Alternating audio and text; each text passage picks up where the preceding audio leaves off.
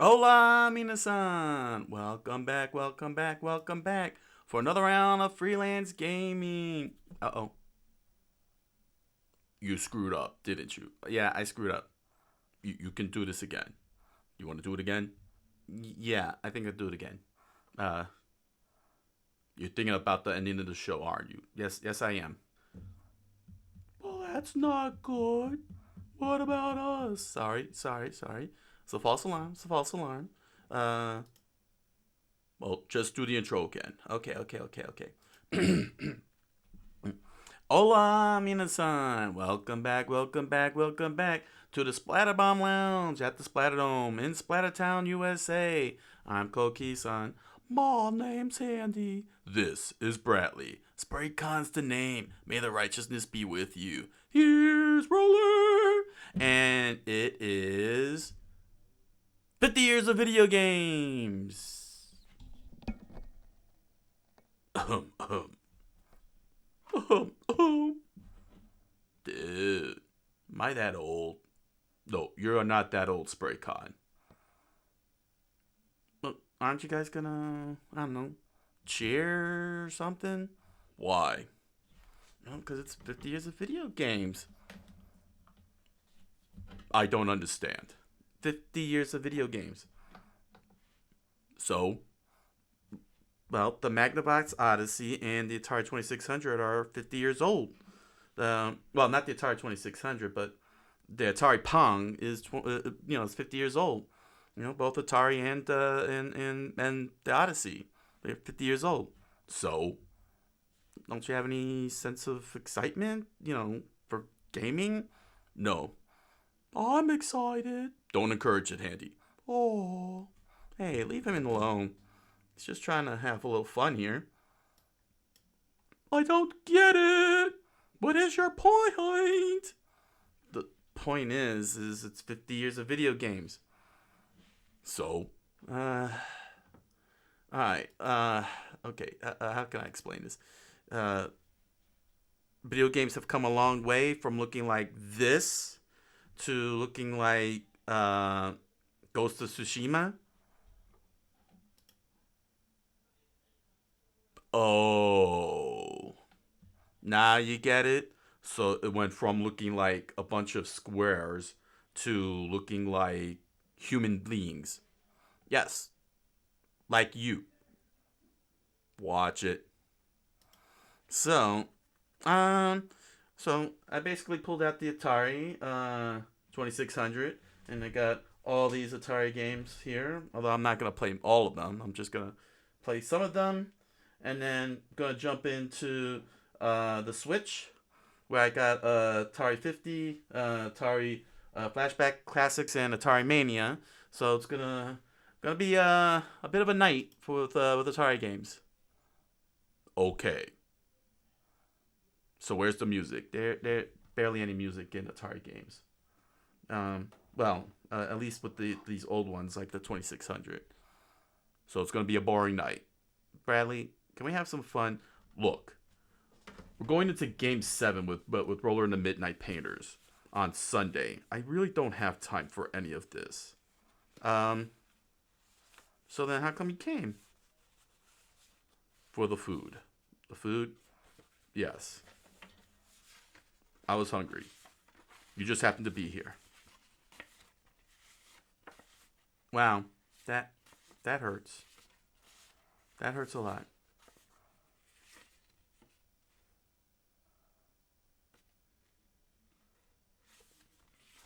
Uh Nobody's gonna defend me? No! I too have to get ready. My team and I, the whole band, we're gonna rock the night Sunday. The Rainbow Push will be ours. Never. The fact that you even survived this long with us is quite compelling. We are the better team. We will win.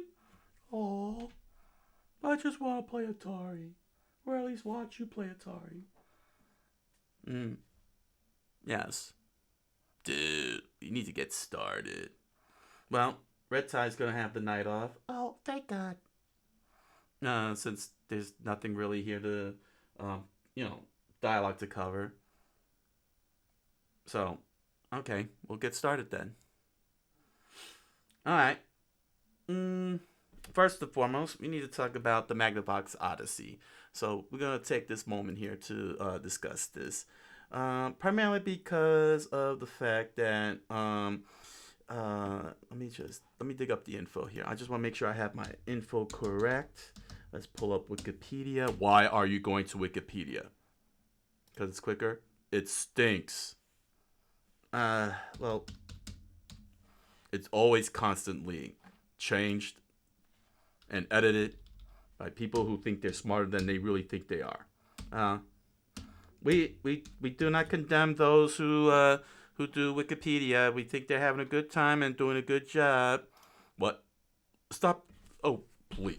Ow. Ow. My opinions are my opinions. They're not mine or the show's. We'll get to the point. Okay.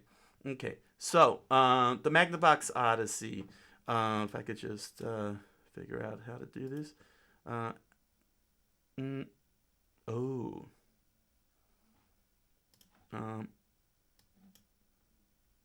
Oh dear. I didn't have this. Actually, we forgot to set this up. Oh, for the love of. What is it that you want to show? Well, I want to show the Magnavox Odyssey. The fact that we have the photos. We don't have the photos from digital when I was at Digital Press. No, you couldn't get it up. Why? Ah, boy. It's already becoming a disaster. All right. Well, why don't you take the time to just talk about it? Don't worry about displays and such. People want to understand. Okay. So, 1972 was the birth year of video games. So the first. Let me see here. So the first one to get launched in 1972 was the Magnavox Odyssey. It was invented by Ralph Baer, Ralph H. Baer, who's deemed the father of video games. He created the very first home video game console. Now, much further back, there were experimental video games like Tennis for Two on an oscilloscope, which was a radar. But the first fully functional, tangible video game system was the Magnavox Odyssey, and it was made in 1972 and was released in September of 1972 by Ralph Heinrich Baer, and basically it became a big hit. People bought it for their homes, and it used to be it's basically just two square. You know, it was just table tennis and other variations of the table tennis, and you would put an overlay on the TV screen, and you would use that overlay to be able to play games like hockey or other stuff with it. And there were and it had dip switches, to make adjustments to difficulty, speed, and so on, basically. And it was called the Brown Box originally, and it was and it did get its patent in 1973, basically a year later. But what ended up happening was that also in 1972, after the Magnavox got released, Nolan Bushnell and Atari Inc. came out with Pong, which was basically Magnavox Odyssey, the table tennis from Magnavox Odyssey, but put into arcades and ported into homes. So yeah, there was some legal issues, and of course Magnavox won for the patent infringement, but he did win he did win the lawsuit and the patent infringement, and got his credit for being the inventor of video games, in a sense, the father of video games. Title stuck. So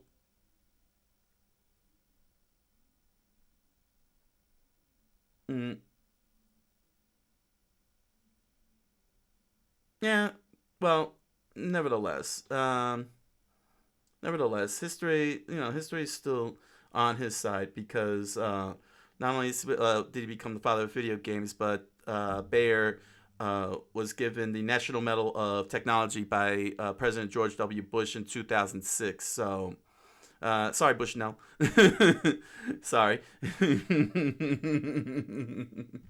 um, sorry, can't win them all, but nevertheless, Atari Inc. and Bushnell did put it on the map. The whole thing of video games on the map, but without that Magnavox Odyssey, yeah, I'm not sure where video games would be. I mean, we don't know that. I don't know. Maybe leave that to alternate history hub. Leave that to alternate history hub. Uh, let's see here. Let me see if I can. Yeah, I wish I could put up the images. That really stinks. Didn't work out the way I wanted it to work out. Let me see here. Let me try here.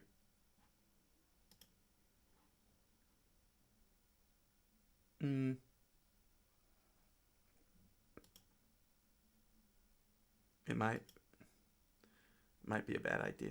Because we don't want to reveal hidden stuff, secret stuff.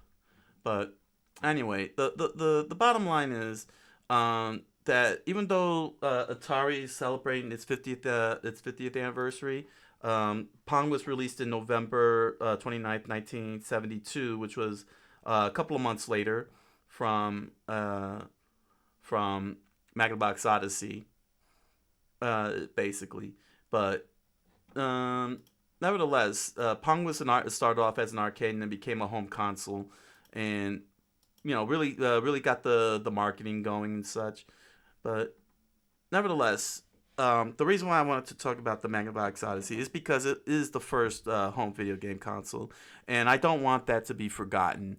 Say because Atari has this whole big celebration going on all this year, throughout this year, and had released games like Atari Mania, which we'll be playing tonight, along with Atari 50, which has like 50 years of Atari games, covering 50 years worth of Atari games, as well as the remakes known as the Atari Recharge Collections, that was made by Activision in conjunction with Atari. But the thing is that, well, we are going to be focusing entirely on 50 years of Atari.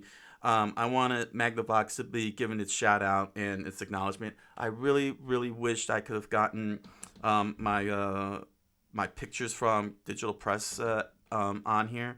I was trying to, but I couldn't figure it out.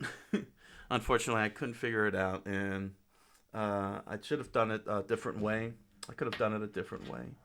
I should have found another way to get it up here because I wanted to get it up there. Digital Press did a 50-year celebration of Ralph Baer and Magnavox Odyssey. It was that anniversary. Back in September. It was 50 years of Magnavox Odyssey release, and Digital Press Games in Clifton, New Jersey, celebrated it. Held a celebration. They had cake and everything. I wish that, like I said, I have pictures of it. I'm so mad that I couldn't get it out of my phone. I couldn't get it out of my phone. So, along with some videos, because I would have liked to have shown what the Magnavox Odyssey looked like, because I actually got to play Magnavox Odyssey. They held a little tournament, and Magnavox Odyssey Pong tournament, and I played it. So, and I wanted to show all this stuff before going into it, because we can't just celebrate Atari 50 years and ignore Odyssey. So yeah, man. So Ralph Baer, thank you very much for inventing the home video game systems, the home video game console, and bringing video games into the homes. Big thanks very much. Rest well in peace. You did a great job, and let's try and preserve these old games, everybody. Let's preserve all these old games. Dang, wish I could. At the very least, I'm gonna chance it. I'm gonna chance it. Let's see if let me chance this here.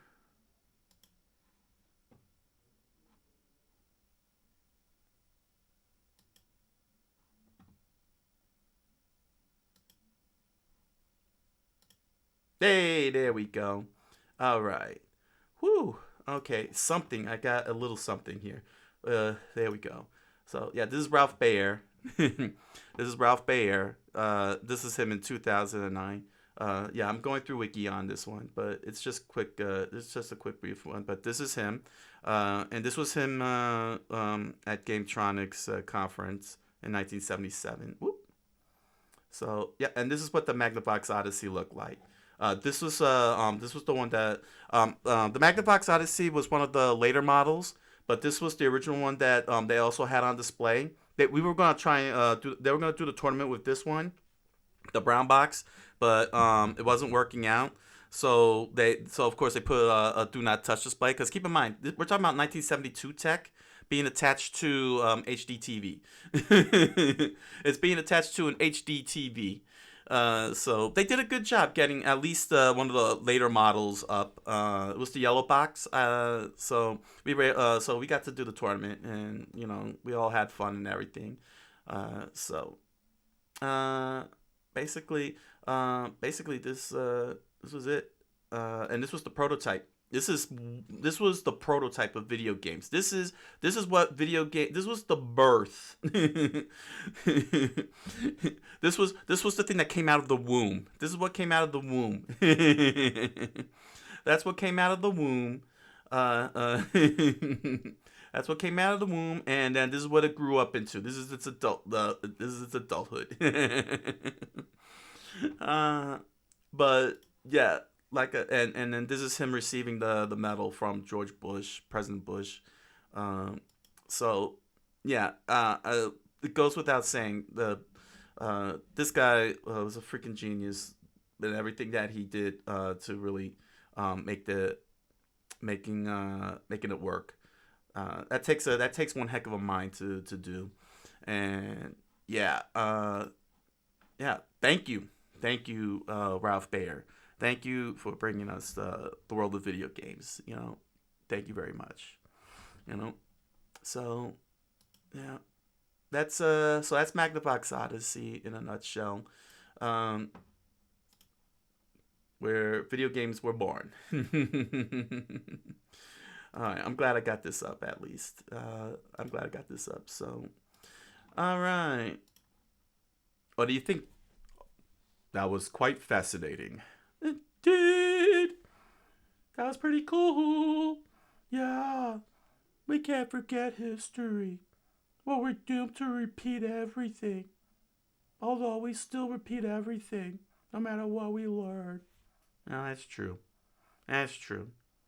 So, in this sense, because both Magnavox Odyssey and Atari, and the Atari series are 50 years old, this is a celebration of all video games, and what better way than to go back to some of the roots of video games than with the Atari 2600 and Atari 50, which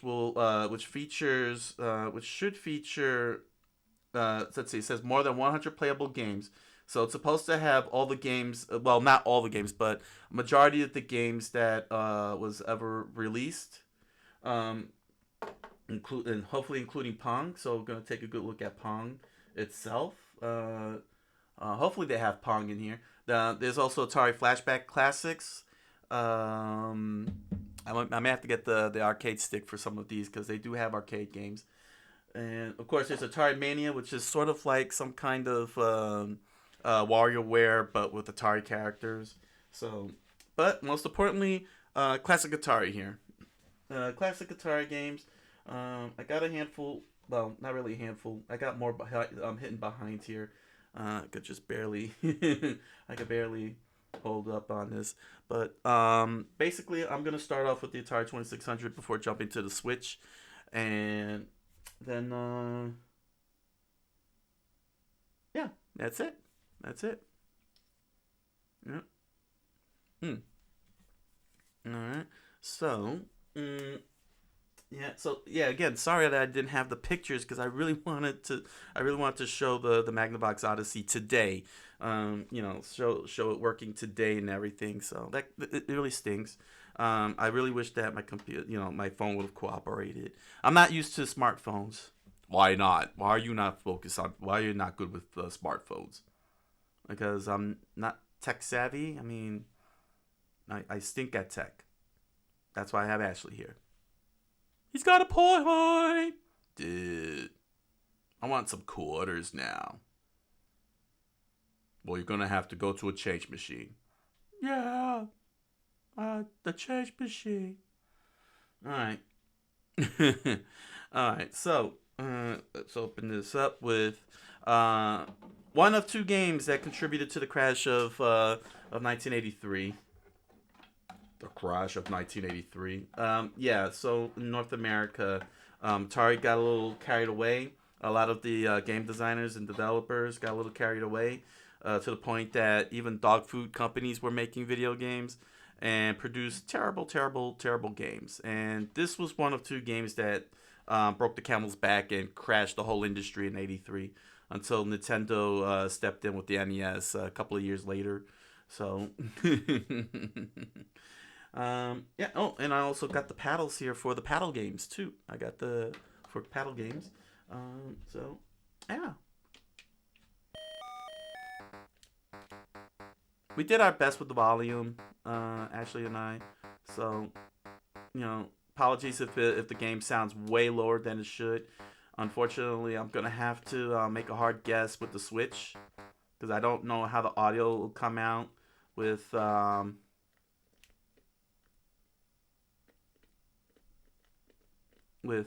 you say the Atari games.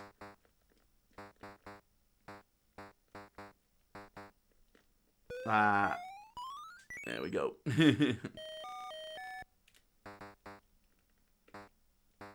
This doesn't look anything like Pac-Man. But he is acting like Pac-Man. Dude. Where's all the noises? There's your noise! But not like that. So weird. Yes, it is very weird. Could they not have improved on this? No, that's a good question.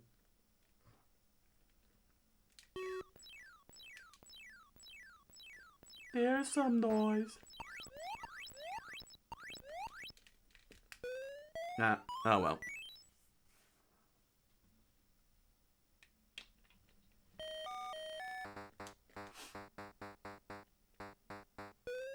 Yeah. Well, I can understand how this game contributed to the crash. Pac-Man isn't even moving in any other directions. He's just looking left and right. And then he's just going up like that. Dude, that looks pretty cool though. Anything looks cool to you, Spray Con.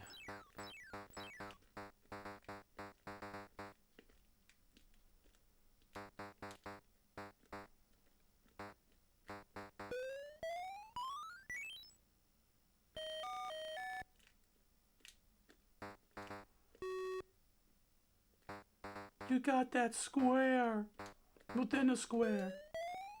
And then you got hit.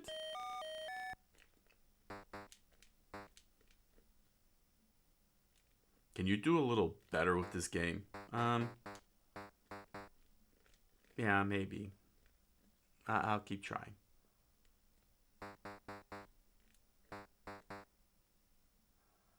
Here they come, dude. Oh, that's awesome. Yeah.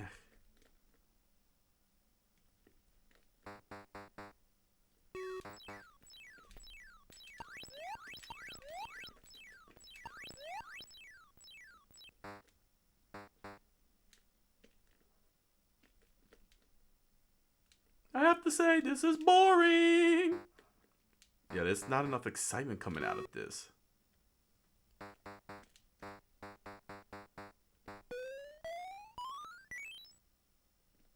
Is it just me or is the board bigger than the arcade?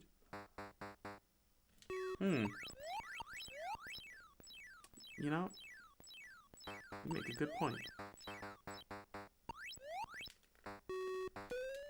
Got caught. Oh well. 909 points.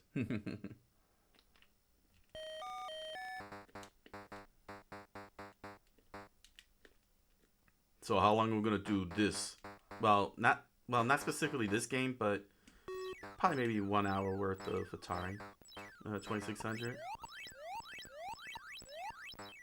Dude, that was awesome. Yeah, you got all 4 of them. Do it again.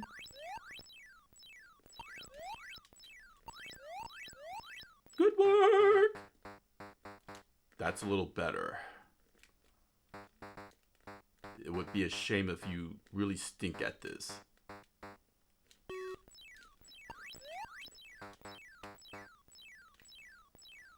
Hurry up, get him. Get the last one. Ah. Aww.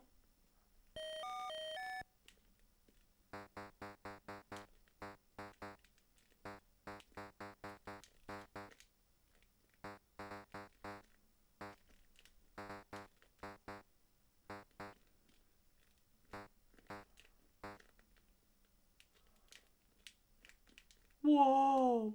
Dude, your dodging skills are awesome.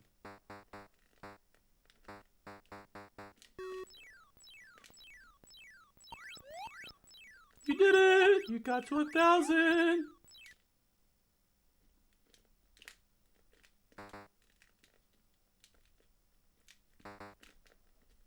Ah. One more. Good job. Well, that's weird. Dude, where's the animation scenes? There is no animation scenes. The system is so primitive. Can't even handle an arcade game.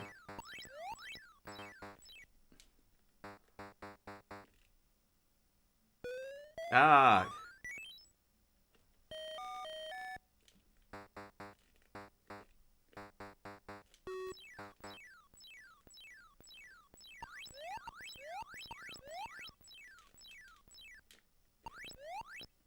Oh, wow. You got it at the last second.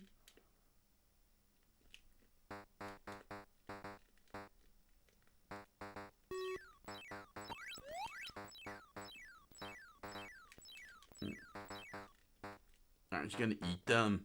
Nah, Spraycon. I wanted to get more of these wafers. I thought they were called power pellets.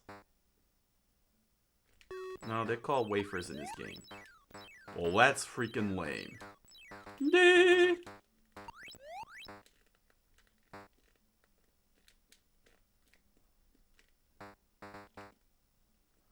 Oh, that was the one thing I forgot. What's that? My Pac-Man instruction booklet. You have a Pac-Man instruction booklet. Oh, yeah. Although I don't know where I put it.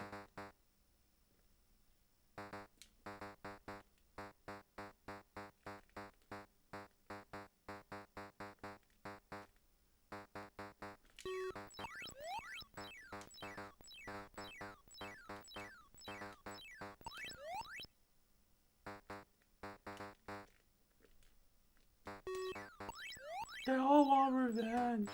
They came for you. Indeed, Handy. And they got him. He more like walked into them.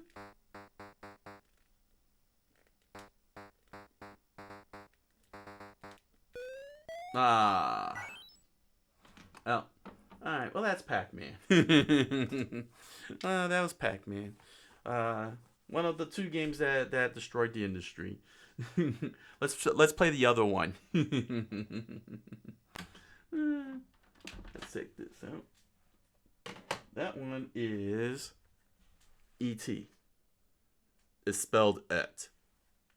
What do you mean spelled et? Well, it's pronounced et. Et the extraterrestrial. No, it's E.T. the extraterrestrial. Why are you pronouncing it as et? Well, think about it. No, think about what? Well, think about it. You have foobar. That's not a word. Well, bad. Okay. Glad. Uh-huh. Et.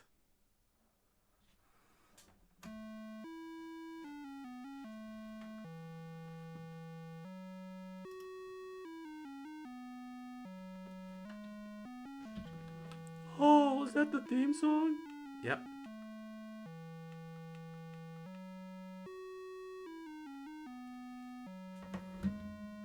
And this is the game that broke the industry. Yep. Most definitely. Do you know how to play this? Nope, none whatsoever.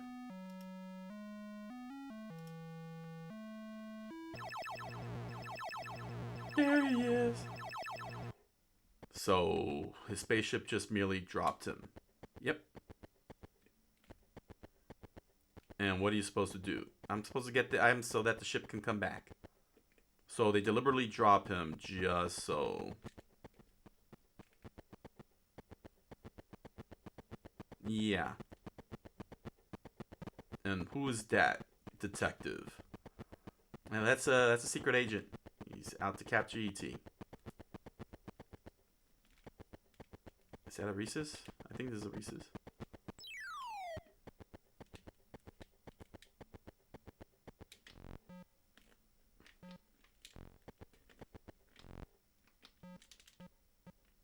There we go. I thought you didn't know how to play this game. I don't. I'm just messing around with the controls here. Who is that? I have no idea who that was. It must have been a nice lady. She thought you were lost and tried to bring you back home. Yeah, you're right. Maybe. I wonder what the arrow means. Oh. Well, follow it! Oh. Well, here we go.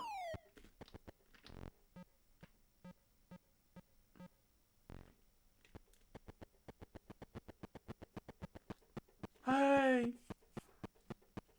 She did it again.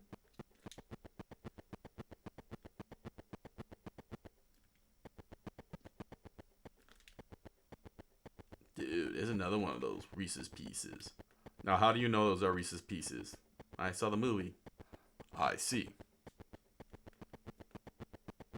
Oh. The agent is coming back. I thought it was a detective. It's a nudist. That makes sense! But don't let the nudist get you. Ah.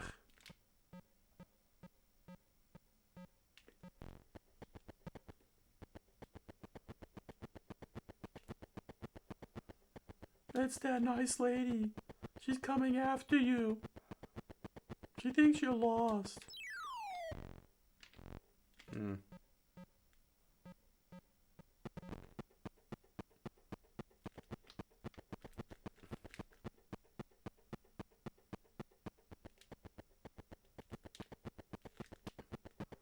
Why can't the detective leave you alone?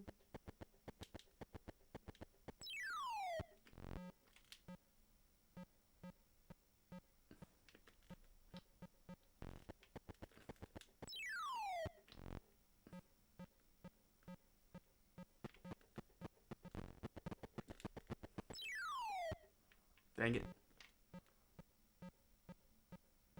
I have to admit, this game makes no sense to me. Indeed. It's too weird. Watch out, she's got you again. Dude, she likes you.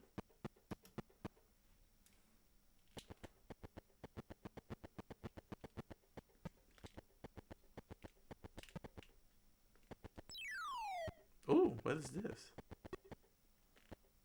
Whatever it is, you got it. Yeah. Maybe there's more.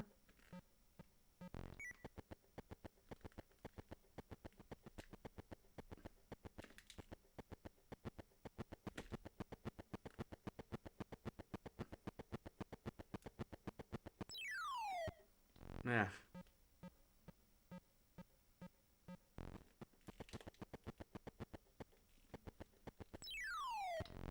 What? I didn't even touch that. And now he probably took your stuff or something. What does he do? I don't know. What I do know is that lady takes me all the time. Hurry before she gets you. She's on your tail. Oh no, it's the detective. I assume it's the agent. I mean, it is E.T.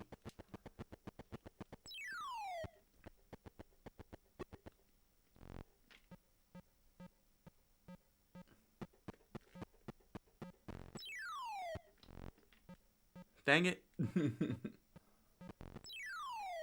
Oh, come on. I got out of there.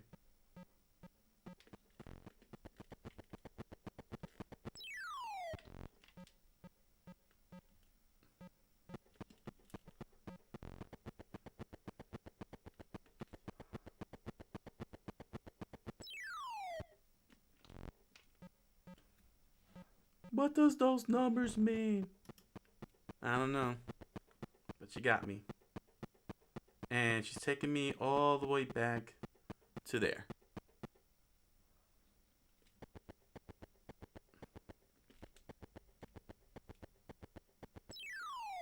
I guess I have to go down these holes and find whatever those things are.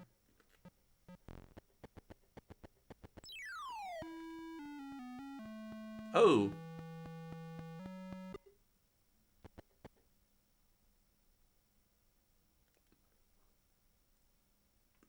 Dude, what just happened? I think he died and the kid brought him back to life somehow. He performed CPR! Ah, come on, lady. Leave me alone.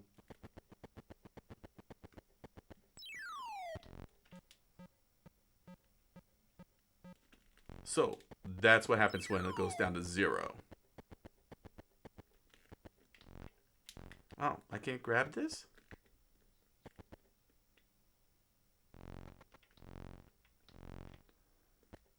Oh! You turned it into a flower. Huh. Okay.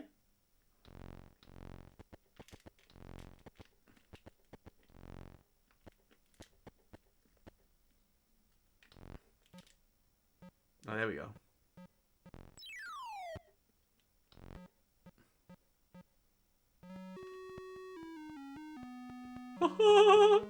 You just fell down. Indeed.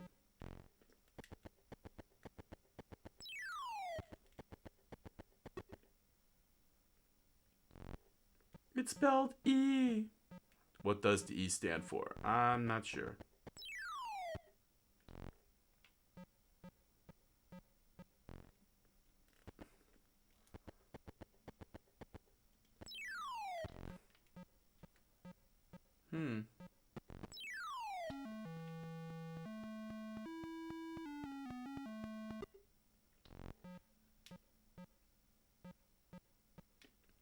I gotta say though, that kid really knows how to do CPR. Yep. Am I stuck in this now?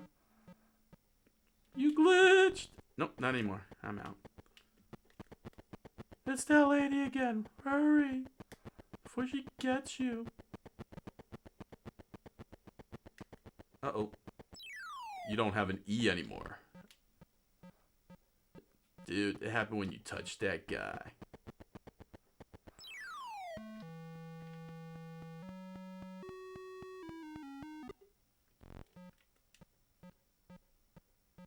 You have unlimited lives! Here's the flower. Ah.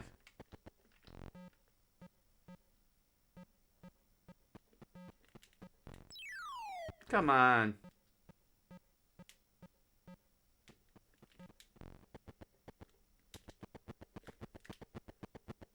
Dude, don't let him touch you. Why isn't he falling or her falling into the hole? Why only I fall into the hole?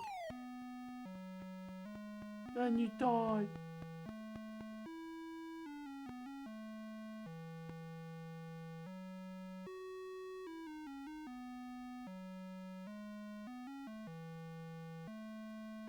Wow. That stinks. Indeed! What kind of game is this? A bad one. Moving on.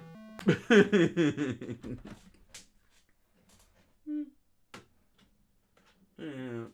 Well, let's jump into... let's see. What do I want to jump into here? How about something better? Something better? Okay. Here.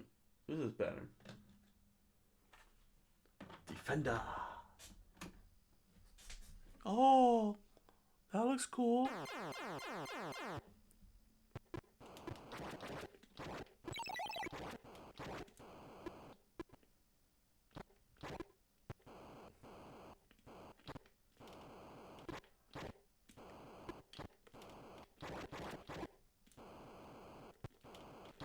So, all you gotta do is just destroy the aliens and save the people.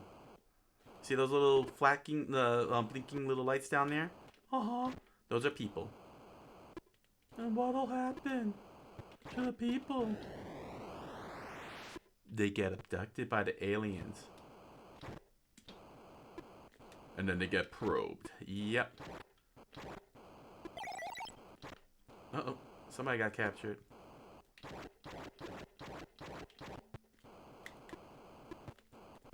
Ah. What happened? Yeah, you gotta catch them when they fall. Or they die. Whoa, that's graphic. Indeed. What kind of game is this? It's supposed to be a children's game. People die. I'll stop it.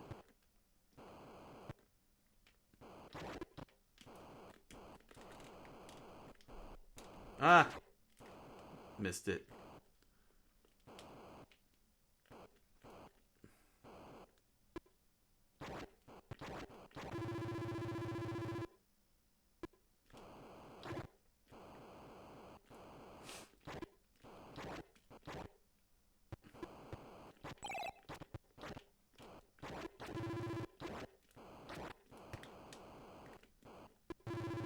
You did it.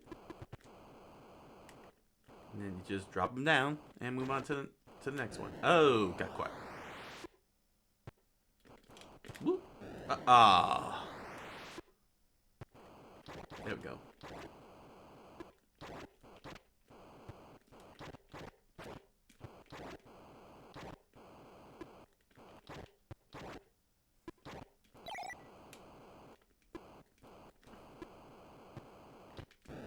Oh, got quiet.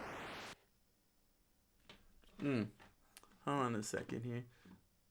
Actually, I need to check something out.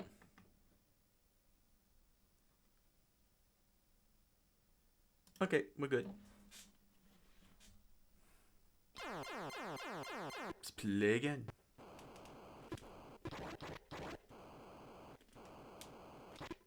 And you only could go to the right? Oh, actually, you could go to the left. Oh! Remarkable. Technology. There we go.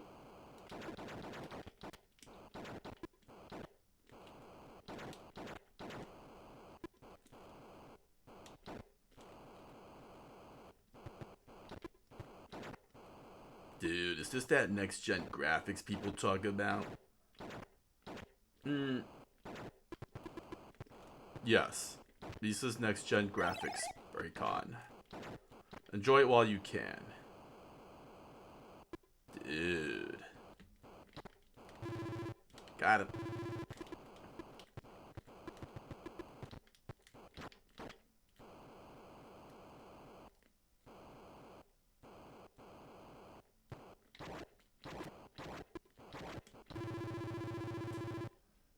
Good job!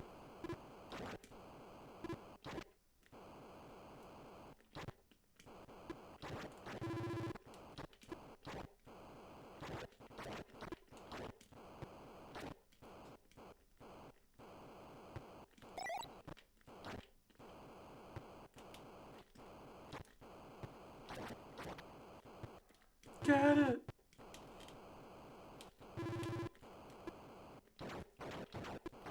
Another life saved!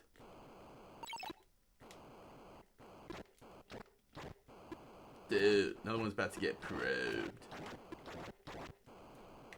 No, he's dying.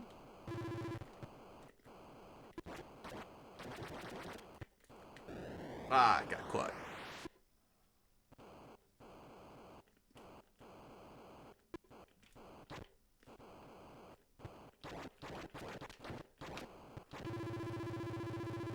Two. Two what? I don't know, I guess it was stage 2. Oh, where did that come from? The left.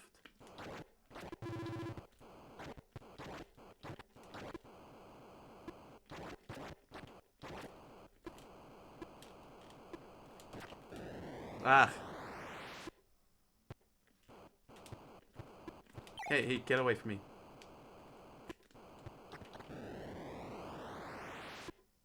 Well, that was unfortunate.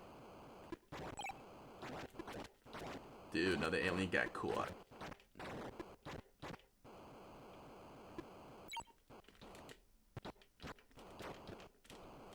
Save her! No! She died. It was a gruesome death. Her body splattered all over the place. She became liquid jelly. You know, that's really graphic, Bradley. Well, this game is very graphic. People falling to their deaths. It's just small squares. Do you have any idea how horrifying that is? Ah, I got caught. Dang it.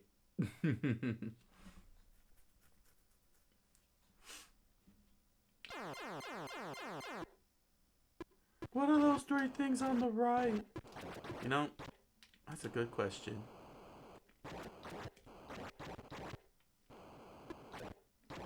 Are they some kind of missiles or something? I don't know. I never really used them. I don't even know how to use them.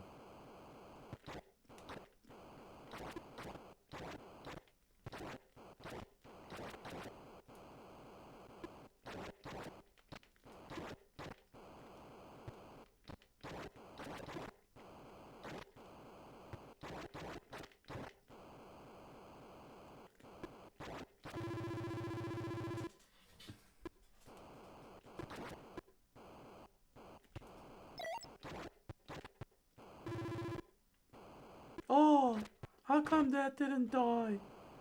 Probably because it wasn't high in the air.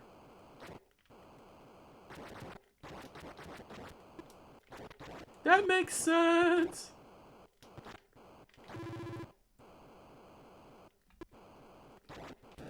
Ah, crashed into it.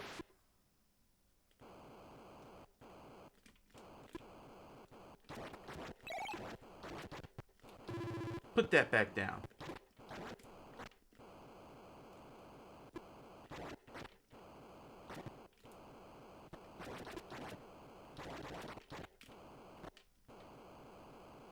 I'm just curious. Are you keeping track of score? Nah, not really. Just enjoying the game because it's very fun. Dudes, Phantom Fang. You, Phantom Fang. Yes, I did have a good Thanksgiving. Despite the fact that the Giants lost. That was very disappointing. But the turkey was very good. Yes, the turkey was indeed very good. I like the turkey.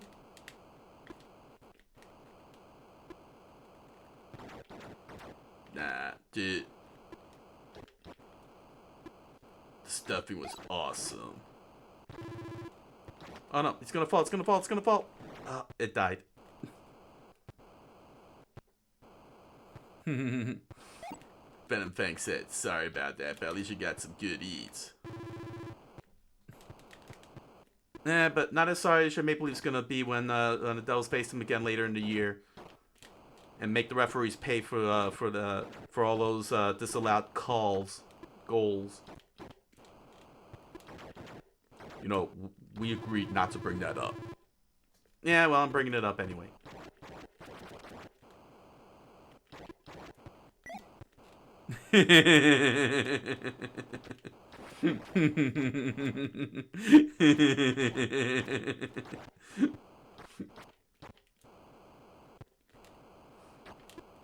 Dude, Venom Fang said, right. I saw the results.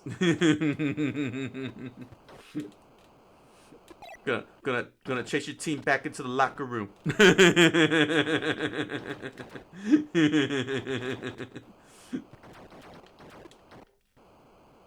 I gotta say though, the crowd was not very professional. At least it doesn't happen in Splatterbomb League. But someday it will. When they serve alcohol. Dude, alcohol is totally banned in the league. Why? For the very reason that happened in the Devil's game. People throwing the beer. Dude, you just crushed your score. Oh yeah, didn't even realize it. Save her. Got her.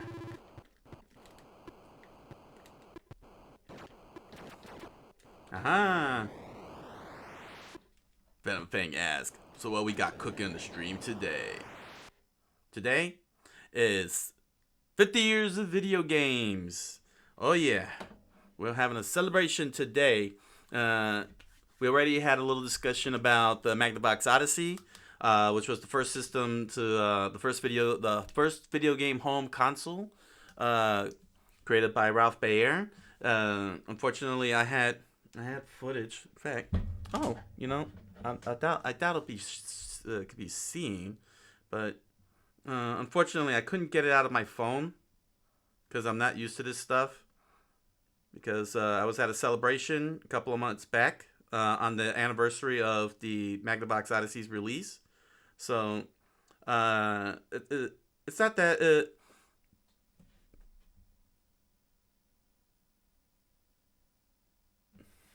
Oh, thank you, Venom Fang. Thank you.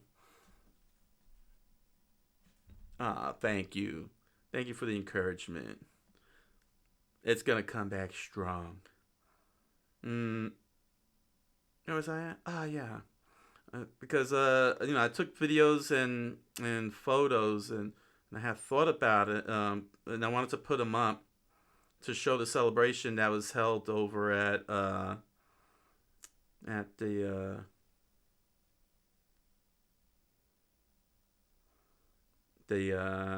digital press. Unfortunately, I couldn't get it in. Couldn't get it on there, but it didn't stop me from finding a way to get at least Ralph Baer's face and Magnavox Odyssey's face on the screen. So from Wikipedia, and just at least give a shout out. See, because this year Atari is celebrating its 50th anniversary.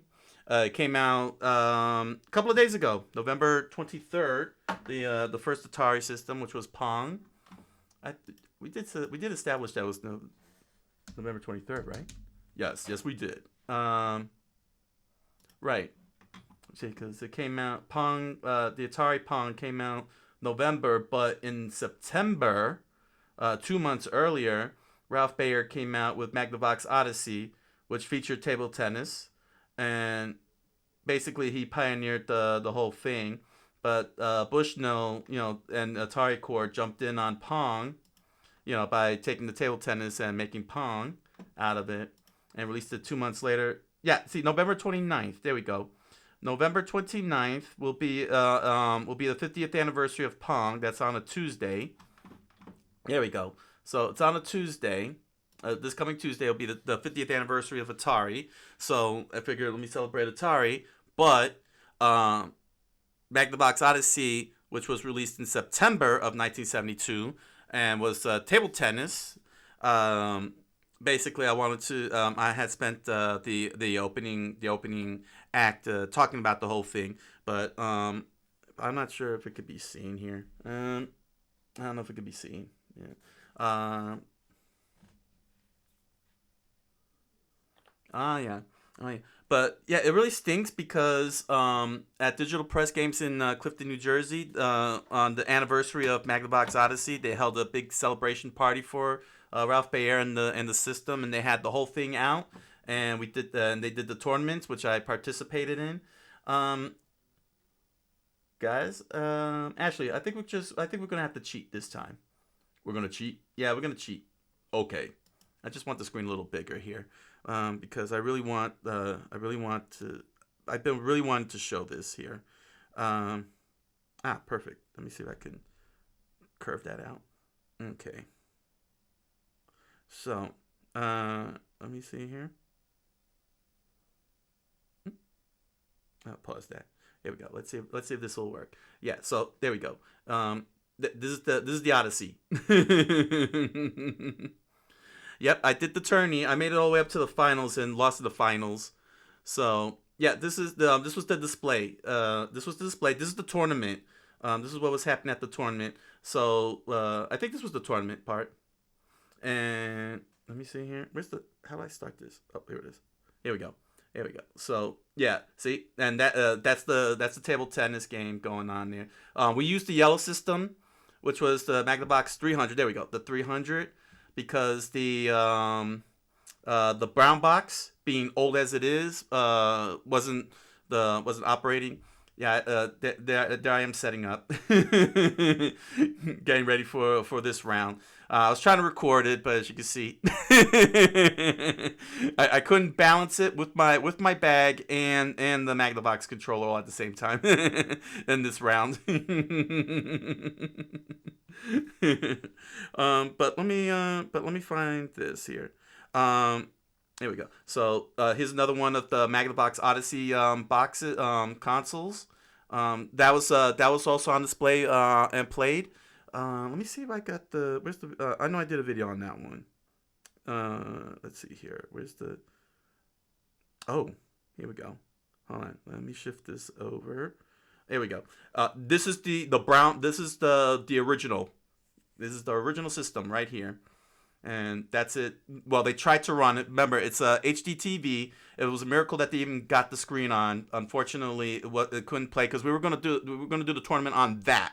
We were gonna do the tournament on that one, but it didn't. But it wasn't working out. So we went to the yellow one, which did work. But the reason why I lost in the finals was because we all got into our own hype over the settings, because we kept on increasing the settings to faster and faster and faster. So we got so into it that that for the last tournament, the last round of the tournament, we pushed it to the maximum speed. And at that point, even though I was dominating everybody, the speed was so fast that my eyes couldn't track the ball anymore. In every sense of the, let me put it like this: my eye was following the square Pong ball rather than focusing on the whole screen, so I could react to it. So my reaction time got slowed because of the high speed, and I ended up losing. But everybody was expecting me to win because I was just basically crushing everybody.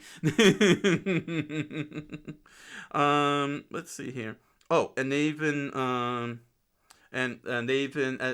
here, they had, this is the very first video demonstrating the Magnavox Odyssey.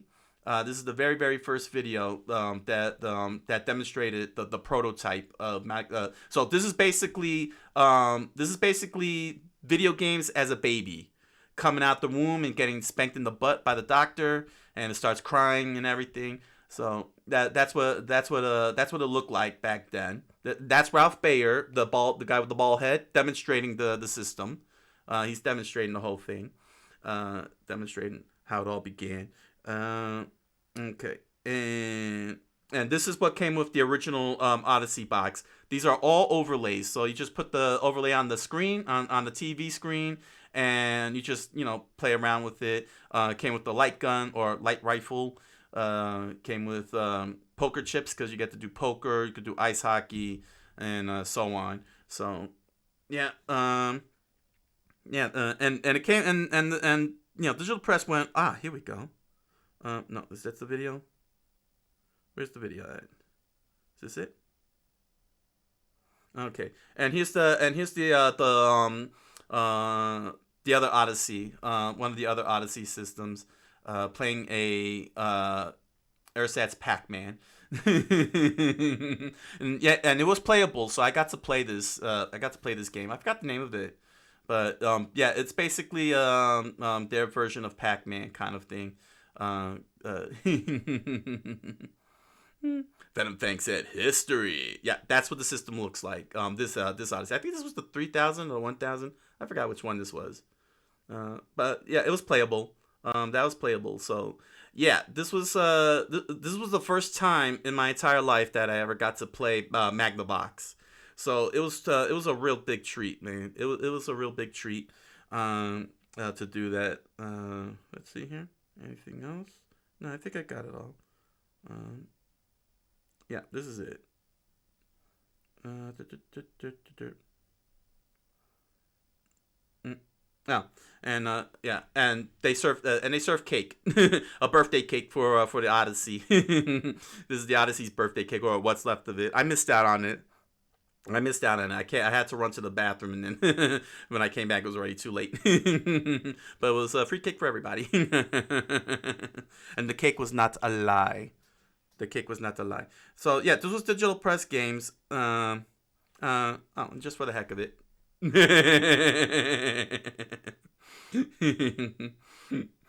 That really came out good. Not bad. uh, just to show that I was actually there. Here we go. Here's me with the originals. Yes, I was really there. You're a liar. You were there. Here's proof. Here's me. That's like next level selfie, right? But that was Digital Press Games in Clifton, New Jersey that did this celebration. Good, kudos to them. Big kudos. They did a very good job. It was a very fun time. Uh, it was a very fun time. It was a great walk through history. So, yeah, but that's why that I started early in the segments, and I wanted to actually put that on the screen so it'll be a little bit more clear rather than doing what I just did there. But so this is a bit of a cheat, so that way I can cover it because and here's the thing, historically speaking, Ralph Baer created basically is the father of video games. He is legitimately the true father of video games. But Nolan Bushnell of Atari Inc. Took the table tennis from Odyssey and he turned it into Pong, and he commercialized it. So while even though Ralph Baer did release the system and was getting into homes, Atari Inc. apparently had more money, more marketing power, and pushed Pong, and this resulted in a patent infringement lawsuit, which Baer won. He won the lawsuit, and but Bushnell had been running all over the place, screaming that he's the father of video games when he really wasn't. But eventually history corrected itself. But being that I'm doing this, that I'm covering the Atari 2600 and all the Atari games, because Atari came out with Atari 50, and I wanted to celebrate, which is essentially my first video game console that I owned, that I ever owned. I did not want to ignore or bypass Ralph Baer and his and basically being the father of video games, the inventor of video games. I didn't want to. Is this a Switch game? Yeah, Atari 50 is on the Switch. Atari 50 is on the Switch, as well as the Atari Flashback Classics. Atari Flashback Classics, and I also got Atari Mania. Downloaded it from the eShop. So all three are going to be played today. But for now, I want to focus on the old classic Atari 2600 so we could appreciate the history of video games, because we came a long way. Video games came a long way from being two rectangular blocks in a square bouncing back and forth to Ghost of Tsushima. But I did want to make sure that... Yeah, and I even have the paddles for the paddle games as well. So so that's why the system is up and running. It's not spectacular. It's very old. I did my best with the RF switch, but But yeah, that was the. But yeah, that's why I had the early segment, and I'll just make this a repeat segment for Fan of the Fang. Fan of the Fang, my number one fan. He's your only fan. Yeah, he's my only fan so far. But yeah, I wanted to make sure that was very clear. Because Atari really leaned hard into the 50th anniversary, but Magnavox Odyssey went largely ignored all year, pretty much all year, and I wanted to make sure, at the very least, with this little celebration, that Magnavox Odyssey got its kudos, because Ralph Baer, thank you very much. Thank you for bringing us the world of video games. It's fantastic. It's fantastic. So. Defender is done. I racked up 35,850 points. So let's move on to the next Atari game. Let's see. So you can check back. You can check back on the VODs, because I did Pac-Man and ET to celebrate the crash of video games in 1983. Oh. We're going to play the first. I think this was the first video game to actually have a voice. I think this was the first one. I don't remember. I don't know. But it's called Berzerk. It's called Berzerk, featuring the famed Otto. Here we go. So. Oh, and yeah, we're all good. Yeah, we're good. Why does it look like Tron? Yeah, you're right. It does look like Tron. It does look like Tron. So you shoot in 4 different You can shoot in 8 different directions. However, you don't want to touch the walls or the bad guys, or as you can see, even the bad guys die. And that's why I'm just gonna let them die, because I get free points. And then I gotta take these guys down. And if I touch the wall or get hit by... So basically, there's 1,000 ways to die. There's 1,000 ways to die in this game. And the good thing about this... well, that's the other problem, too. Because when you go into the next area, you don't know where you spawn at. And you spawn right on top of the enemies.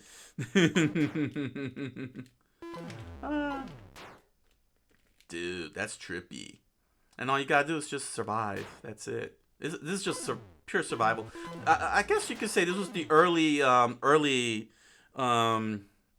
form of dungeon crawling, because the stages always change every time you restart, and all you're doing is just really keeping yourself alive.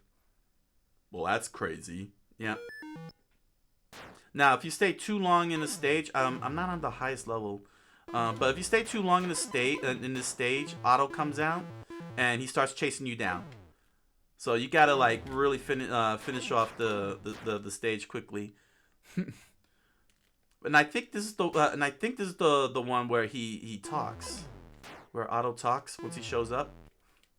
I could be wrong. Aiming is pretty tough in this game, because I'm only aiming in one. Because as you can see how I'm aiming and shooting, my it's coming off the left hand there. You gotta like really be precise. Whoa.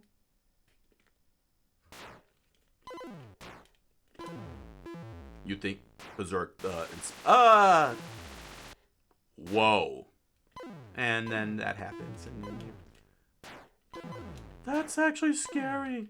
That looks painful. There we go. Yeah, that's what happens. Nah, I got dropped right on top of the enemies there. Ah. It just keeps dropping me on top of enemies. Dude, look at your score. It's totally awesome. Oh, yeah. This is a pretty awesome game.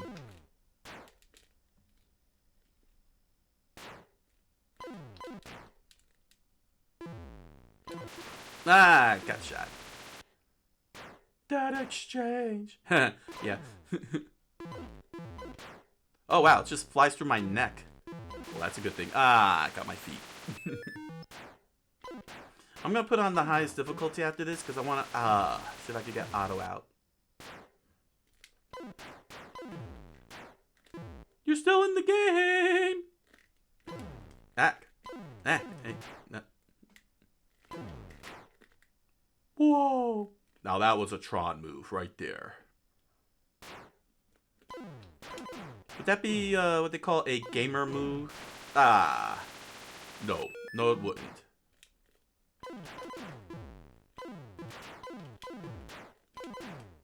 No game over? There it is. Alright. Let's select here. Let me get to the highest level. Okay, 12 is the highest level. Wait, you have to do that to get difficulty? Yeah, you gotta mess with the dip switches. Heck, you can even go in black and white. Oh, no black and white? Oh well. Here we go. So, let's see if this should bring auto out. We'll see if auto comes out. Ah, it got touched.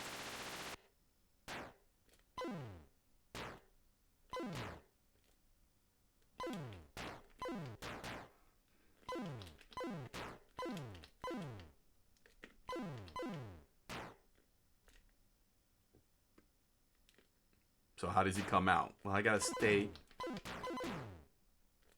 in the area for a long time. In fact, let's see. I think it was level 12. Yeah. Well, it's the highest difficulty. Shouldn't it? Dude, Venom Fang said, so simple but effective. Yeah, this is one of the I guess 10% of all the Atari games that got released that was actually good. considering that companies like Purina, who do dog food, who makes dog food, was making video games.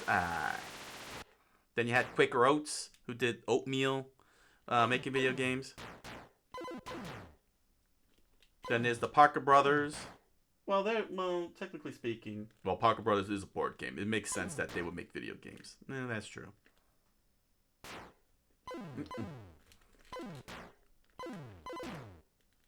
So, Venom Fang, is this your first time seeing an Atari system in action? Ooh, that's a good question.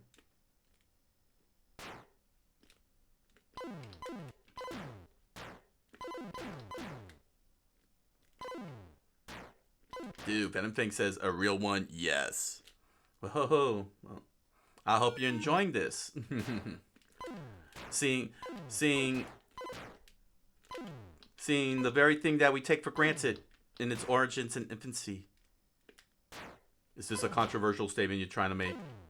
Well, let's be realistic here. You know, we're so obsessed with high-end graphics and 1080p 4K, the 60 frames per second, that we forget this. This type of game is where all the games come from. Like, this is something that you would see in Binding of Isaac. This type of game. And yet, this is what drew the inspiration for games like Binding of Isaac. This type of games.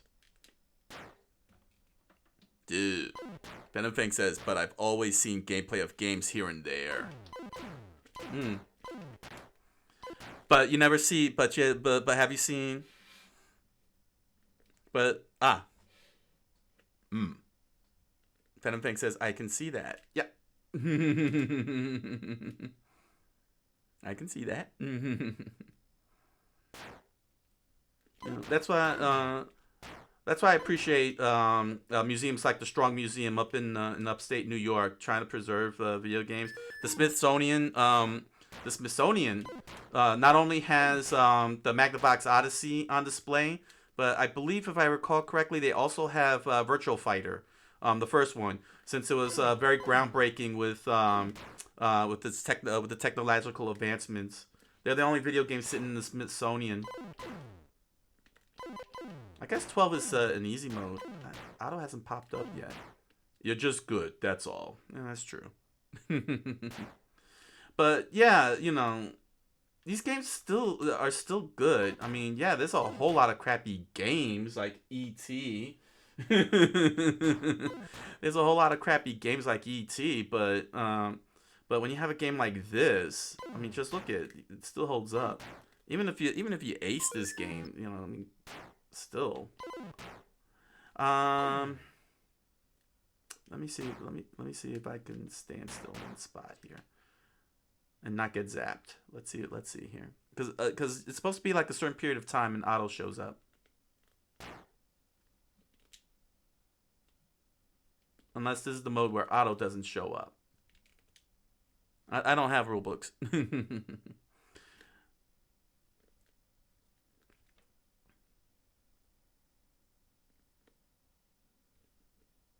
Of course, you had to kill yourself. You know what? Let's reset. I'm gonna reset this. Let me try. Maybe 10. Let me see if 10 will draw auto out. I just need to stay still and hope they don't kill themselves. Yes. Venom says, oh, if they walk into the wall, they die too. Yes. The walls kill everything. There's Otto. And he came out of nowhere. Oh my gosh. That's funny. Yeah, it's funny. Here he is. Okay, he's not making the voice. But yeah, that's Otto, who chases after you. Okay. I thought I guess in the there's an arcade, right? I think there's an arcade of Berzerk. I can't remember. But yeah, Otto is coming after me real fast now. That is Otto. That face is Otto. Yep. And he comes after you. And you can't kill him. If you waste too much time, he will come after you. Good, got an extra life. Well, that's very scary. Watching a giant face come after you. Ah. Yeah, that reminds me of I'm afraid I might make spoilers, but I can't remember the name, but it was like one of those anthology movies, those horror anthology movies, and Emilio Estevez was in one of them, and he was like an obsessed gamer. Bad things happened. But yes, it did feature an Otto-like character. And a Berzerk-like game. That's all I gotta say. You'll have to... I can't remember the name of it. Oh, got tagged. I can't remember the name of it, but I also don't want to give away the thing. But yeah, just type up Emilio Estevez and video games. I'm sure it'll pop up.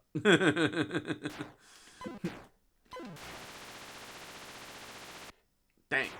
Yep, that's a Berzerk. That's a Berzerk. Yeah, his name is Otto. I think his name is Otto. I better double check and make sure. I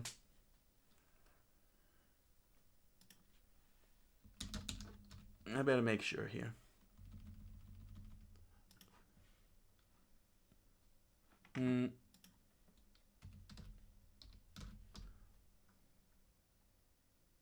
Here we go.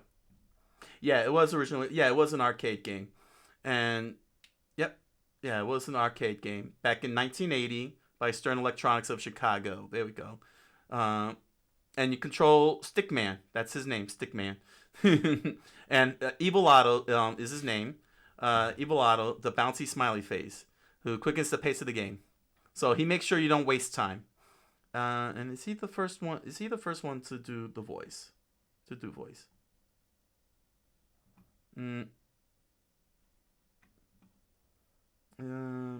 that saying here? Yes, speech synthesis. All the robots talked, as well as Otto. So it used a 30-word vocabulary. Computer voice compression. It was extremely expensive for that time in 1980 to do that.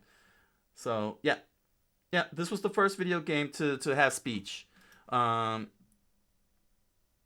Is that what it was called? Nightmares? That's probably what it was called. Venom Fang. Venom Fang said Nightmares. Maybe. I think so. You know what? Emilio Estevez video games. Let's get that.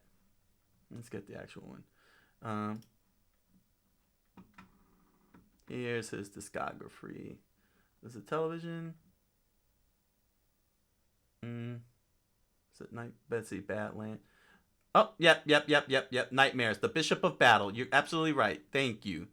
Yes, Google is 100% correct. It's called, the segment was called The Bishop of Battle in Nightmares. That's the one that involves him in video games. That's what Google told you. And Google was absolutely correct. All hail Google. All hail Google. All hail Google. All hail Google. Google is our overlord and master, dude. Dang, yo.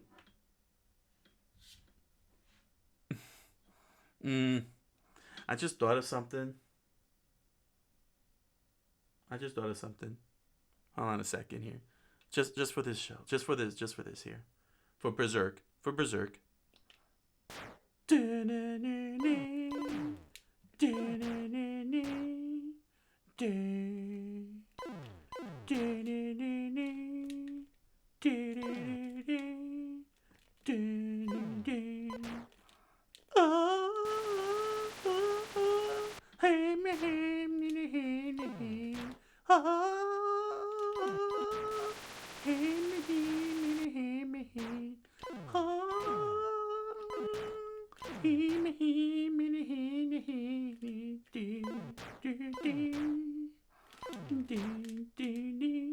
No, Griffin got us.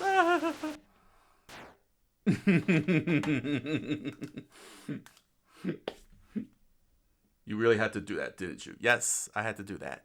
It was obligatory. You don't play a game named Berzerk and not do a song from Berzerk.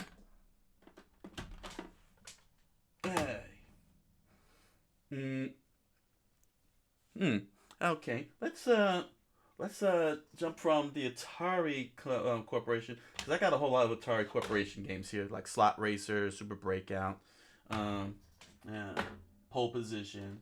Let's jump on over to Activision. We're going into Activision. Yes, that Activision. That very Activision that we all know and hate today. So, if I understand the story correctly, what happened back in the 80s was that Atari Corp did not allow game designers who made games for Atari to put their names in the credits, to not create credits or take any credits.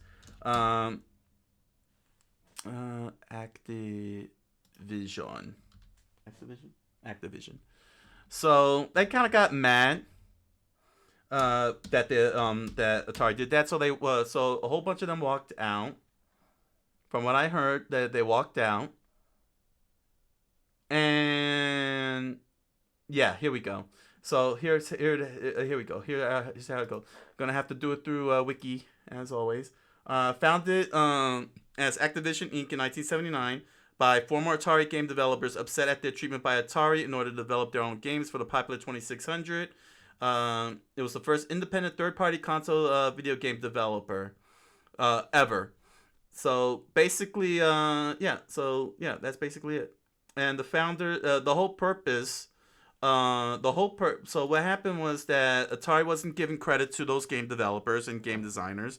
So those guys walked out, created Activision, and what they did was when they made their games, they actually put the names of who created the games. So the first game I'm gonna spot up is called Star Master, and as you might not be able to see it, but underneath the name Star Master on the cartridge is the name of the person who created it.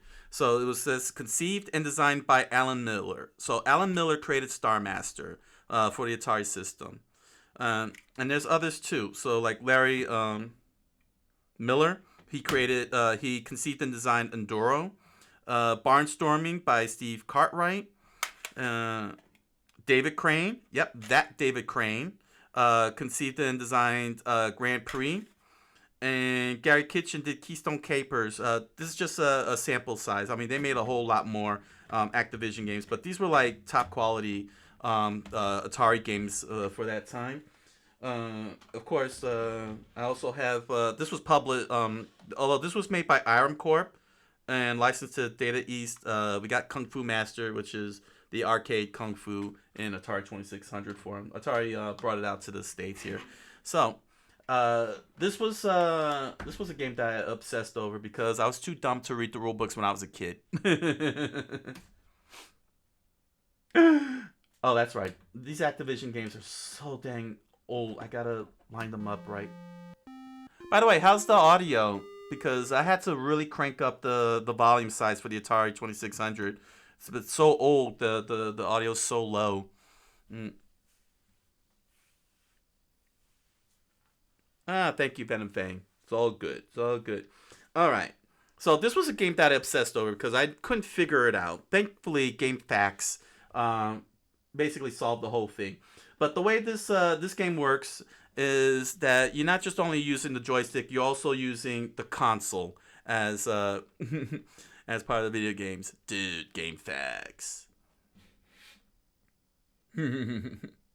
So what you're saying is that in addition to this controller, the whole entire system is also part of the game. Yep. Yep. Because well, you'll see in a second here. Well, I can't wait to see. So, yeah. The E is basically your energy. That's how much ship energy you have, and your mission is to protect the space stations from the enemy ships. And you got to keep doing that before they blow up. I think this is in simple. I think this is in simple mode. Let's see here. Yeah. So what I loved about this is that this was the first video game I ever played that did this for space shooters. That's why in games like Star Fox, I always switch to this type of mode, the cockpit mode, and it was all because of this. Now, in order to you gotta chart your course.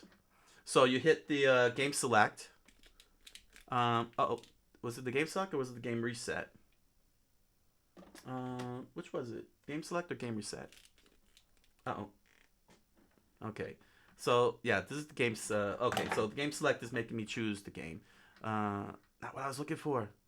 Let's see here. Oh, was it the TV type that I was supposed to switch over? But yeah, this is the star map. Yeah, dude. Fat and Pig said, "Oh, for real? Love me some Star Fox." Yeah, this was Star Fox before Star Fox, man, or something like that. I don't know. My point is, the point is that this was the first game that introduced me to this and made me fall in love with those type of shooters, where I could go into cockpit view and fly. So, if I remember correctly, the little dots are the enemy ships that you gotta blow up. The space stations are the big-looking candy wrappers, and I think that one big dot on the far right is my ship. Let's see. That's my. Let me see. Am I on easy mode? Okay, that's easy. Do I want to max it out? No, I'm gonna keep it simple just to show how this works, and now I'll go on a higher level for more challenge. But the objective is to keep your energy up so that we can take down all the bad guys. If you run out of energy, which is either through flying or getting hit, especially losing your shields. If you lose your shields, you will die. But let's see here. There we go. So you switch do the dip switch. All right, and I believe there we go. Perfect. So now you see me moving this around, and then you see the little dots moving around. They're gonna be attacking the space station soon. So my objective is to get to these guys and destroy them. So gotta watch out for the asteroids. I think they're supposed to be the asteroids. So I gotta like dodge that, or you can blow them up. But you also gotta be very careful with how far you're flying. You gotta be careful. Oh, I got hit. Here. Oh, and you can. I think you can blow up the. Okay, I think I got him. Oh, here's the other one. There we go. All right. Got him. All right. And I think there's one more. Is there one more? Yes, there he is. There we go. Got him. So once it turns green, that means I cleared the field. So now it's time to go to the next area. Now, I could go to the starship, so I can refuel. Again, gotta watch out for these asteroids. I can still blow these up, right? Yeah, you gotta be careful because the energy is your entire life. Not only is it draining from flying, but it also gets drained from getting damaged. There we go. So I'm back to full strength. And go to the next group here. Go to this one down here. Yeah, the Activision was really ahead of the curve here. I mean, keep in mind, this is the Atari 2600, and they made this game do this.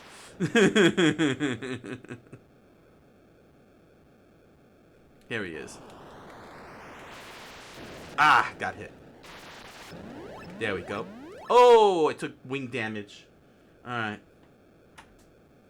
Time to go back to Starbase. Yeah, so like I said, when you're a little kid playing something this awesome and you don't read the rule books, remember this was the early 80s. Rule books meant nothing to me when I was a little kid. It wasn't until the NES that the rule books actually meant something. There we go, full strength. All right, next enemy. So now that it's red, that means I'm heading for the enemy. And when I clear out all the enemies, it turns green. There we go. Get that asteroid in my way. Alright, here we go.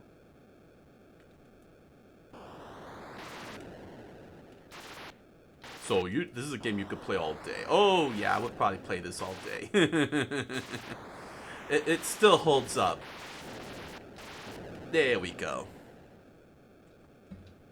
Dude, Venom Fang said, man, I miss handbooks. I agree, Spraycon. It's a miracle though that there's a handful of games on the Switch that actually do come with instruction booklets, actual physical instruction booklets.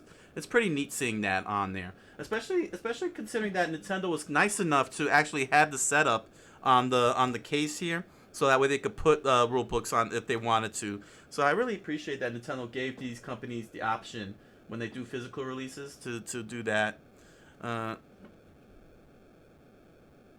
still got all of my Game Boy instruction booklets, despite the flood destroying all the boxes. Oh, that's terrible. Yeah. I better get somewhere. I'm running out of energy. I think I could chance it. There we go. This is amazing. Oh yeah. Oh yeah. This is a legit game, man. This is legit. This is actually really fun. Oh, there we go. Here he is. But one thing's for sure about Star Master, it really taught me how to play flying games. So games like Star Fox, so you know, so when games like Star Fox came out, I knew exactly what to do. Oh no, I lost my lasers. No. Escape. Dude, Phantom Fang's like, same here. I got some N64 and GB handbooks. Nice. Oh, there it is. So that's what L means. Yep, L means I lost my laser. So I have to replenish, go back. So yeah, this is easy mode. The enemies are not interested in attacking star bases.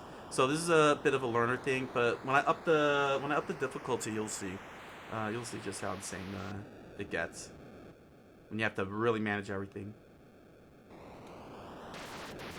There we go. Oh no, got him. Lost my shields, lost my radar. Crap, I lost my radar. I don't know where the other enemies are at.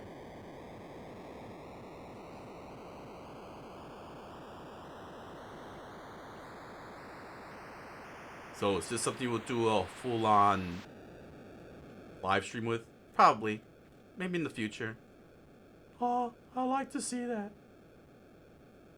Yes, Andy. Okay. My warp is 500, so it's going to cost me 500 energy to get across the galaxy here.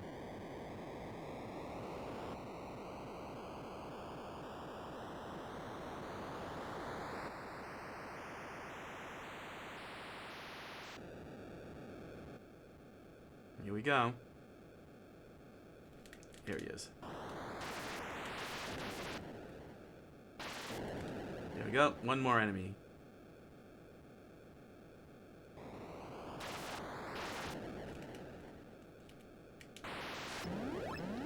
Oh, there goes my shield. And that's it.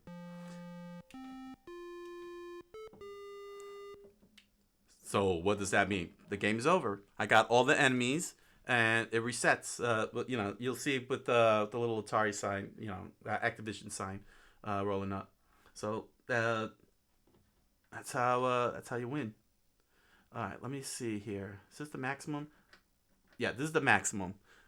Yep, I won, Fang. Dude, he totally won. Yep, that's all you gotta do. You just gotta wipe out all the dots that are on the screen to win. That's it. And you'll know when the copyright pops up and starts scrolling Activision and plays a little music. That's how it stops. All right. So this is the hardest difficulty. As you can see, I'm one little ship taking on all of that. And this time and if I remember correctly, they will attack the space stations. So this is not going to be an easy go here. All right. So let me. Go and take this down. And they're much more aggressive, so I'm going to be getting killed a lot. I'm probably going to get killed fast. Oh! Asteroid. It's not a good start. Here we go. Yeah, see how fast that came? And look how much damage I took. Woohoo! They are so aggressive. That's it.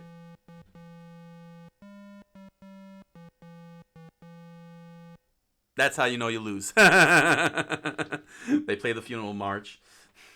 Whoa, that's insane. And the reason why I lost very fast because my shields were destroyed. They knocked out. They took out my shields, and so the next hit wiped me out. So yeah, that's that's the high difficulty. So let's see here. Let's try again. Try one more time, then move on to the next game. Oh, there goes my shield. I got hit by an asteroid. Oh, crap. I got taken down by asteroids. This mode is very aggressive. Indeed. How are you supposed to win? With skills. Alright, that was too quick of a depth, so let's try one more time here. And then you see they're moving around. That's what's so awesome about this. Real-time movement. Look at it. It's real-time movement. They're moving all over the place. Way ahead of its time. This is way ahead of its time. Here we go. I don't have to go far for this one. Ah, crap. Yeah, this is what I normally would do to avoid the asteroids. Just hook to the side here. There we go. Here we are. Oh, crap. I already lost my shields. No!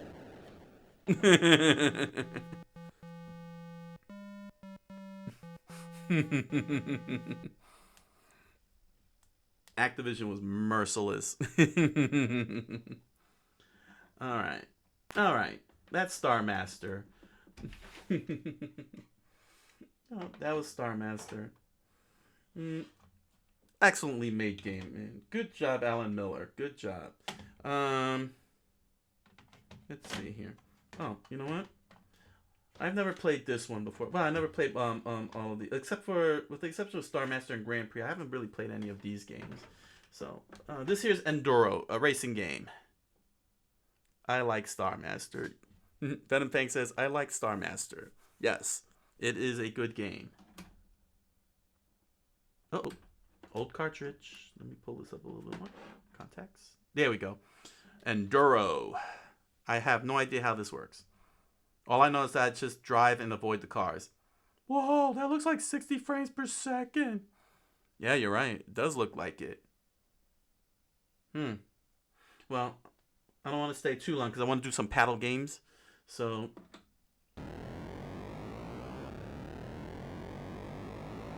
Wow.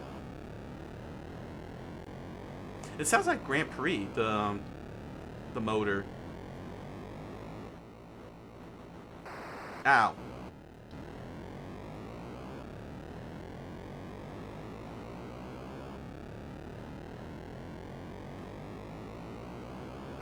Ow.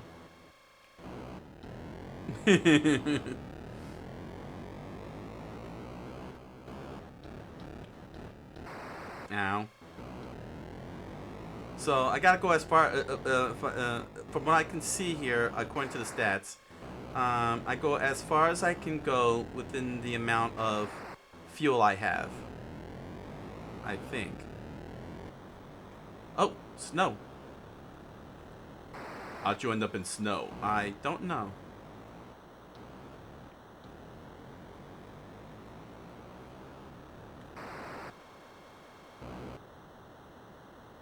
Oh. So if I don't do anything, I build up. Ah. I see what you mean. But you gotta get a lot of points. Yeah. So there's like a balance. Ow.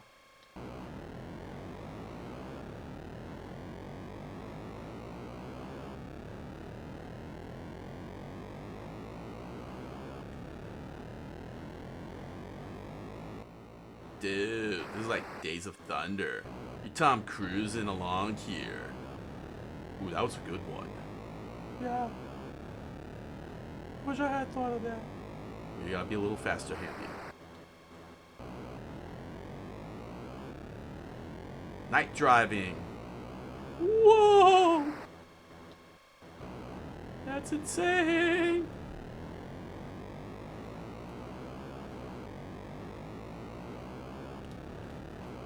Ugh.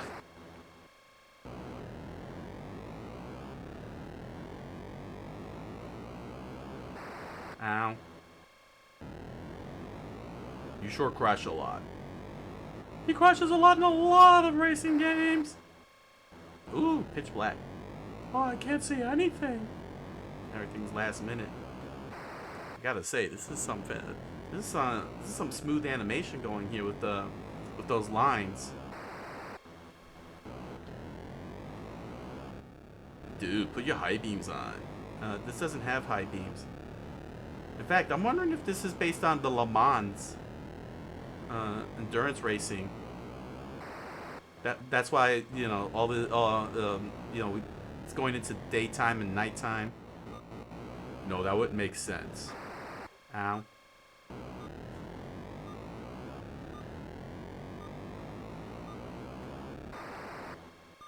Well, at least I scored 1,000.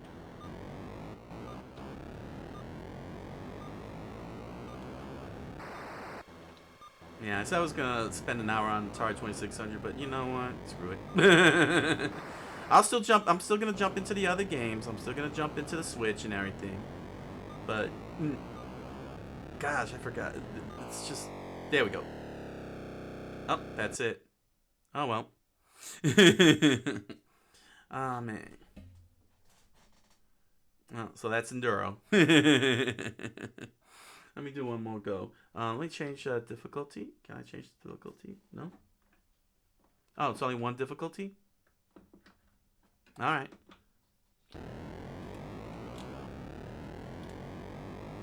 I wonder what that one means. You know what? Probably might be a gear shift, but I guess I have to set the mode up for that. Just like that. Just like that, Venom Fang. You're absolutely right. Just like that.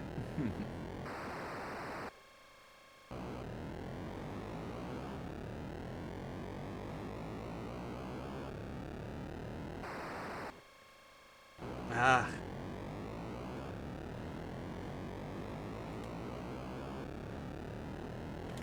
Yeah.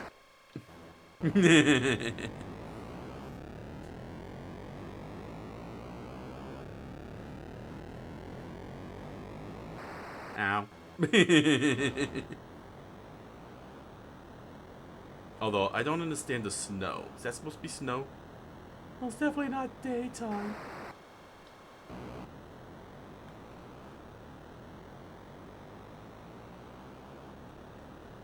Ow.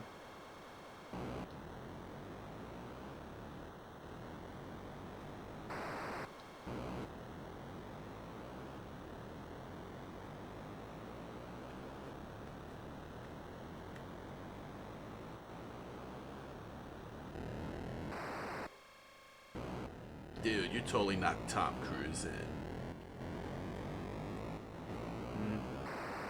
Well, I'm definitely not Will Ferrelling either. Have you seen Talladega Nights? No, I haven't. I heard it was funny. I saw it. It was funny. You need to watch it. Oh, you're not watching Will Ferrell. He's funny. I don't know. I mean, I did enjoy Elf, but he's the type of comedy actor that needs to write script. Because when you see something like Blades of Glory, yeah, I have to agree. He needs a good script. Have you seen him in the Lego movie? He was good. Hands down, he was excellent. Yes, Will Ferrell was definitely excellent in the Lego movie.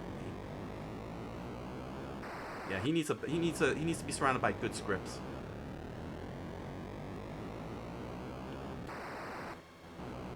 Meh.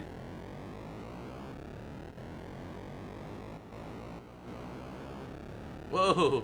Whoa. Ah.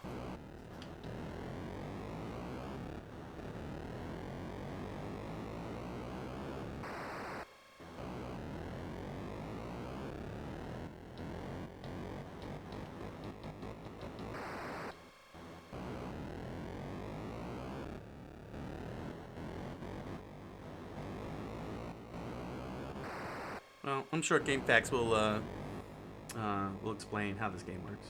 Dude, Venom Fang agrees about Will Ferrell. Excellent.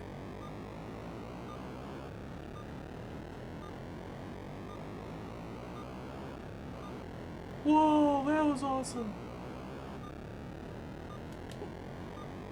Ah.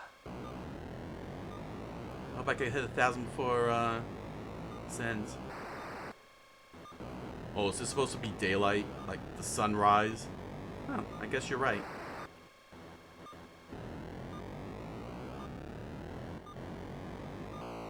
Oh, that's it. Ah, at least I hit 1,000. Enduro. Alright. Let's do some paddles. And, there. Let's do the paddles. Alright. Here's one of, Dude, Venom Fang said, this is a neat way to portray night into sunrise. Indeed. Again, Activision. Where have they gone wrong, man? Well, be honest with you, I'm sure all of the old guys are gone now, and these young guys. But you would think that these young guys would understand the history of Activision and you know, why it turned out the way it turned out. You know what I'm saying? Why you know, the origins. Oh well. This is one of my favorite paddle games, TaxScan by Sega. Yeah, this was the first. This was my first Sega game. This was the first Sega game I ever played in my entire life. TaxScan. I believe I'm supposed to have this in slot 2 for this. Yep, here we go. Excellent. I'm not sure if I still got it. I mean, we're talking over, what is it, like 40 years now? Oh my god, 40 years you haven't played this? No, I haven't touched this in 40 years. How old are you? He's old. Clearly he is ancient. Well, that explains the old man voice. Hey. I don't have an old man voice.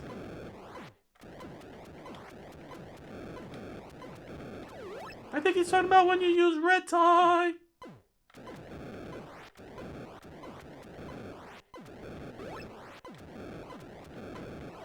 Oh yeah, I still got it. Jeez. Ah, you were saying.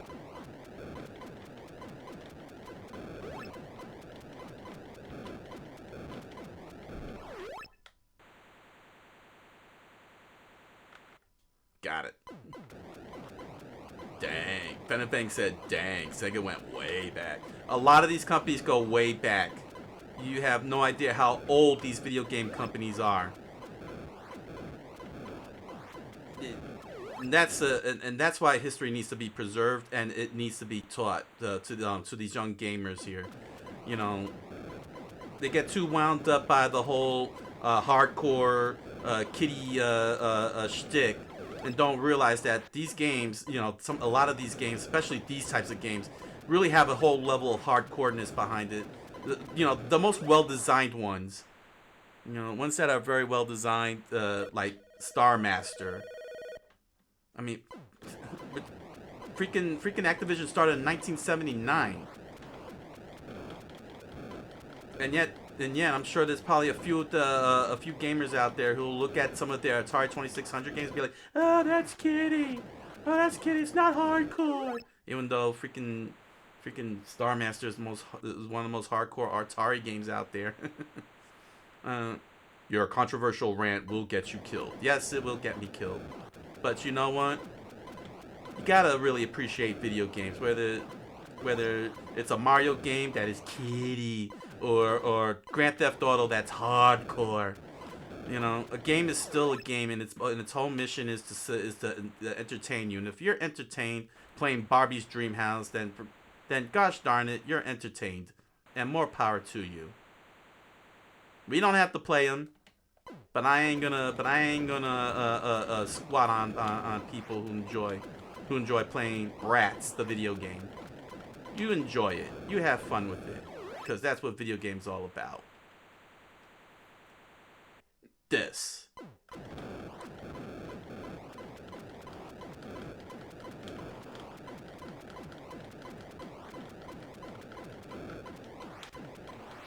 That's it. Dang. Whoa, that was awesome. Looks like it went 11 stages. I think that's what that means. 11 stages. Venom Fang said, yeah. Let's see here. Nope. Alright, let's do another round. Oh yeah, I have to... Well... Oh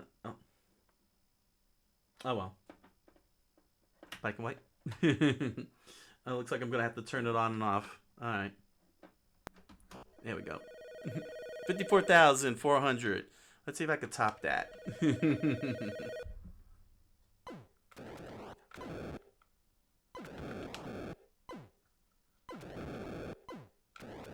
Yeah, I guess it doesn't need any difficulty. The difficulty already ramps up as you get further in.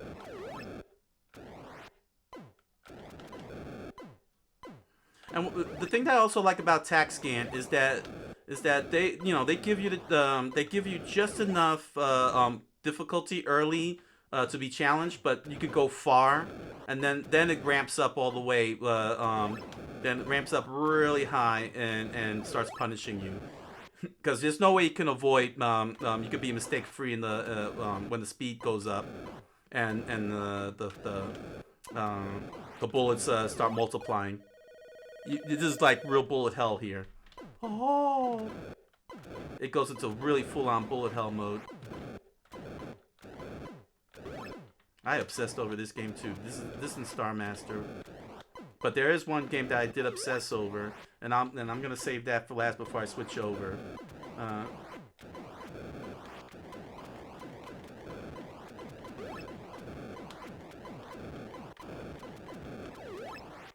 Here we go.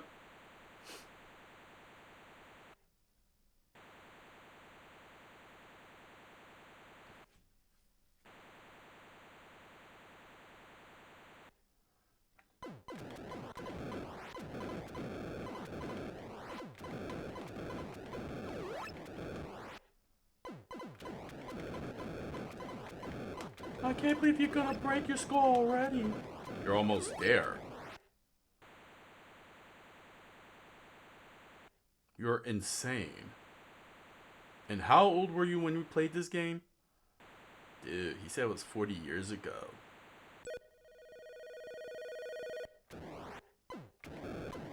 This is nuts! No one you're that young could be able to do something like this!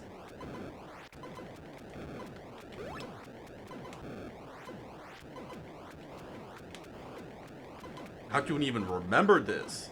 I can't even remember my own locker number. Yeah!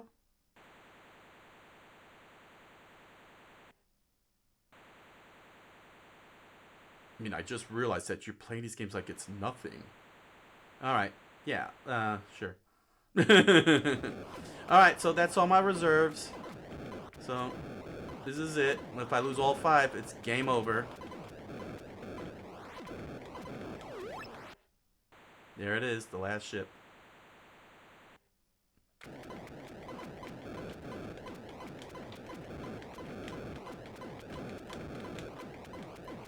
Dude, you broke the record.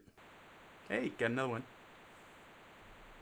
Madness, I tell you! This is madness!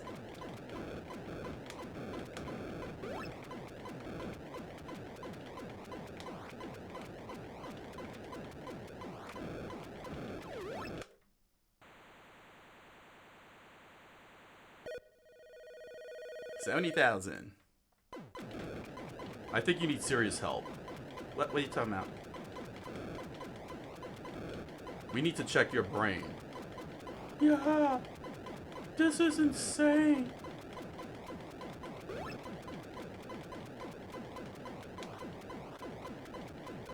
There we go. Got another one. Got another one.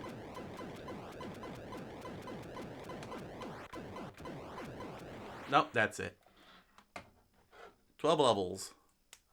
And I shattered my, I went 20, wow, I had 54,000, I went 74,000. There we go. So what'd y'all think? You're sick. You are a very sick person. So yeah, it was 1982. So, let's see here. Yeah, 40 years ago. Huh? 11 better than 12. From 11 to 12, yeah. I went from level 11 to level 12. Made it all the way up to level 12. Oh gosh, man, this was pretty cool. Oh, that felt cool. That felt cool. All right, let's move on to the next paddle game. No, not this one. Well, yeah, I could play that one.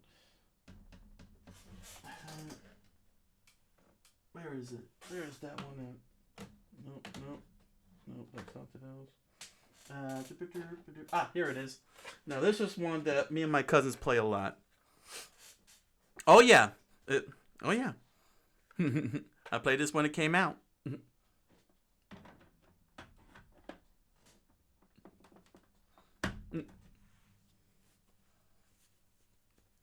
Oh, yeah, Venom Fang. I played this when it came out. I played a lot. I played most of these games when they first came out. Some of these games I bought used, primarily like the Activision games and a handful of Atari games. But games like TaxScan, the Star Wars games, Spider-Man, well, pretty much all the Parker Brother games that I have here. I own those from the get-go. I had Pac-Man. Let's see, what else do I have? I had Pac-Man. I had Centipede. Video Pinball. Let's see, what else? Joust. I had Joust. Let's see here. What else? What's this here? Oh, Sword Quest Fire World, which I still never figured out to this day. So yes, that's how long I've been playing video games. That's how long I've been playing video games. Which I'm very surprised because honestly, oh yeah, and this one here, the double ender. Yep, I'm old school. I'm very old school. I'm very, very, very old school. Yeah, but that's why I'm actually very surprised that I'm not getting a lot of viewers At least coming on the show here, because I would have thought that people love video games and they want to see all kinds of different video games, but everyone's got their taste, they got their specifics, which is no problem, But I mean, I'm looking at some of these guys, playing all kinds of video games. They're not just sticking to just one game or one genre. They're like playing all kinds of different games, like Mike Matei and PewDiePie, Markiplier. They play different games and completely different games and drawing the crowds and everything. And saying it's like I'm trying to figure out the formula because I'm playing different games here and it's like nobody's showing up. It's gotta be somebody's gotta be interested in watching different types of video games and not just one specific genre. But hey, gotta keep at it. That's why I have this. That's why I do this. Because I love playing these. Oh gosh, you have no idea. You have no idea how fun how fun that was playing Star Master again. Dang. Gosh, man, playing Star Master. I definitely gonna have to do a full live stream of that one. Probably a few others too, but definitely Star Master. Gosh, that felt so good. So this game here. Dude, Venom Fang said, I mean, I dig it. Can you dig it? Ooh, that was a good Booker T impression. No, it wasn't. Don't beat yourself up too, Roller. Warlords. Me and my cousins played this a lot. And I mean a lot. It's a 4-player game. Surprisingly enough, Atari did 4-player. So, this was before the NES came out with their 4-player. What was it, the 4-score? When they did the 4-player mode. I mean, 4-player modes have been in existence since the beginning with video games. But this one, oh boy, me and my cousins would really go all out on each other. So basically, these are castles, and it's kind of like Arkanoid and Breakout. You just break these bricks, and you got to hit the center there. I think that's the throne or something. I forgot what it was called. But it was something like this. Oh, the computer's not playing. I gotta set up the computer here. Is it this one? There we go. So you see the green one moving? That's the computer, and I gotta take him on. Now the flickering is terrible because remember this was played on a CRT, a very very very old television sets. So all this flickering that we're experiencing here was not like that. But because this is high definition TV, it exposes the truth. So you use your little guys here and you bounce them around, and you hit your opponent. You could grab the ball, and you can actually direct it and aim. So like that.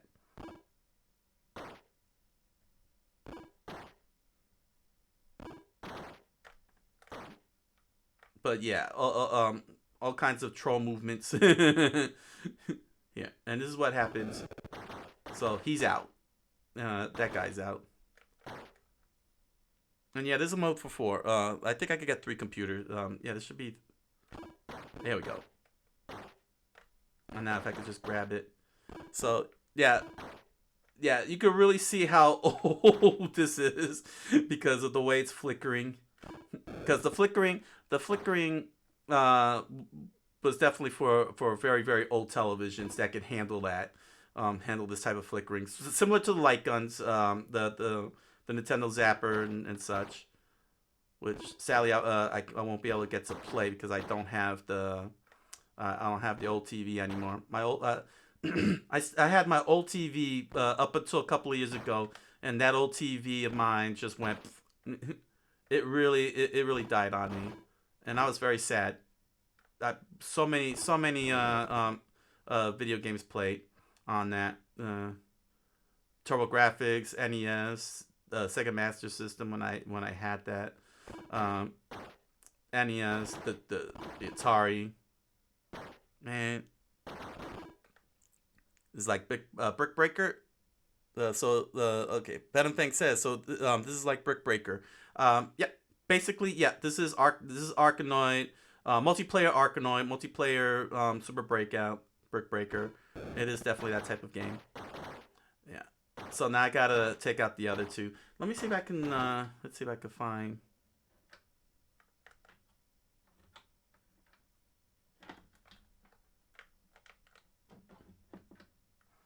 Let's see. This is multiplayer humans. I'm trying to see if I could get see if there's a mode for all three. Oh, game reset. There we go.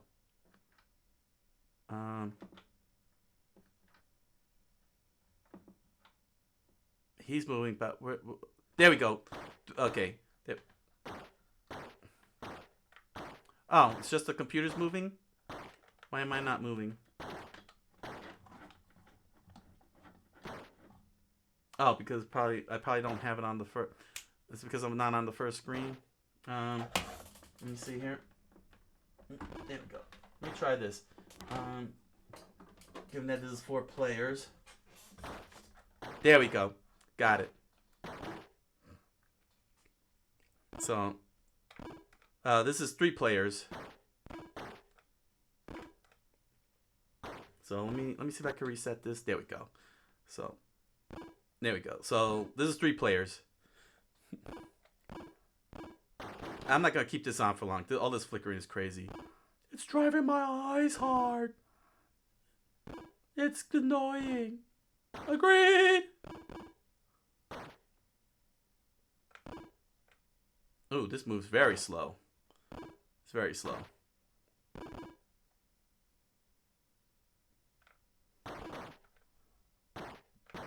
Oh, there it goes. It just went a little faster.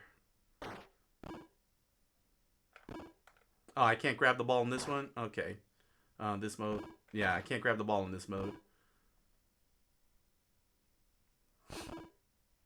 Well, this is a very fascinating game. It's unfortunate that all this flickering is annoying. Yeah. It's too bad I can't grab in this mode.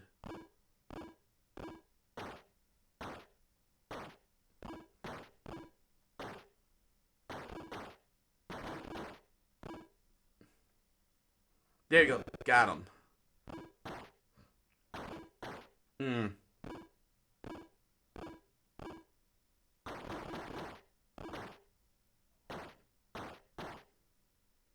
There we go.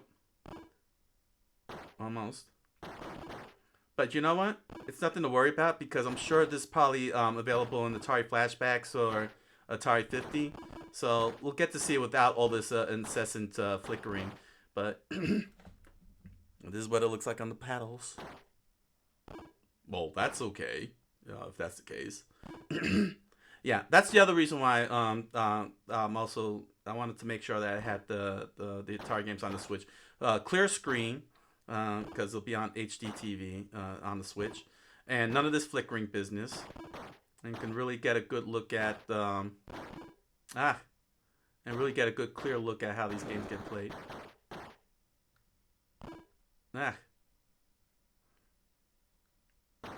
Much more clear audio on top of that. Oh, is it gonna hit him?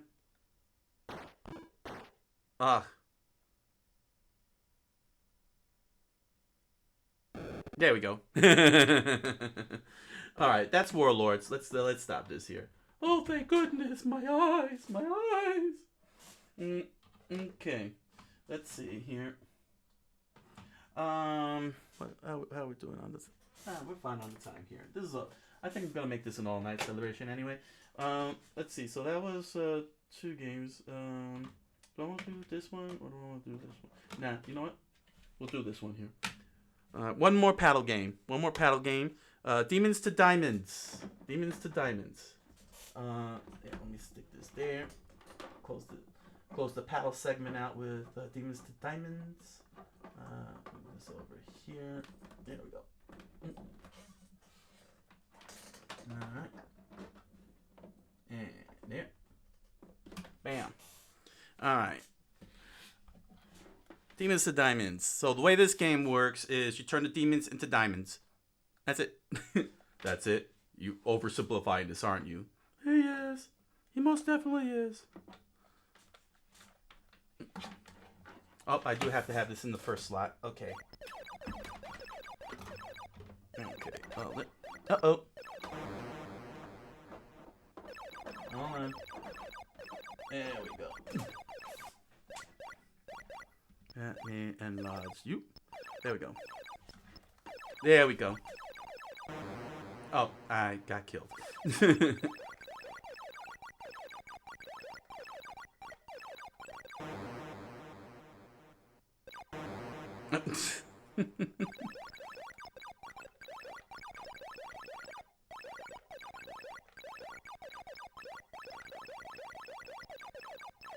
They don't look like diamonds. Yeah, they look like skeletons.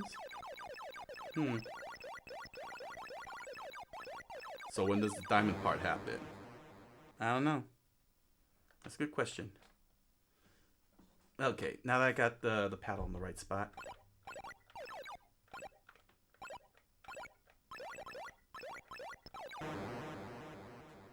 Dang.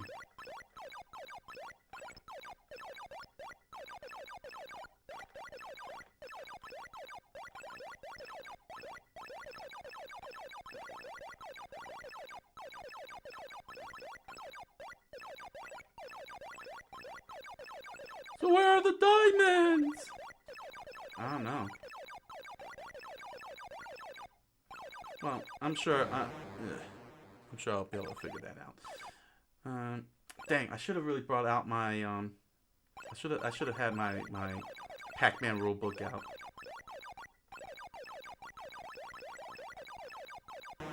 Ah, can't even remember where I put it at. Ah.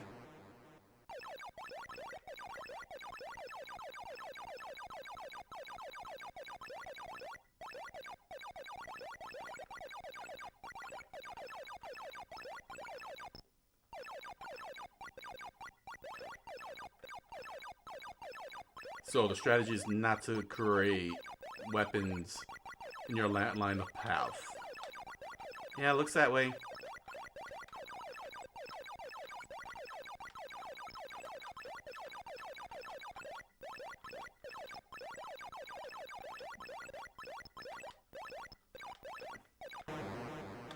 Well, you're dead.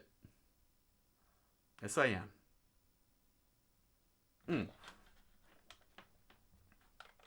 I'm gonna go one more time here.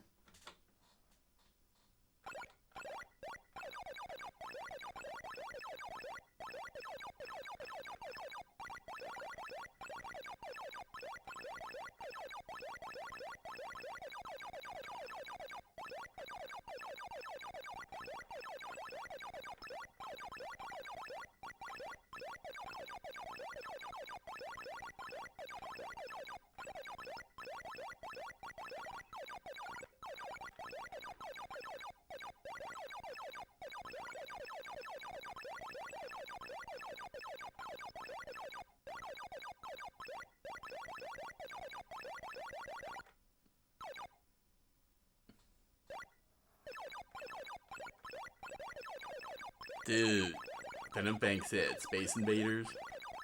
Sorta, kinda. I'm trying to figure out the diamonds part. Turning demons to diamonds, but I don't see the diamonds part. Me either. I guess it was just a fancy name. Well, it's definitely fancy. It's not too bad anyway. I mean, this is actually a pretty good shooter, but the paddles, you know, the precise movement is very good.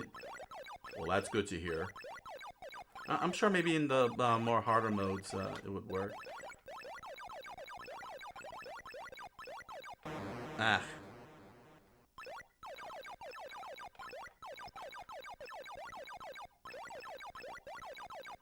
And not only that, but it's very pressure sensitive. Because you can see, I'm just tapping it. But when I hold on to it, it stretches out. Pretty good. That's pretty good for game design. Oh, I got killed. All right. All right. So those are the paddle couple of paddle games samples. I'm gonna jump into one more game. I'm gonna jump in with one more game, then I'm gonna go into the break so I could swap systems.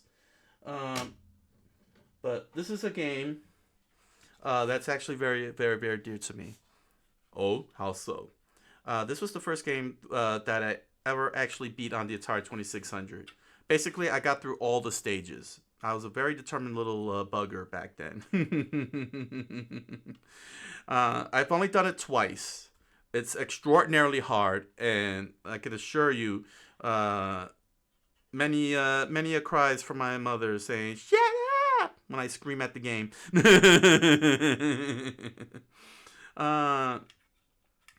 But yeah, oh yeah, this was a crazy game. It's called Super Cobra. Super Cobra. I still remember the song. How does it go? The song would be like. And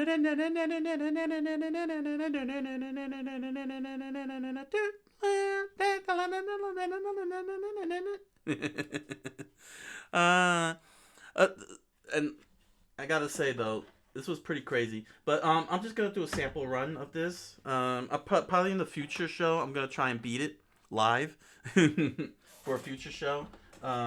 Because it's a lot of stages and it takes a heck of a lot. Especially it takes a heck of a lot to get through. I'm not sure how much I remember. Oh, I'm sure you remember everything. Well, I do know that there's this one spot, the one spot that always kills me, and it's the one spot that once I get past, it's easy going. And you want to talk about the most tightest turn ever with the most precise, pixel perfect slip through. And trust me, every time I get to that spot, I always die on it. Always, always, always, always, always.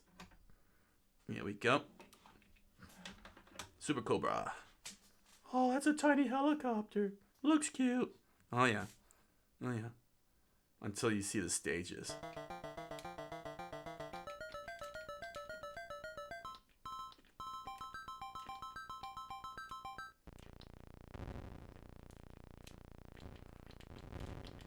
See, I told you remembered everything. Yeah. Now, you're fighting against a whole bunch of things here. For starters, you gotta stop. You gotta get past all these missiles. You gotta like blow them up, or they'll hit you. Eventually, the missiles will start flying later on the stage. But there's also all these obstacles that you gotta not crash into, and most importantly, your fuel. You only have so much fuel. Once the fuel is out, you're done for.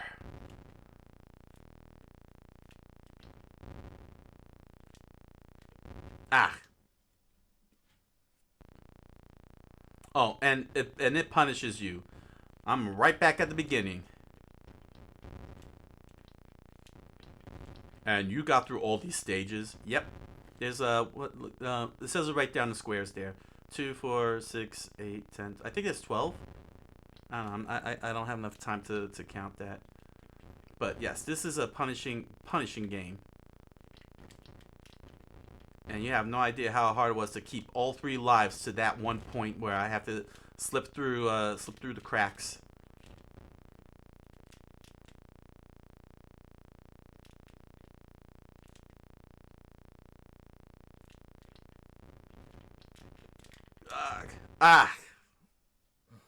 Yeah, I got through all 11 stages.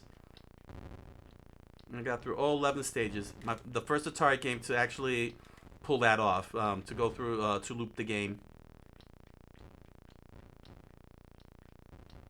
And how old were you when you pulled this off? I wasn't even 10 yet. Did I pull it off when I was 10? Oh, I don't remember. All I know is I did it. I did it, and I was a happy camper. But trust me, those missiles are gonna be flying soon enough, and those turrets are gonna be firing.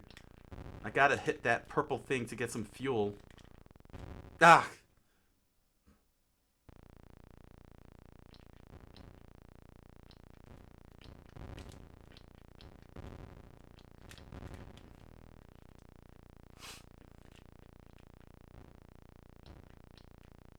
There we go. See, when you blow up those blue tanks, you get fuel.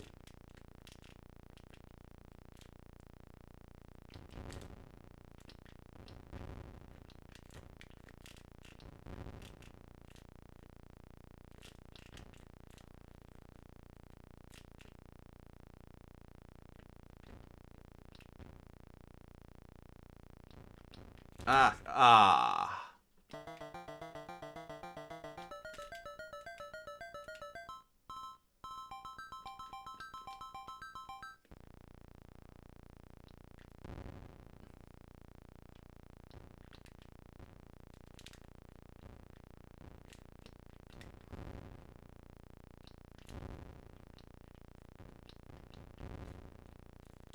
And that's the other thing too. They don't fire at the same time. The bomb and the missile. Your bullets and your bombs, they alternate. So you gotta like really make sure you have the right thing set up. Oh, I missed it. There we go. Now it's just the first stage. Yep. Now it's just the first stage.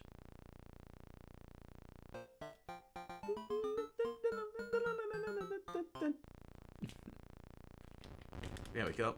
Fuel. See? Whoa. That's crazy. Ugh. How are you supposed to get through all that? With pure madness, dude. Because you gotta be mad to do that. Or high. Yeah, you wouldn't know that, would you?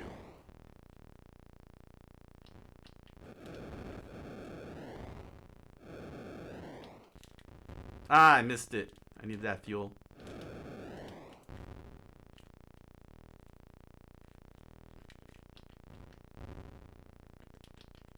Got it. Whoa. Dude. Venomfang says this is a neat concept.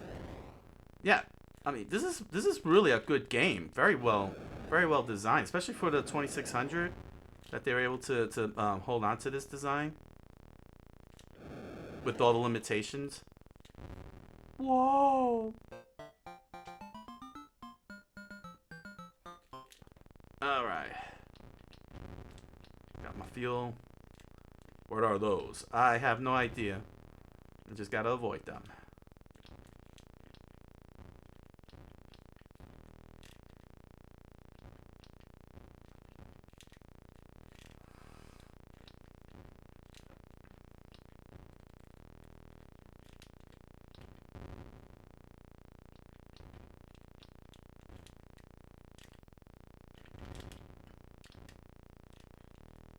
Wow, it goes through the mountains too. Yeah, that's pretty scary. Ah, I missed that one. I was hoping to hit that one.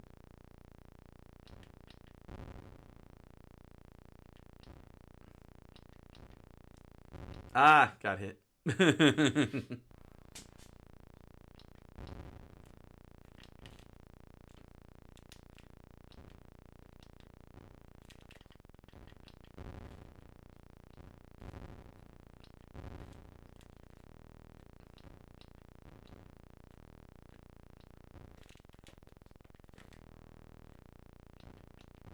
Ah.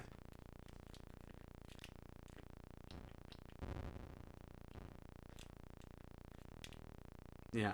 Oh, and also you can't go all the way to the far right. You're stuck in the. You can only go as far as the middle of the screen.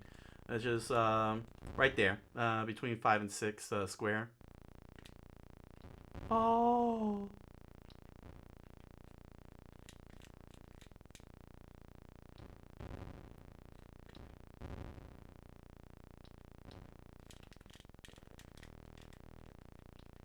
Ah, I screwed that up. There we go. Scroll. Get down there. Bam.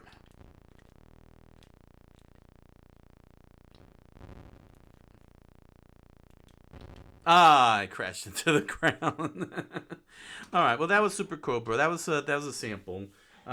I'll have to really consider doing a full stream if I want to get past all 11 stages. All right. So that was the Atari 2600. I do want to get one thing. So I'm gonna go into the break. Oh, nice try. Hey, I got pretty far, all things considered, for being 40 years removed from having played this game. So, okay, so I think I'm going to. Yeah, I'm gonna have to clear this out and move the switch over, because I'm a little crowded here. So going on the break, and we're gonna go into, I guess, Atari flashbacks. Start with Atari flashbacks. Yeah, start with Atari flashbacks. Just take a nice brief look at that. Um, Atari Mania. I'll close out with that one. Okay, I know what I'm gonna do. So I'll be back. I will be back. We will all be back. That's right. We will be back. You forget we exist. I'm sorry, Bradley. I'm sorry. You better be.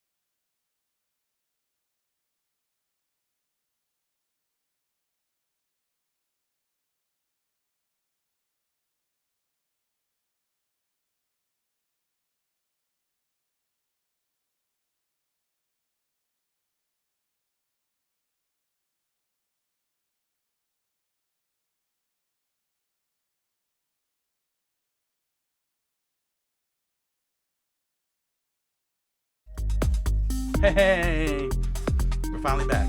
What took you so long? I was trying to find my Pac-Man rulebook from the Atari 2600. I wanted to show that off, and then I realized that I also have another thing that I didn't get a chance to show off to put on the display. Ayo, Ben and Bang. So I'm so mad that I couldn't find it. I have it. I still have the Pac-Man instruction book. I can assure you, I do have the Pac-Man. Oh, sorry. Oh. Let's bring that down. Oh, and I gotta do the same here. It's loud over here too. There we go. All right, let's get that. Okay. As I was saying, what took you so long? Okay, I was trying to find my Pac-Man rulebook from the Atari 2600. I still have it intact and everything. Unfortunately, I buried it somewhere, so I tried to find it, and then I came across this, which I forgot to put to the on the display. I got this used. It came boxed. This is a Circus Atari, and this is what an Atari box looks like. This is what an Atari 2600 box looks like. So, and then here's the back, and this is the back of the box. Unfortunately, I gotta cover this little part here because this was price tag. I don't want you to see the price tag. As you can see, it uses the game paddles. And yeah, use your standard game paddle controls with this game program. I like that they call it. So yeah, this is what an Atari box looks like. And I wanted to put that on display. So I guess better late than never. But yeah, Phantom Thing. This is an official Atari box. This is what it looks like. And this is what it looks like on the inside. This is how it comes packaged. You gotta like peel all this out and then bam, there you go. Unfortunately, it didn't come with the rule book. Sadly, that would have been nice if it came with a rule book. But hey, I wish I could have found my Pac-Man rule book. I would have liked to have shown that because we're here on Atari Flashbacks. Let me see if I could get this to stand up. It's a little bit. Bent here. I gotta like really flatten this out. It's very hard to keep it up. There we go. I don't want to block. Oh, what about here? How about here? Nope, that blocks everything. There we go. All right. Oh well. It'll just have to be this way. So if you're wondering why I got the arcade stick here, is because this also has some arcade games in Atari Flashback. So as per my rules, if it's an actual arcade game, an arcade stick must be played with. That's a very weird rule. Well, get used to it. Get used to it, Bradley. I'll never get used to it. Well, too bad. So, because Atari 50 has Atari 2600 games in there, I'm not gonna explore the 2600 games. That's in this series, as you can see. 3D tic-tac-toe, air sea battle. I'm very surprised they got the M networks. I didn't know that. I didn't know that they got picked up. But yeah, this is all of the. Oh yeah, Armor Ambush. I got that on the thing. Blackjack, Basketball, Centipede, and there's Circus Atari, of course. That's what it looks like on the left there. And here it is right here, the official box. Switch that in there. So, dodge them. Where's I'm impressed that it's responding very weirdly to the stick because I'm pressing down. This is funny. Here, watch what's happening. I'm pressing down. And the cursor's moving up. I'm pressing up and the cursor's moving down. But it can move left and right. But I'm safely assuming, because Atari 50 has over 100 playable games, it's got it'll have the Atari 2600 games, so I could check some of those out. And I want to focus on the arcade games that are on here. Ooh, Frogs and Flies. Oh wow, there's a classic. Let's see here. But there is one thing I want to do. Ooh, Saboteur. That Saboteur? Oh well. Where is it at? Oh, maybe it's W. I just wanted to. Oh wow, they got Water World, Fire World, and Earth World. Okay, sorry. But the one thing I want to take a quick look at before I do the arcades is Warlords, given that the whole thing is flickering. So let me switch controllers here because I'm not going to use the stick on that one. All right. This is what the manual looks like. This is digitized, but this is what a manual looks like in the Atari 2600. Gotta love the artwork though for the Atari 2600 games. Yeah, it looks like a movie poster. Mm-hmm.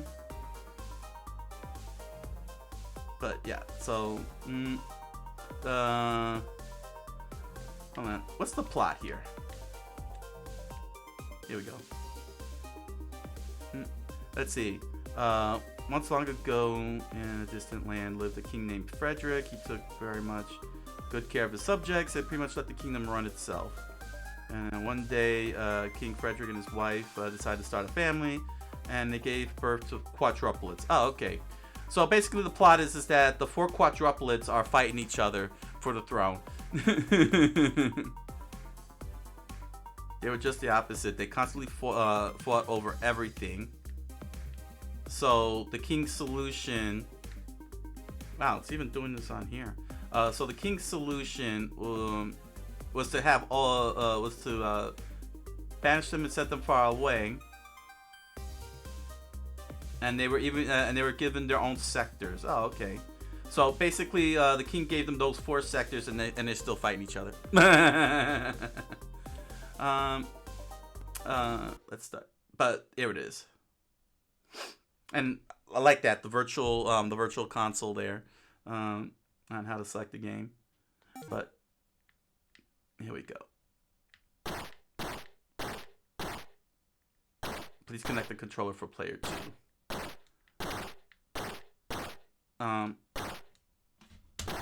I guess. That's annoying that that's blocking it, especially since. Oh, I get it. Okay, I think I understand why.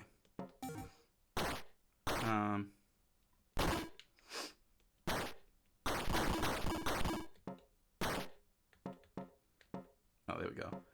Game select. 4-player doubles. There we go. One player slow catch. Wait. 1 player fast ricochet. Yeah, I need to set it to 1 player. There we go. All right, that's fine. There we go. All 4 of them are moving. So,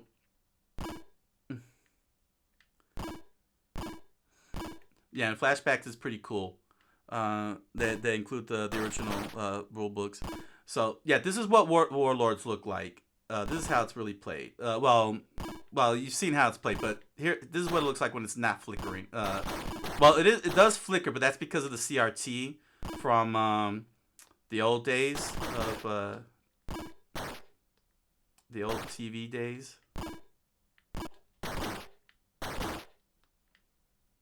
I'm not sure why I'm not grabbing. Oh well, it doesn't matter. Oh, he's dead. But just a quick look here. Yeah.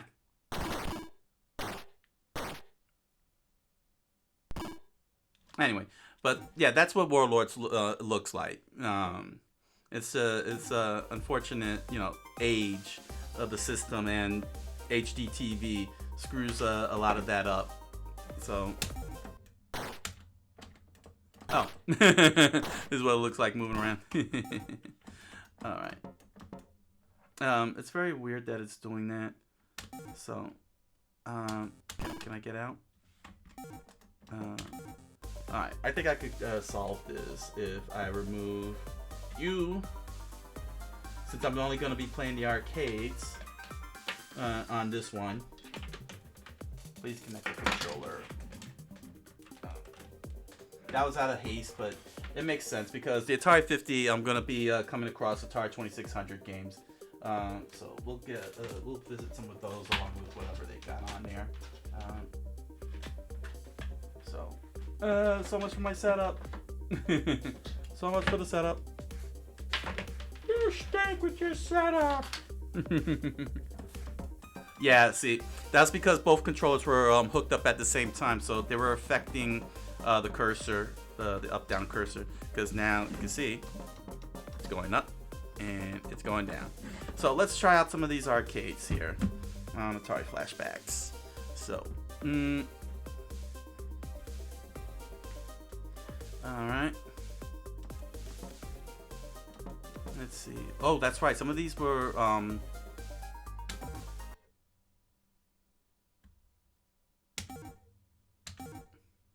here we go. Asteroids.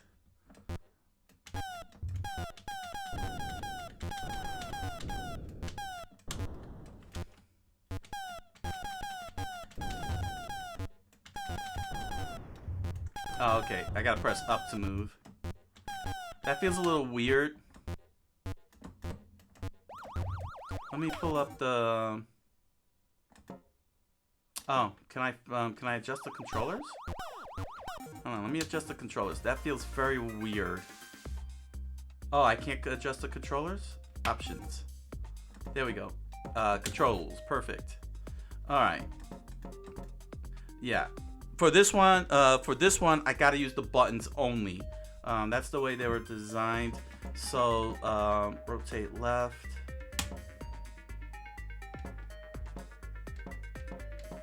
Oh, really? Those are my only options? I can only move with the stick?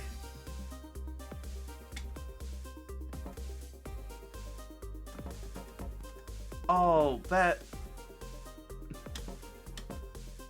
Wow, I can't assign, I can't do button assignments. Oh, that is so, oh. Asteroids gotta be played with buttons. That was the way it was designed.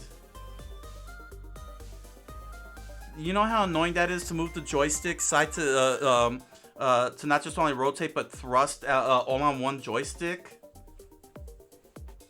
Man, No, Atari, you took away authenticity. You took away authenticity from the arcade. Shame on you. Ding, shame. Ding, shame. Ding, shame. Great, so I gotta play it like that.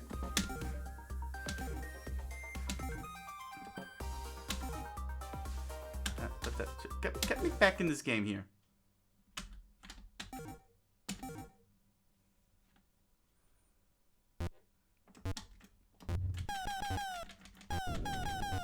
Well, that's actually pretty annoying. What were they thinking? Who knows? You're not doing very good.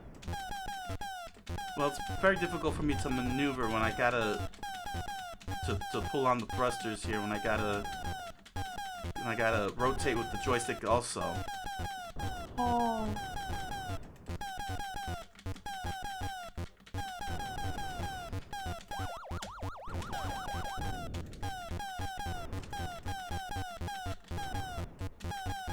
That was close!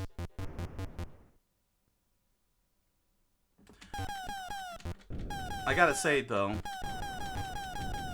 it's pretty freaky hearing the game, because I've only ever played Asteroids in the arcade, which means there's so much noise going around you don't hear you don't hear the actual game itself.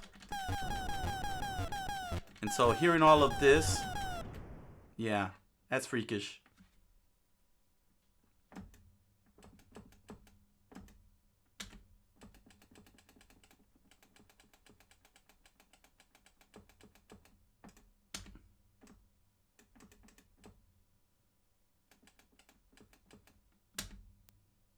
And there's the high score.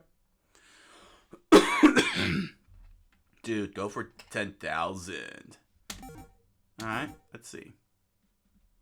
Good, keeps the high score at least.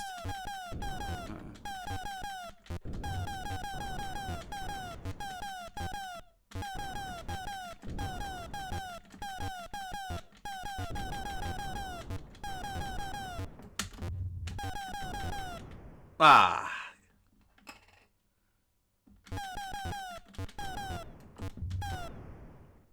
Also, the reason why the buttons are better is because you could tap the buttons, the thrust button. You could tap the buttons and gauge your movement.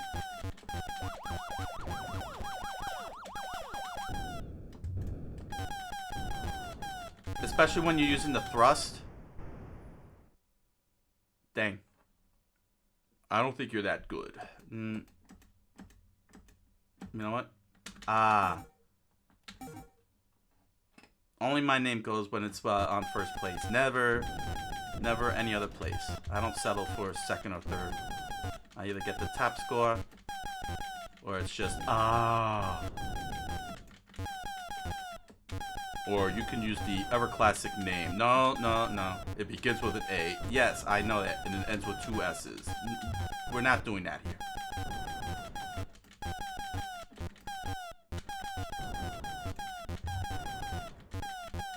But it's classic 80s. You have to do that. But what about Henny's fragile mind? I'm not a kid, or else I wouldn't be in the Splatterbomb League. Dude, he's totally right.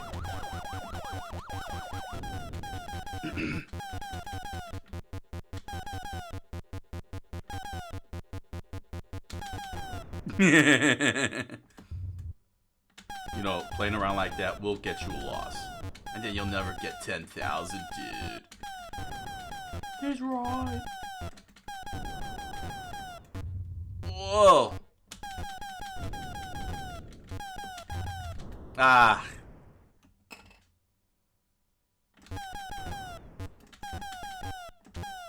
Whoa. These asteroids are getting closer.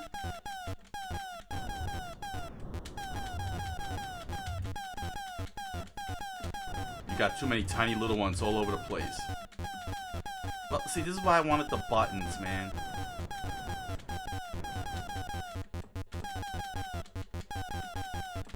Maybe Atari 50 has asteroids with the button mapping. Well, if it does, that'd be great. It's a total step above the flashbacks.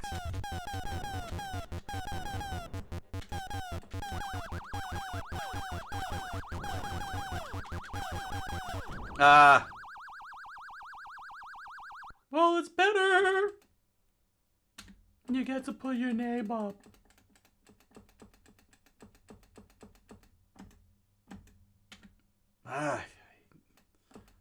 Hate that I'm using the joystick. One more time. Dude, good luck.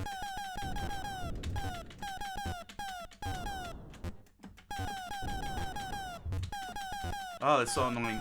I'm like, I keep pressing the button to thrust, and I keep forgetting that I have to press the, gotta press up on the joystick.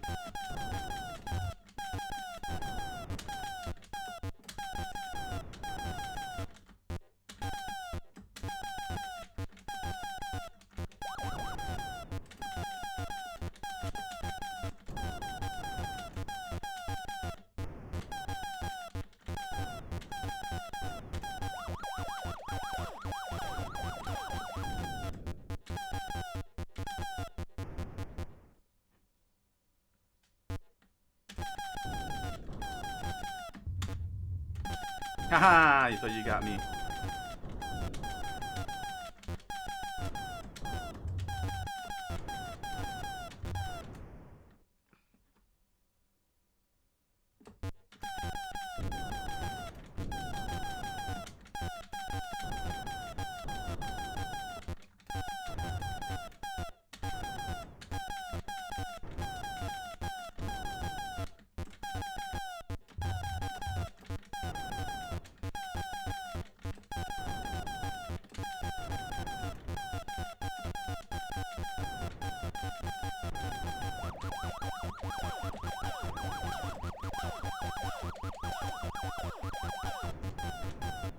Dude, the asteroid stole your money.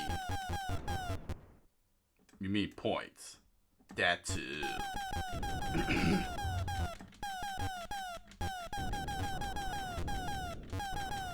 Ah.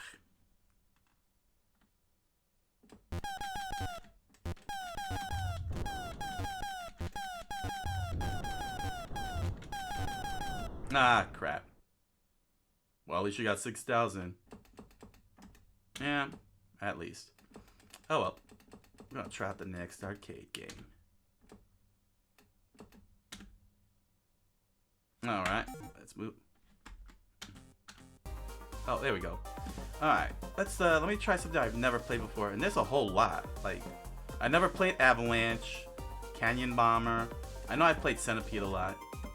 I never played Dominoes. I wonder how that works. Dude, Feng said Asteroids gets intense. Oh yeah. Oh, it gets very intense. If you do it wrong, you're just adding more intensity to your situation.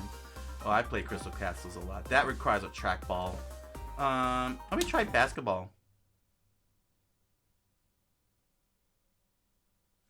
Let me try Black Widow. Good choice.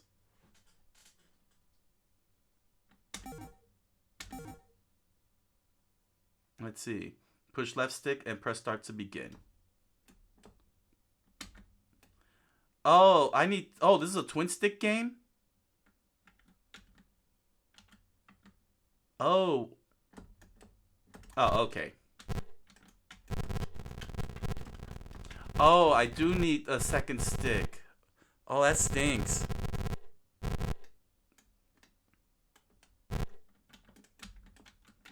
Yeah, I gotta have a second stick for this. I didn't know it was a twin stick game. Alright. Main menu. Oh, it shows it right there. Oh, that stinks. Dang. Alright, let's play basketball. When was this made? That's a good question. Where is... display? Authentic flicker mode. Arcade bezel art. Alright. Alright. Oh, this was another trackball game, huh? Atari really loves their trackball. Alright, let's see how this works. Oh, okay.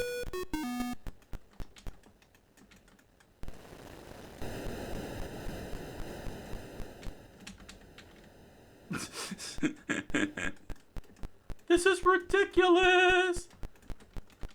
I like it. So it only requires one button, huh?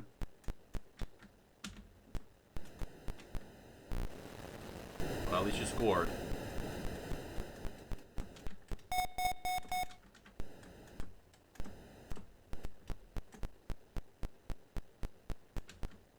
Dude, boom shakalaka. Is it the shoes?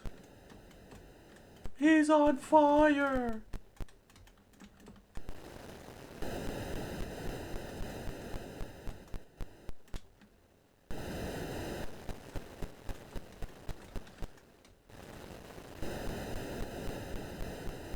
Well, you can really tell that your character you're playing is no Larry Bird.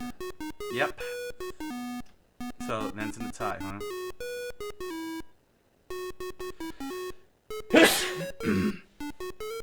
Bless you. Dude, Feng says for the time it actually looks good. Gotta say, for 70s arcade game, I'm sure this was made in the 70s. Yeah, this is not too bad. I mean, at least they got the dribble down.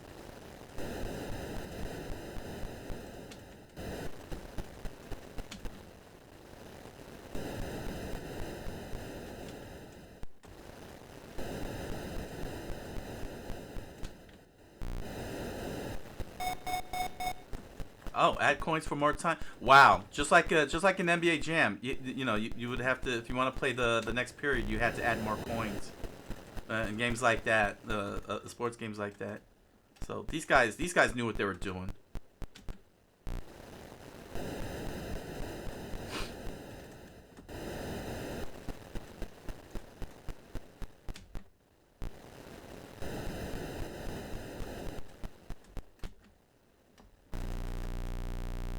Here we go. You won!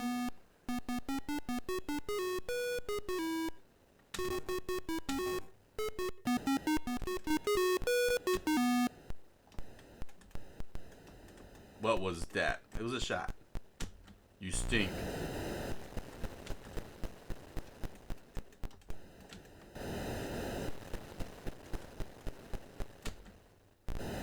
There we go.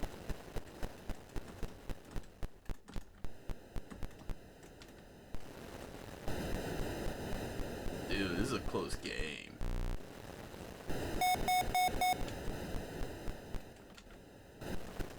Oh, nice block.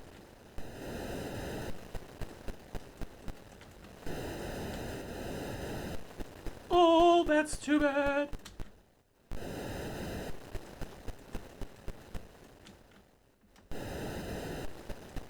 Too bad there's no three-point shot. You could Steph Curry this game to oblivion. You're probably right.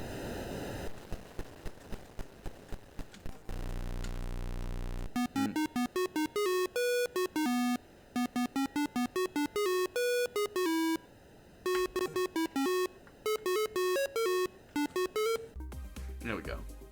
Oh, that was basketball.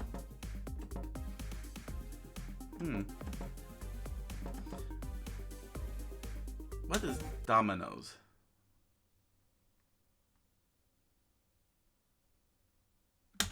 So what's the Canyon Bomber? Well, that looks interesting. Well, let's see how this works. Oh, please connect the controller for player 2.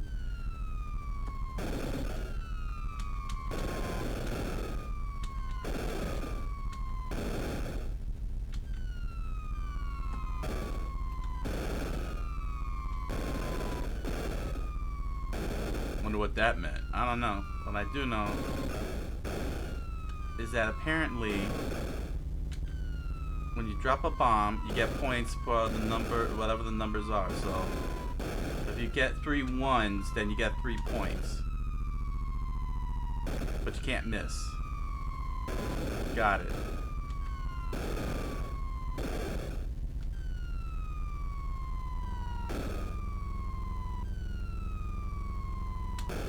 At least, I'm assuming that's how it works.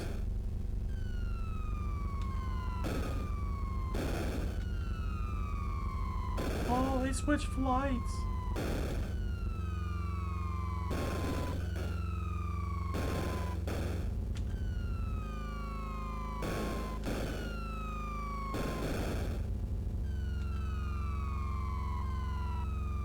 Oh, it's now harder.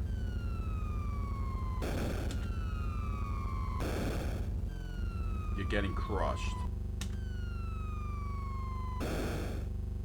Oh, interesting.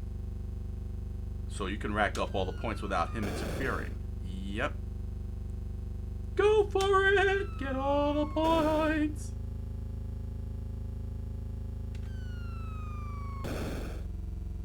Just hit that whole area there. Yeah, apparently I can't even control the movement. I can't seem to oh no! You just barely made it. Ah crap, it's going the other direction. Dude, you only need one more. You got it. You beat player 2.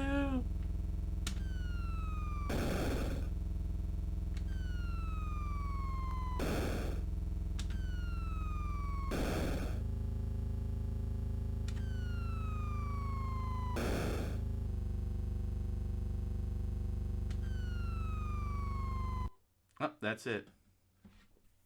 It's alright. The fact that I can't even control it.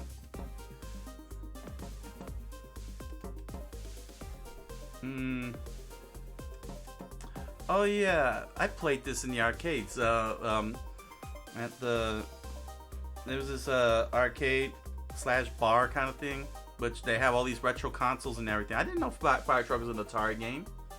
I played this. It's very weird game.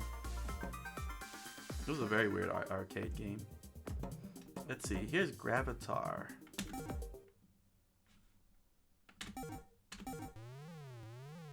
Whoa! Look at all this weird stuff. Do you even know what you're doing? Man, it feels like Asteroids, but with gravity.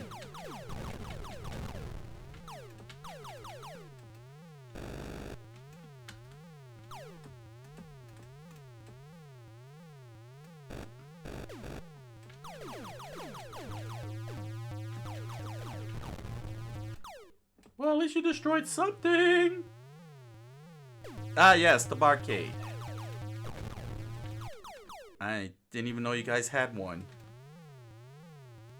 We have like 1,000 of those,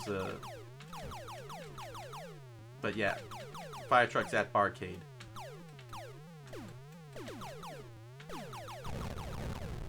Honestly, I don't even know the rules to Gravitar. I'm just letting gravity run its course here.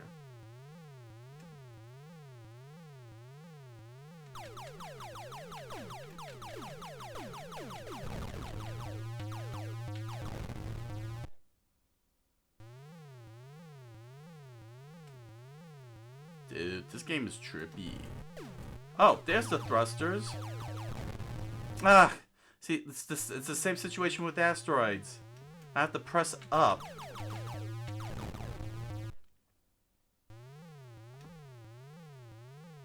Gosh, that's so annoying.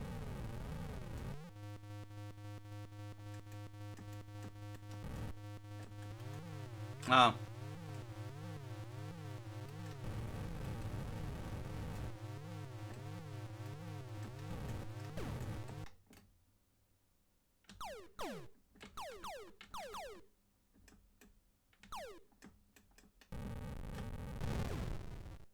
Ah, you see, this is why I need the thruster buttons.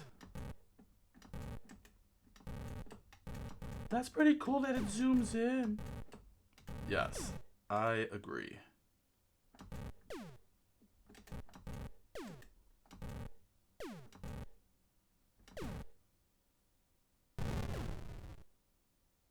Dude, you blew up.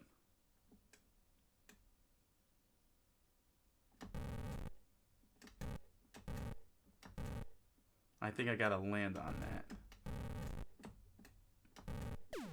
But again, without the buttons, I can't freaking...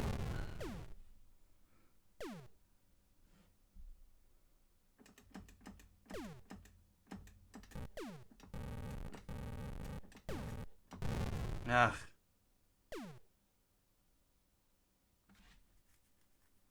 Well, that's annoying. Not having the buttons, the button scheme.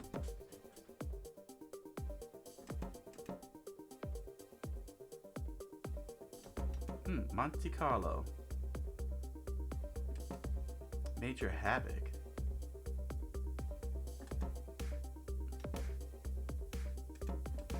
That sounds hardcore. The Adventures of Major Havoc. Alright. Whoa. Whoa. Oh, it's a space game. You like space games. Oh, let's try it out. Wow, that animation.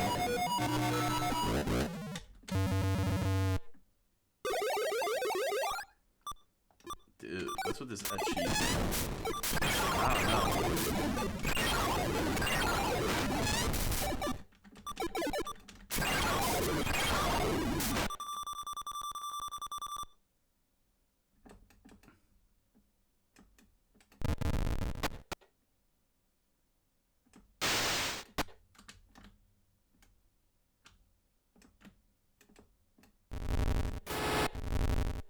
Ooh, that was graphic. Yeah. just turned into a skeleton. Yes, he turned into a skeleton.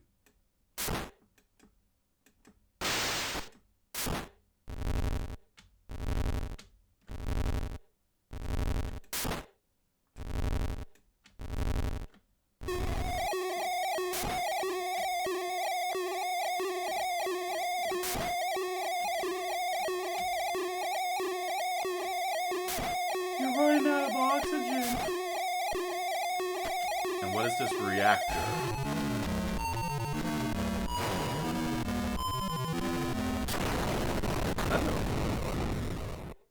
Dude, that was explosive.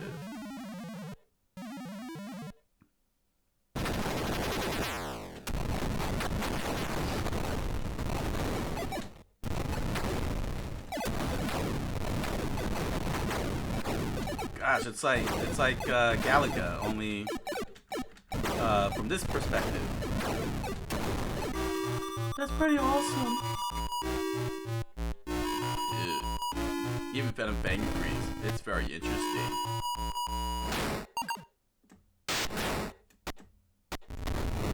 Ooh, that's skeleton.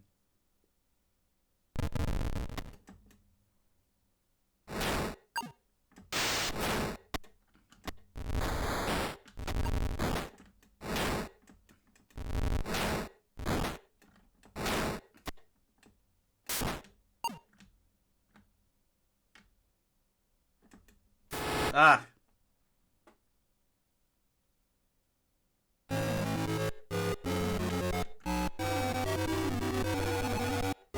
Very interesting. Very interesting indeed. Yeah, I'll do this one more time. I just like that they have the arms crossed and they're tapping their feet. Like, they're very impatient. Like, can we get on with this? You're right. That's funny.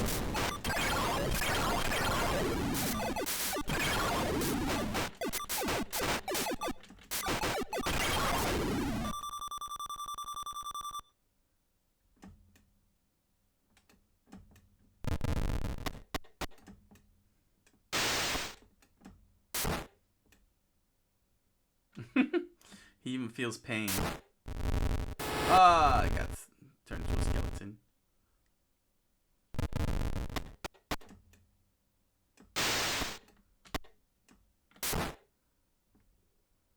Alright, so I have to get to the reactor.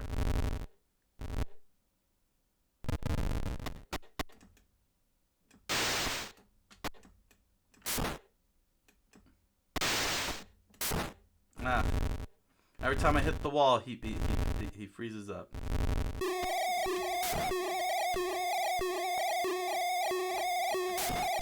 Ah. Stop bumping the walls. You're gonna die.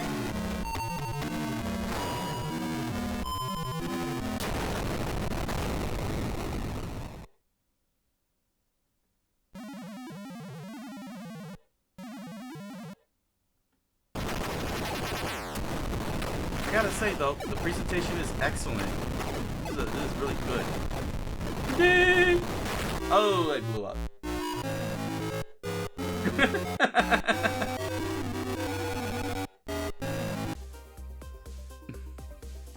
Alright. Oh, here's the original. This is it, the original Pong.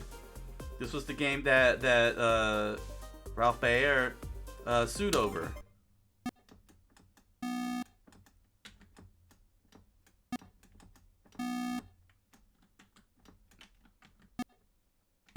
I see the issue here. Oh, that stinks. Because I don't have... gotta have a paddle to do this. It's very paddle-like. Doesn't...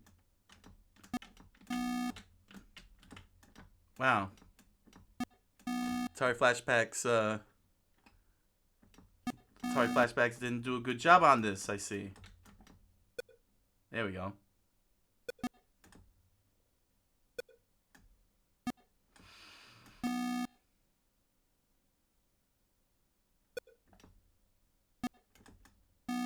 That's all I got out of it, huh? 1 point. Oh, that's it. Yeah, it's the arcade stick. The game. A lot of Atari games require either trackball or they rarely use sticks. You know, in the early days of Atari, it was either a steering wheel, a trackball, a dial similar to the paddles, or just straight buttons, like in the case of Asteroids.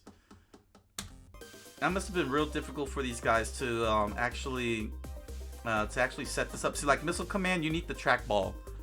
You definitely need a trackball because it requires a lot of precision. And you can see it too on the cabinets that requires that they do trackballs and such. And Pool Shark.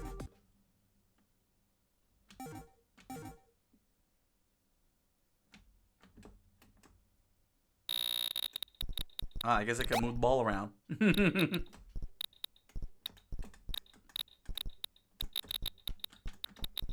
So that's it. That's all you do is just move it around and bounce them off. Yep. Oh, there's a timer on there. Oh, I see. So you gotta get as many as you can inside. Yeah. Oh, that's a weird game. This is that's very weird for a pool table game.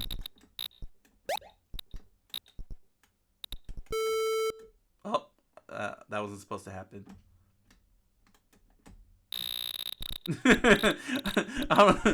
It's like, screw the rules. I have a joystick. As long as the 8-ball doesn't go in, I'm assuming that would make sense. Ah.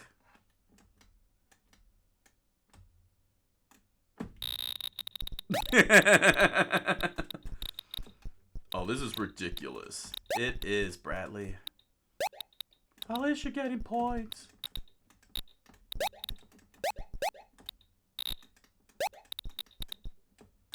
Oh, it accepted the 8-ball. It didn't scratch on the 8-ball. So I can't, so basically my cue ball can't fall in.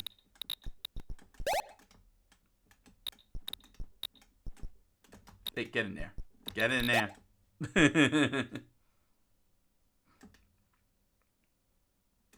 Oh, that was it, huh? 26 points. All right. Let me do this one more time. This is hilarious. Let me come from this angle here and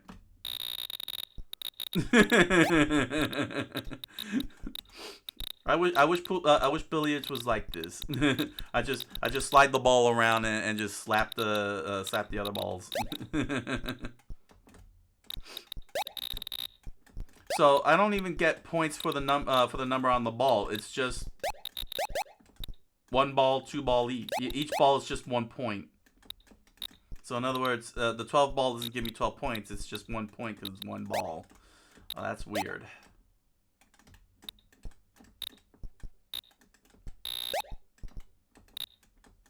Okay.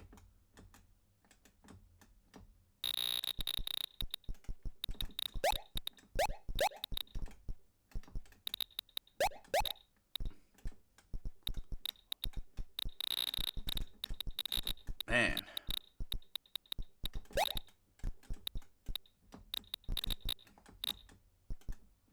And oh, yeah, I don't, yeah, the 8-ball doesn't even scratch.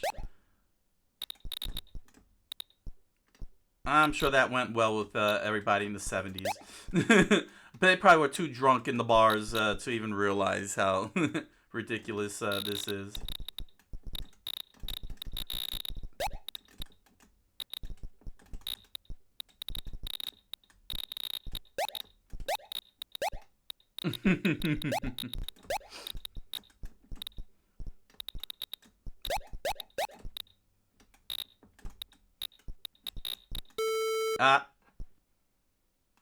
Final score of 31 points. Well, at least it's better than the last points. Yeah, that's true. Let's see here. What do we got here? Oh, really? Arcade Warlords? Whoa. Oh, wow. That's amazing. Look at the detail on this.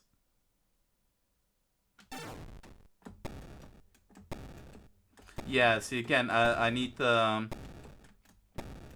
Oh, wow, this has a dragon on top of that. But, yeah, oh, this is intense.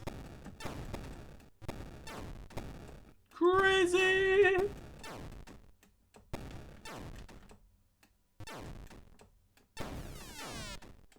Yeah, but again, without the paddle, I can't really control this very well.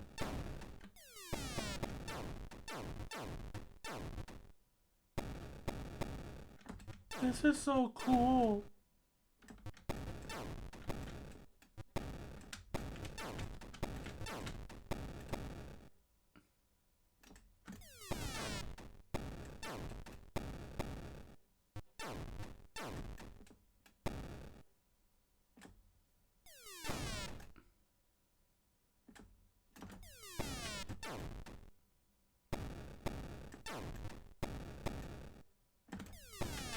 Yeah, dang it. I can't.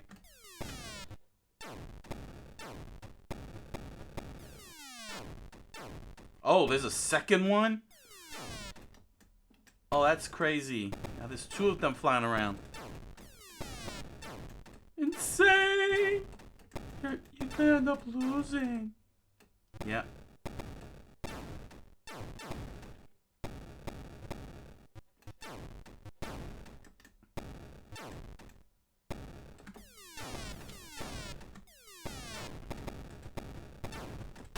Ah, that's it.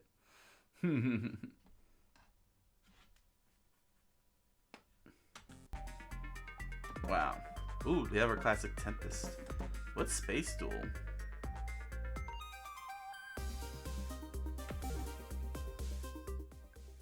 Hmm?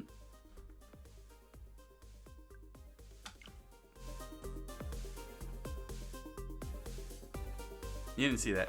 I saw everything. Alright, what's the controls here? So another one where I have to use the joystick to thrust and everything. I can, okay, I see now. The assumption is that you're playing with the Joy-Cons, which are buttoned, which have the individual buttons. If you notice there, oh, I see. So it does play it off like the arcade, in that sense. That makes sense. I just wish it would have allowed me to, oh, there we go. Yes, finally, button assignments. Yes, button assignments.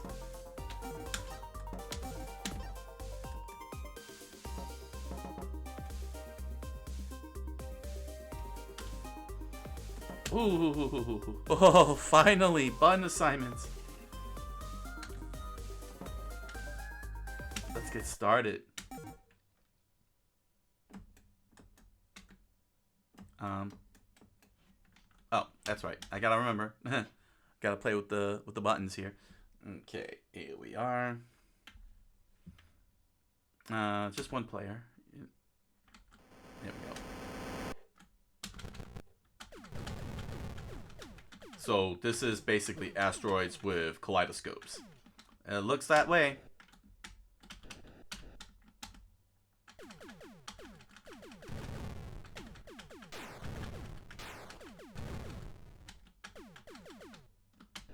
How does it feel? Way better, Bradley. Way better. Oh my gosh, this feels so good. I wonder what happened when you were trying to do it with the other games. I think I was supposed to press the A button.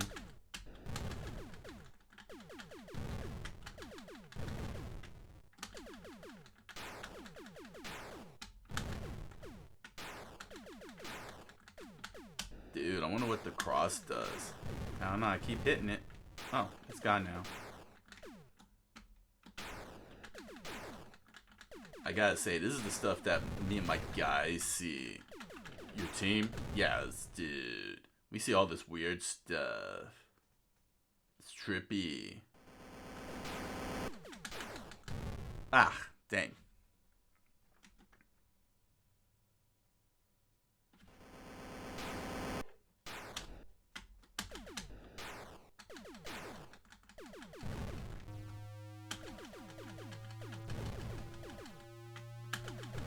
Ooh.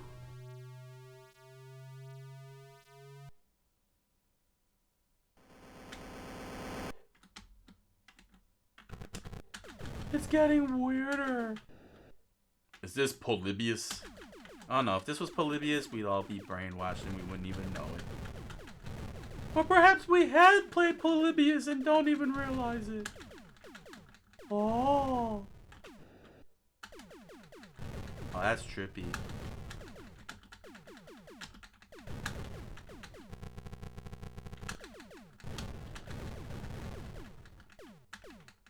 Dude, maybe this is Polybius. Actually as Asteroids. Yeah, it's got the trippy colors down.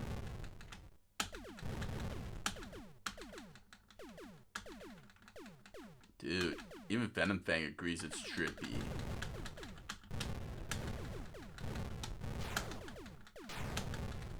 Oh, I blew up. Oh.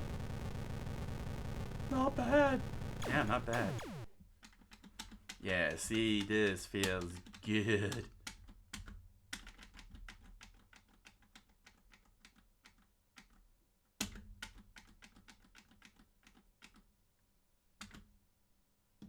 Ooh. Let me find. Let me see here. Let me see the controls here. Touch controls. Oh, this has touch controls. Oh, that's crazy. Yeah, you see it. How do you do that? Well, that's weird. Yeah. How do you do that? Oh, no. Get me out of here. Let me find the. Which was it that I was having a hard time with? Was it Gravitar?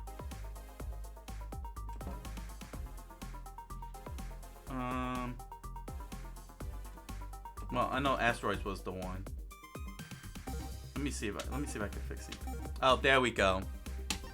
See, there we go.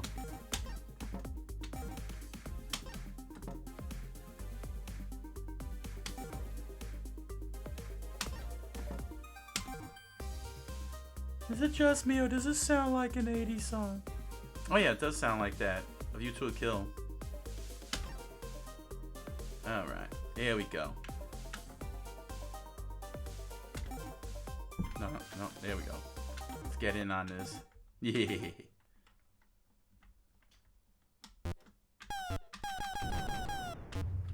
Oh yes, this is way better.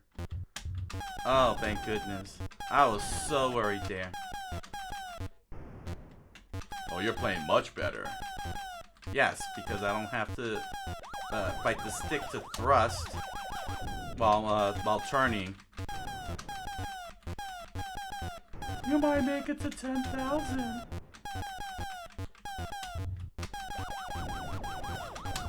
Ah!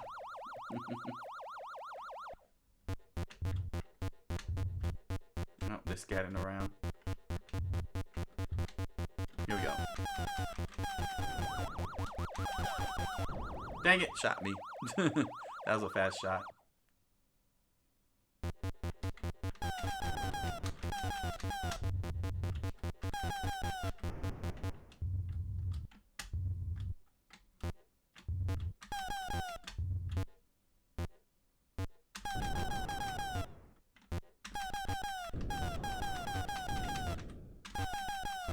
Oh, that was close. Oh yeah. Oh, game over. You stink with the freaking thrusters on. Yeah, I have to agree.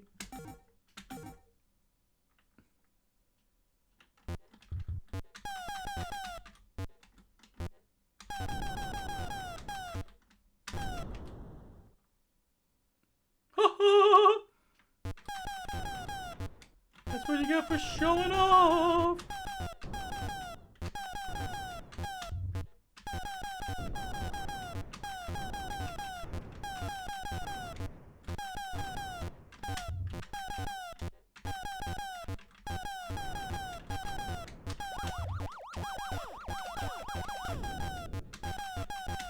Ah, I'm trying to hit it.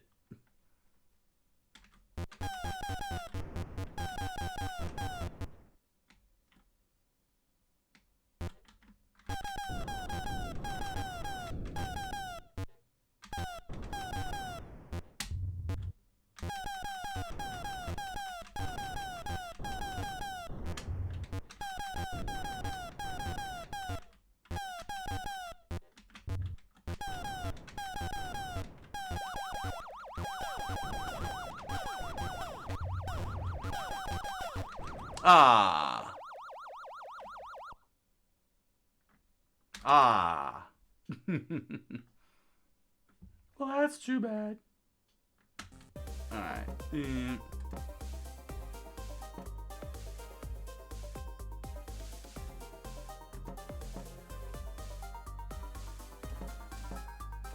Was it Gravitar?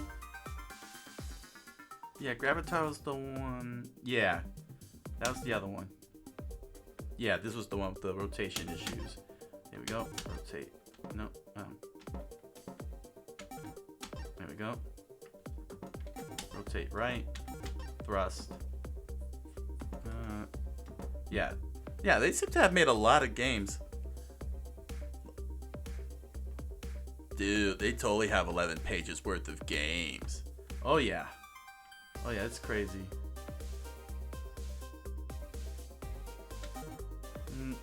Fire, yeah, fire and shield. But I just noticed that they all have the same control schemes as Asteroids. That's lazy. There we go. So basically, they're all Asteroid clones. Basically.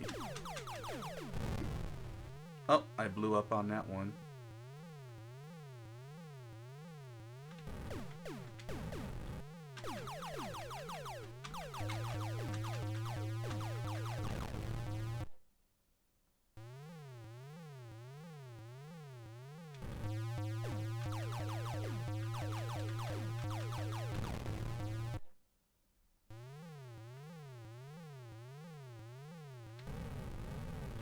Okay, so the ones with the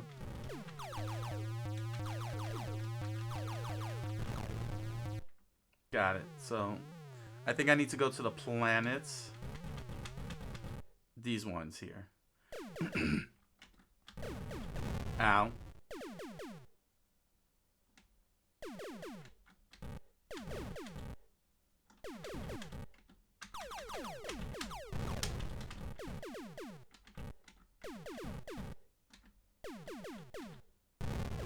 Oh. I thought those were landing points. I guess not.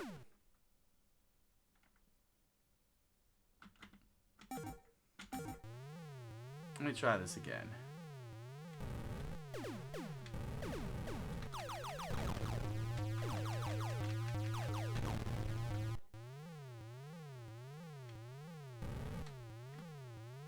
Alright, let's see here.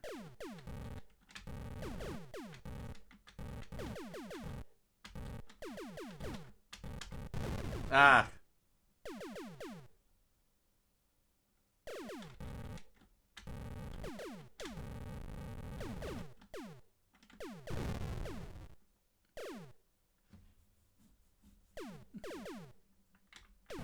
Ah! You're terrible at this game. Well, I can't handle gravity. Channel your Newton. You stink! Yeah, I stink.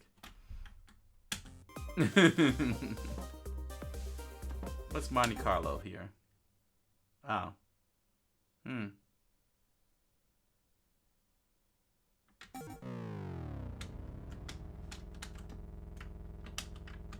Wait, do I need an actual...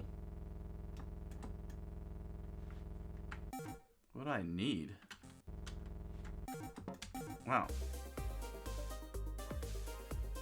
I need an actual steering wheel. Alright. Let's see here. Go for one more game here. What we got?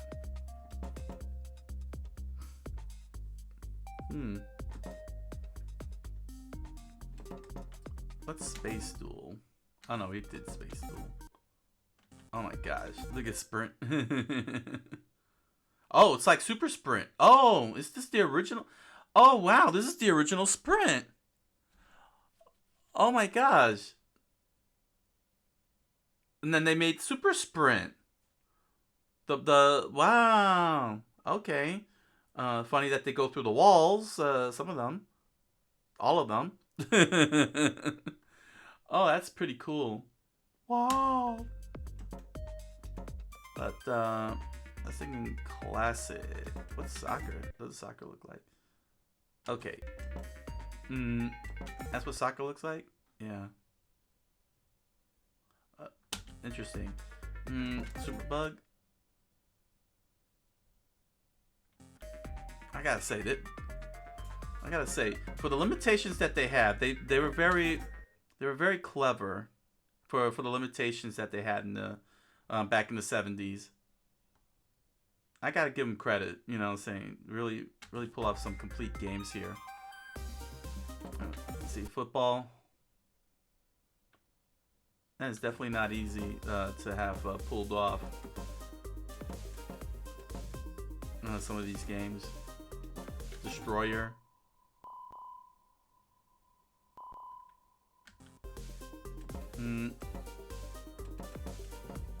So, I'm gonna close this off with a classic. Wow. Tempest, the original.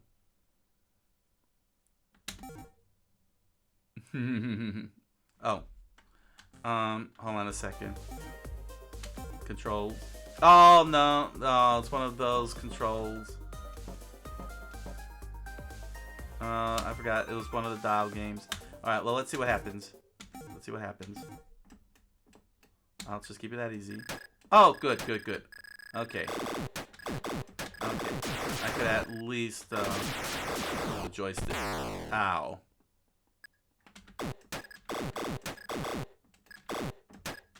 It's very difficult because I don't have the...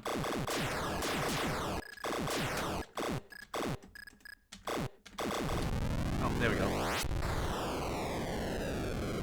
Super Zapper Recharge. Well, at least it's something. That's true, bro. Throw them all away! You can do it!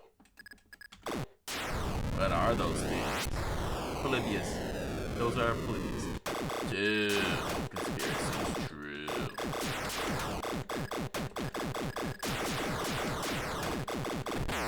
Ow.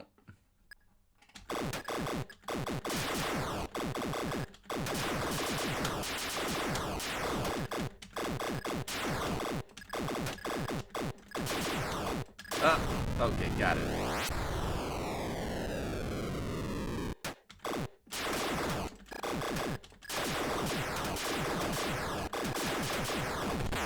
Ah, got caught.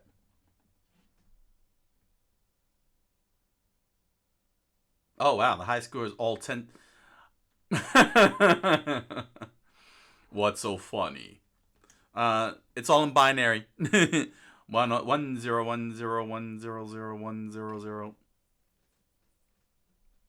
Oh, that's so 80s. Indeed. And that's so Roman. What? The Roman numerals. Just write 1983. Didn't need to put the MCMLXXXX. Yeah, that's true. One more go.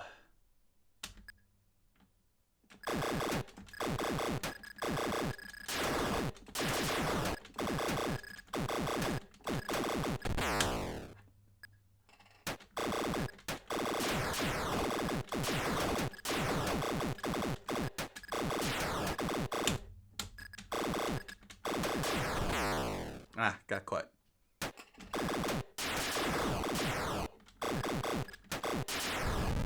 Yeah, see, without the dial, it's very tough to navigate.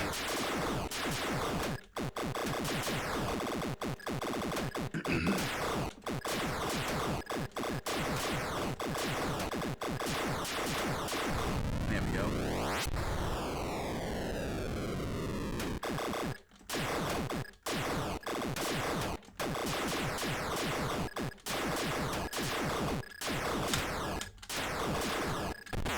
Ah, I got caught.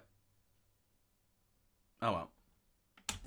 Alright, so that was the, it's tougher on the stick. It is much tougher on the stick, Benabang. You are absolutely right. Yeah, Benabang said, I imagine it's tougher on the stick. Yes, it is, because the dial, it's hypersensitive. The dial, you're twisting the dial very gently over each of those slots that you're standing in. But the stick, you can't get that. You have to, like, you're tapping, basically. So it's very, very, very annoying. The fact that I was even able to get that many points is just amazing. All right, I'm gonna take a 3-minute break so I can switch the games. Atari 50th anniversary celebration extravaganza continues. Use. Why did you say it like that? Because it was sounded cool. Stop it. Okay.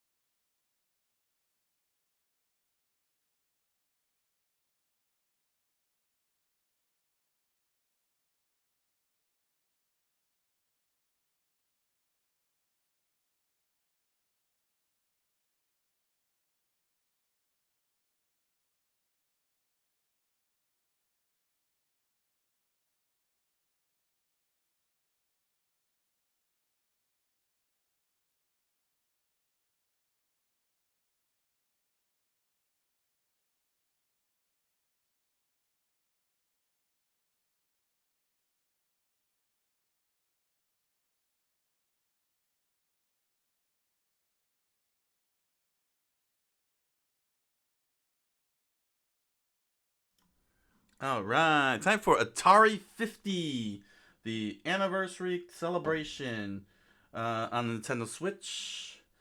So this is supposed to be all the years, like across all the consoles, apparently. Atari 50. The digital eclipse of the heart. There we go. Atari 50.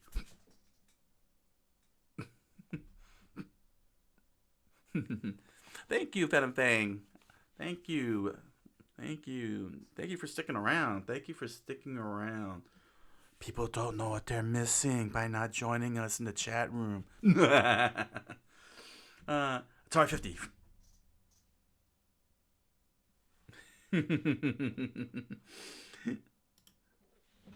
I ought to slap you. All right, Bradley. Enough of the violence. I'm always violent. All right.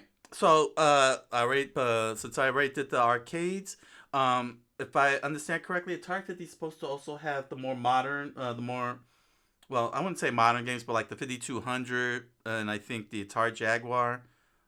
We'll soon find out. But if they do, I'm going to focus on that, on those, so we can see what those games were like from through the years. I mean, I've seen the Jaguar and the 5200. I mean, I've touched the systems and such, but you know what I'm saying. You know what I mean. Oh.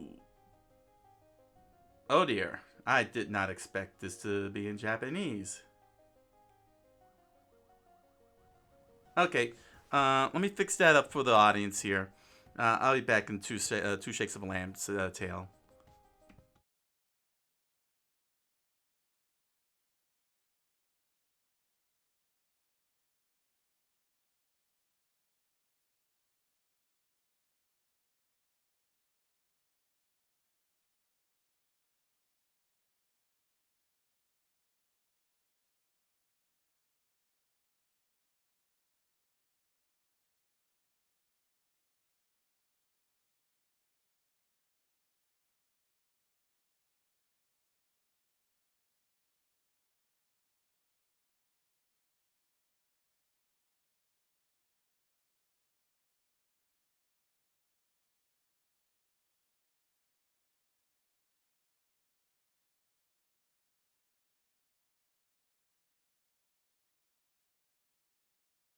Sorry about that.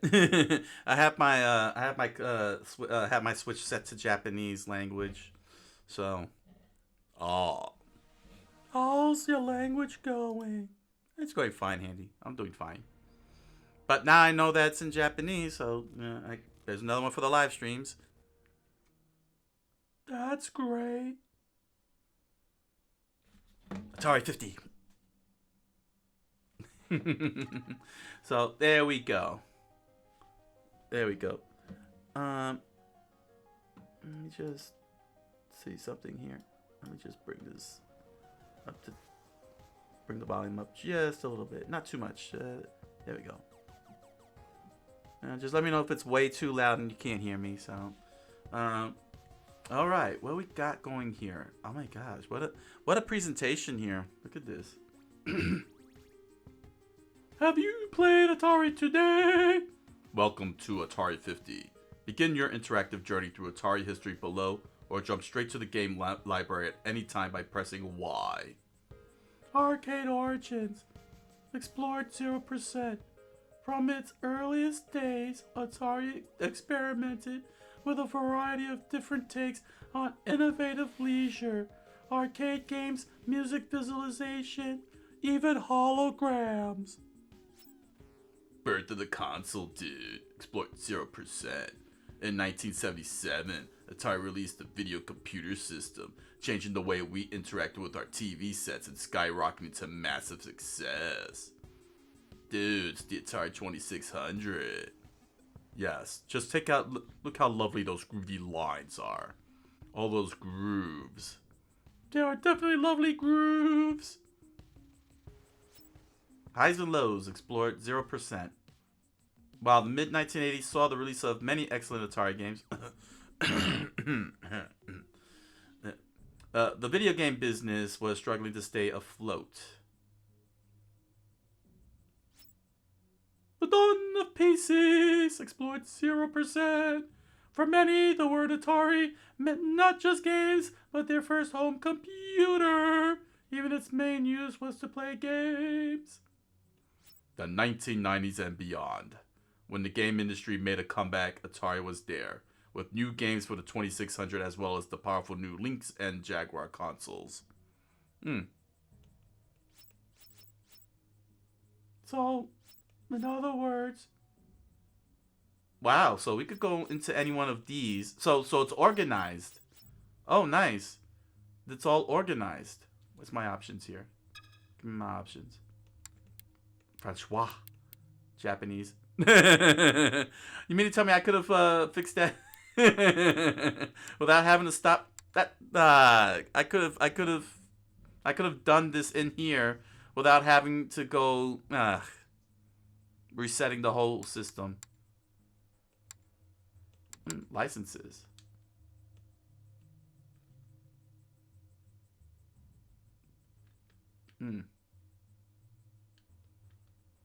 Oh well. Vibration on. Menu music. I can barely hear any music.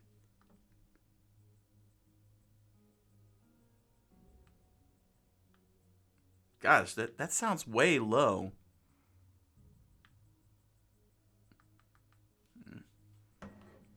At least on my TV.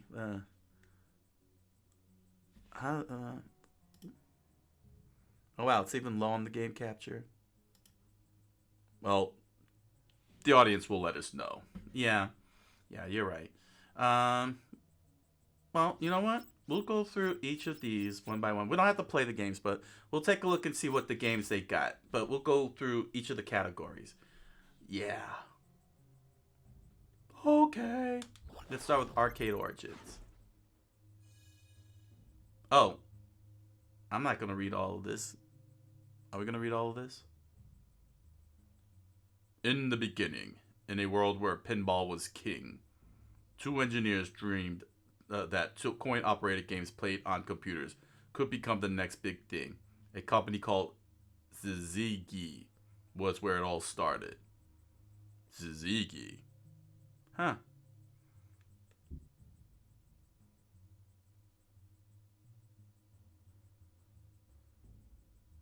Computer Space, the first arcade game.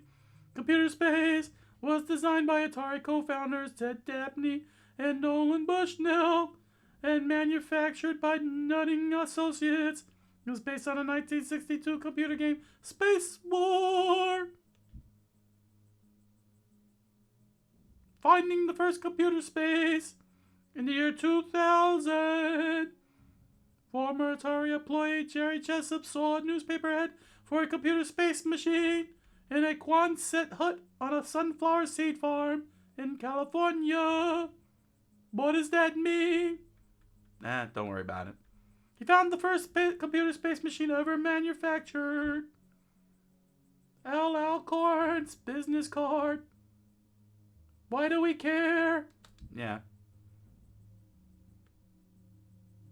Dude, Venom Fang says, I really do appreciate them giving insight to the console's history. Yeah. Zoom in. So, okay. I thought this was going to take us to the games. Me too. Oh. Okay, so Computer Space, they don't have it on there. But here's Pong. Got it. So, not all... Okay, so not... They probably couldn't fit the games in, like, well, I wouldn't say fit, but they probably... Yeah, Breakout. Neo Breakout. Alright, well... I wanted to really... Like, you know what? How big is this timeline? 78.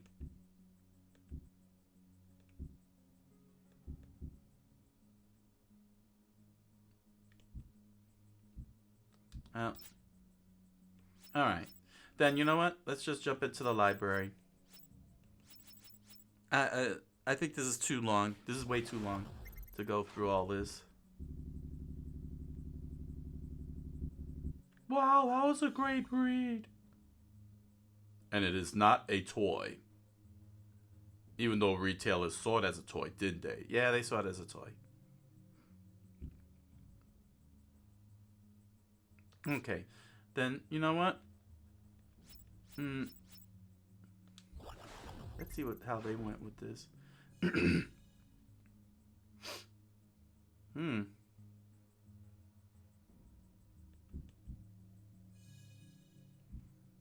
Oh, interesting. Ninja Golf. Yeah, the Atari 7800. Fatal Run. Well, at least the games are available here.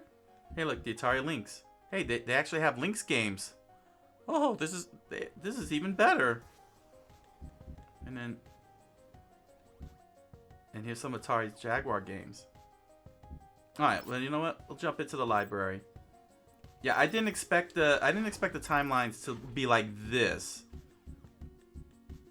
I thought that it was just all the video games organized, you know, in their eras, and you just jump in. But it's a timeline, but you can also jump in on the game. See, Breakout says you could play it. You can select to play it. Oh, dang. Well, that's pretty cool. But we're here for the games. I think that's something. I think this is something that I may have to do off. I don't know. Maybe in the future. Maybe in a future live stream, I'll go through. I'll do the whole timeline thing, one by one, and then jump into the games. But we're going through my idea of sort by title, recently played, sort by year. Yeah, see, fire truck. They had that at the barcade, and I played that. Very, very weird. I didn't even know that was an Atari game. That's crazy. Let's see, sort by platform. Sort by title, recently played, by year, by platform. So these are all the arcades here. Oh wow, they got arcades here that wasn't in the reimagined. Touch Me? LED handheld. They actually, wow.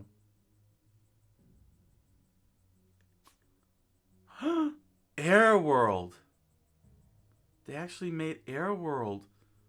What's Air World? Okay, so Sword Quest was a 4-game series that was also tied to a competition that you would get like big prizes and such. But they never got to do Air World. They only did Earth World, Fire World, and Water World. But they were very, very hard to find. And I only ever got to Fire World, and I still don't understand how to play it, even without the instruction booklets. So it looks like these are games that were reimagined. Oh, so this isn't reimagined. Well, you know what?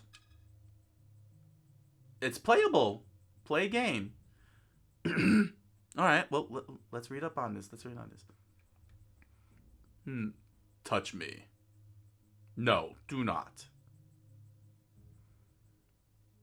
LED handheld game. Release year 1979.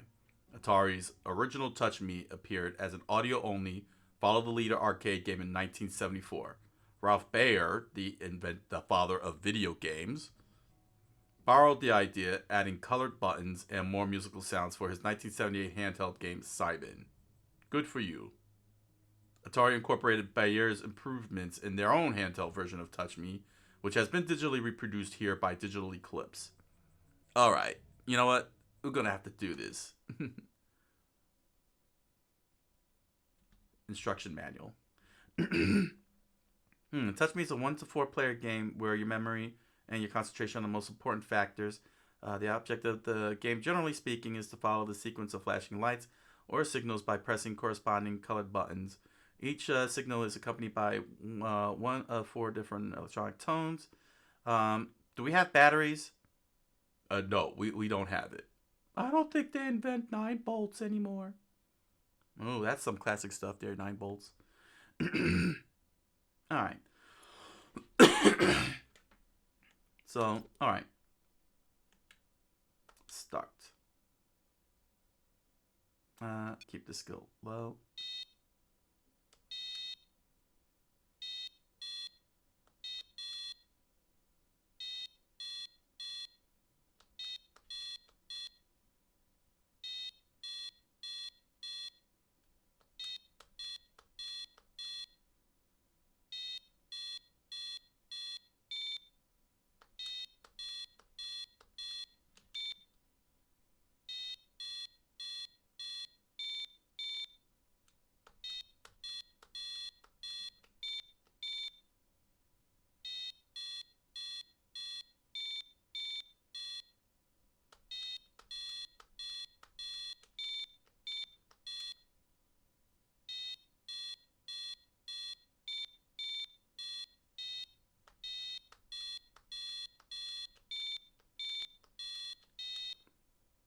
Oh, this is very exciting.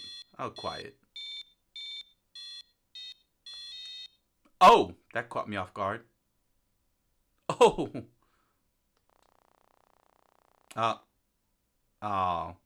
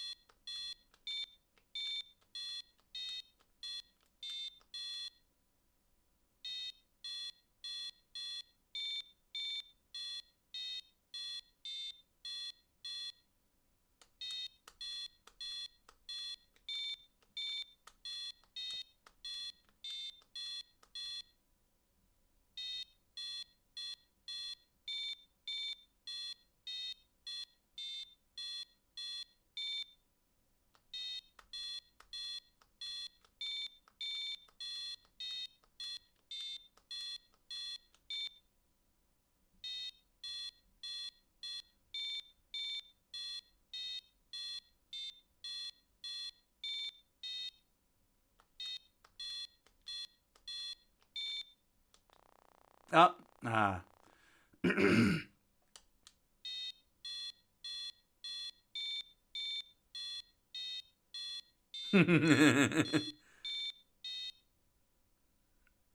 Venom Fang said, dang, I lost like 3 times already. Oh, I held off too long. Oh well. Well, that was interesting. That was pretty. Hey, let me out of here.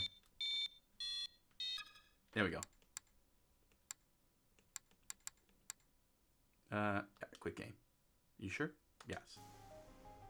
That was pretty. That was pretty cool. That was pretty. That's pretty awesome that they put in one of their LED games. That's pretty awesome. I agree. All right. These are arcade games. We'll visit arcade games later in the future. Let's see here. Oh wow, look at this one. Sprint 8. Okay, that's a little too much. And it's for 4 players? No, can't be for 4 players. No, you don't have 8 controllers and only 4 people play that.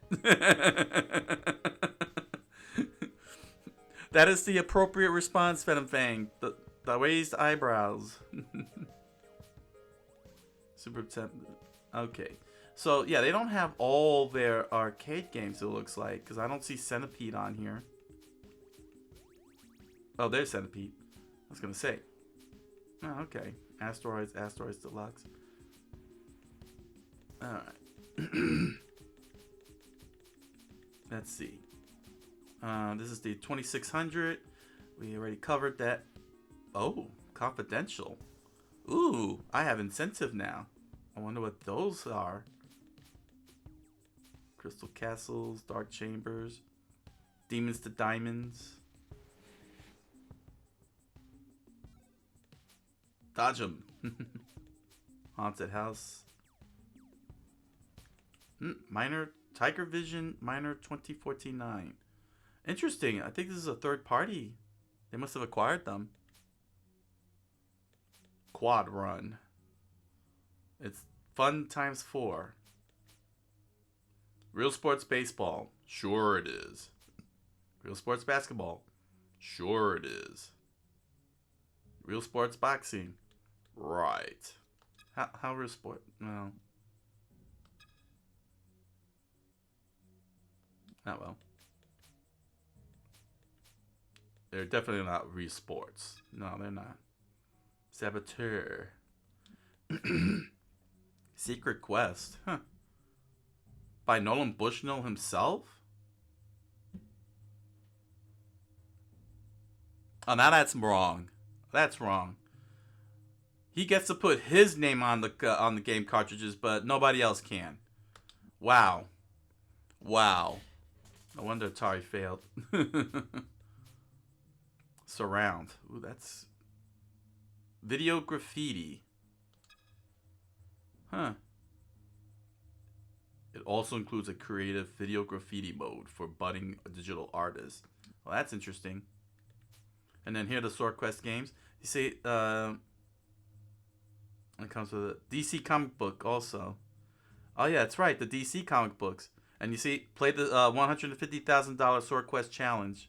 Enter by March 15, 1983. I forgot about the DC comics in Sword Quest. Bounty Bob Strikes Back. Big 5 Software. Here's the 5200. Okay, so this was the next step. 1982.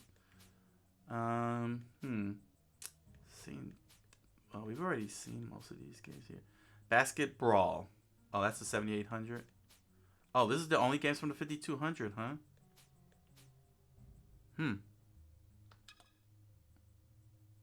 Well, I'm glad to see that they're putting the creators' names on it. Oh, then that's a good question. Oh, this was created by a woman, Carla Meninsky. You see, this is why Activision. That just ain't right, man. They didn't give credit to these programmers, and look who's among them. A woman. Who created Surround? Alan Miller. Alan Miller. He went to Activision. Yeah, because I see some of these names here. Well, aside from. Gotta give credit, man. Gotta give credit. I mean, Warlords is an awesome game. It's a freaking awesome game. Yar's Revenge is another one. Another awesome game. Alright, let's see here. But I'm glad to see that they're getting credit in the 50th anniversary on these Atari 2600 games here. Like Missile Command. Rob Fulop. Uh-huh. See? Haunted House. Oh, it doesn't say who created this one. I'm surprised.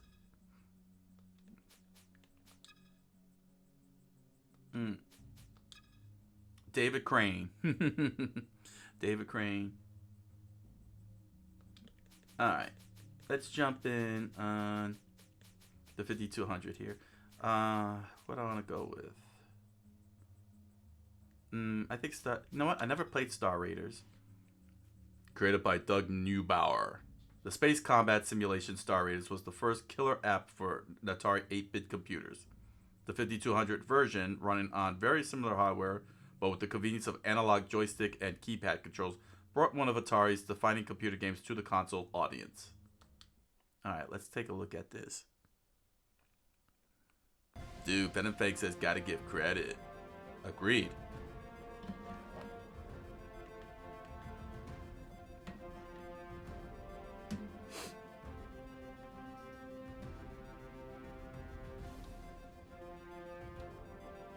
Warrior Mission, Commander Mission, Novice Mission. I'll stick to Novice Mission. I've never played this before. Start game. Hold R to view selector. Shields on. Okay. Okay, so LR and R and okay, the Z buttons make me go fast or put me to a complete halt. Alright. Screen movement with the L stick. The galactic chart. Oh, okay. So I can circle around to see forward view, long range scan, rear view, and galactic chart. What's the rear view? So that's what it looks behind me. And this is what it looks like ahead of me. Oh, I just saw something ahead of me. Oh well. Long range scan. Oh, there is something there. What are you? There it is. What is that? It's Otto! Oh! Blasted. Evil Otto just hit us.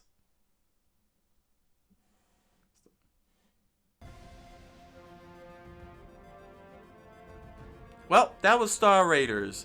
I'm gonna move on to the next game. That was fun. Indeed. What an amazing game.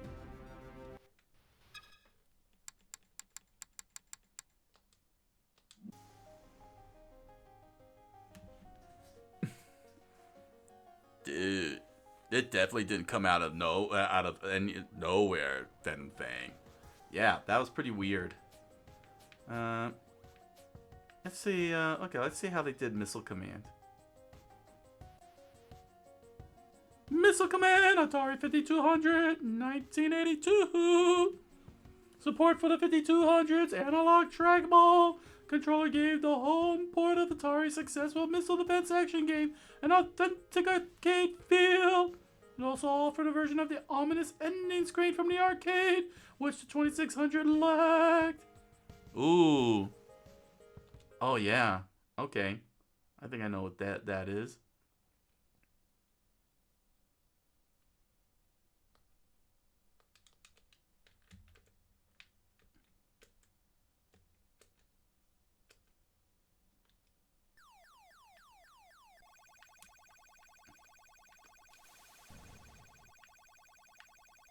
I can barely hear this game.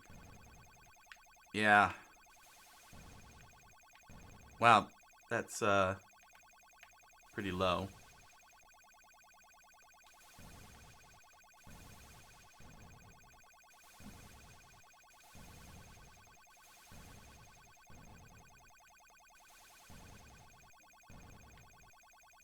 Weird. Spacers was loud, and this one is low. Yeah, it really is. Dang.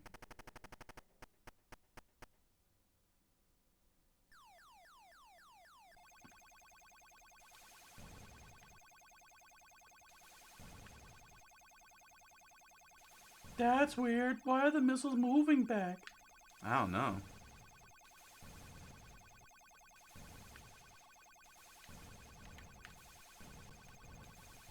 Dude, you lost the whole city.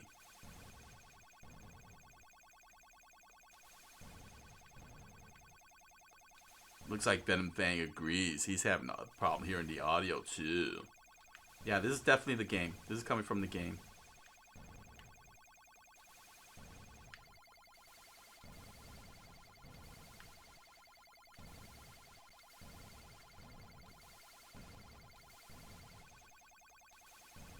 You're only moving the missiles to the side.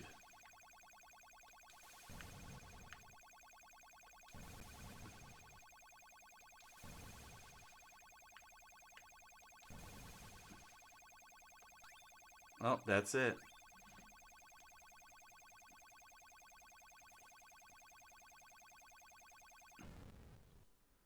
Dude, Venom Fang says it's also weird how it pushes the enemies away.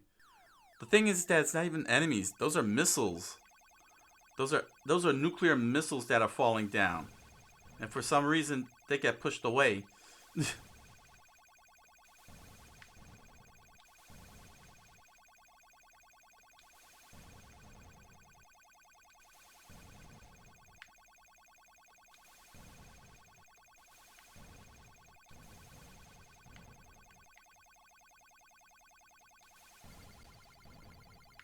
I never seen missiles that get pushed away like that before. Seriously. They must be Soviet. You know how those Soviet models have been. Always cheap on the costs. Weak nukes. Well, we don't know if they're weak. I mean, they created that bomb Zarba. What do they call it? Zarbomba? What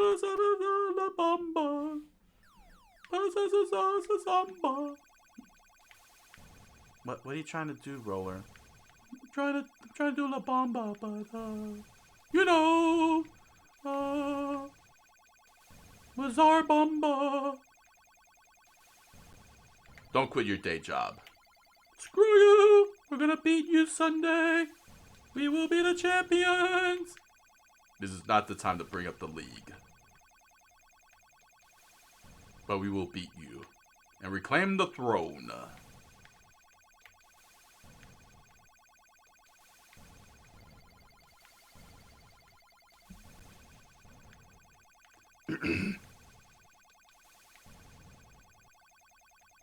Well, at least you broke the 10,000 point mark.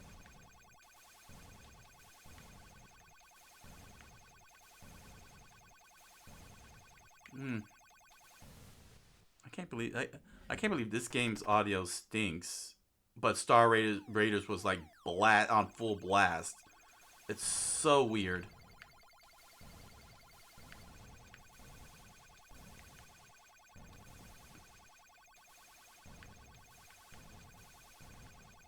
Ah, too late.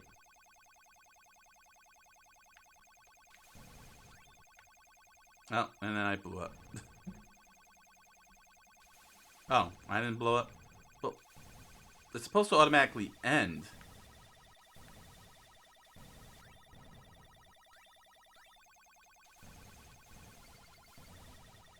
The 5200 is weird. Yeah, it is, Bradley.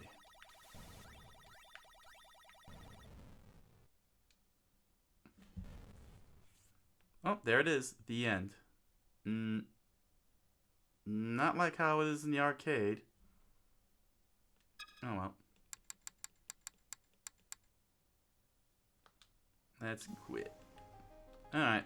Let's move over to the 7800. Huh. I've never seen these games before. Then again, I've never touched these systems before, so it was all like a first look. Basketbrawl. What exactly is Basketbrawl? Well, it's an early entry in the action sports game. Basketball replaces the rules of 2-on-2 basketball with physical attacks and weapons. Cartoonishly violent with a tongue-in-cheek comic tone. It was one of the last games released on Atari 7800. Alright, let's give it a try.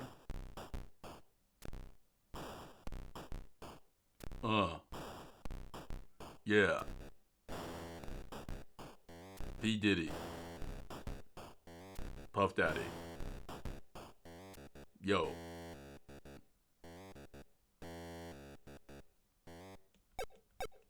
Oh, well, thank you for starting the game up for me. No, just one. Alright. Looks like I could get 1 minute, 1 minute out of that.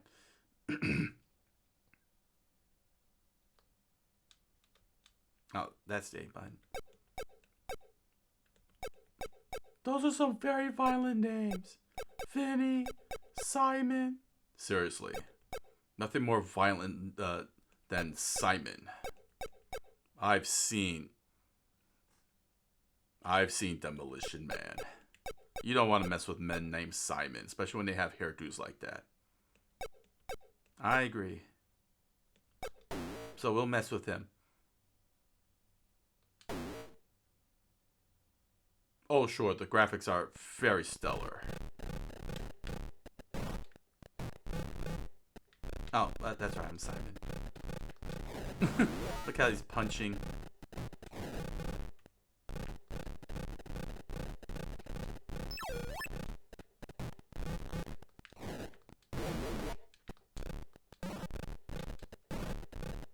You just gave the ball over to your opponent. Yeah, it would seem I did.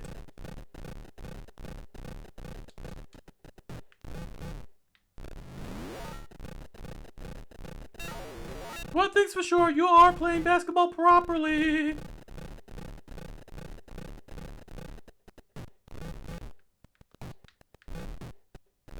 Yes, pass the ball to the best basketball player in your team.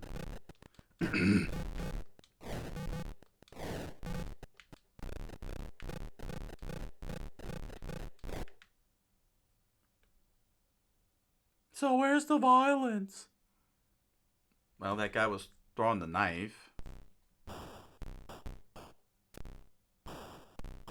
That was it. Yeah.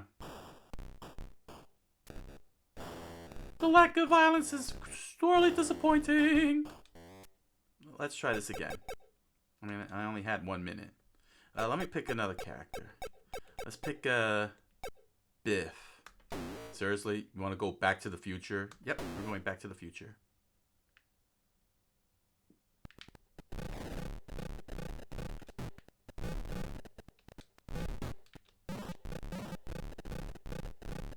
You got the ball. Why'd you pass it? Because he's the best player on the team?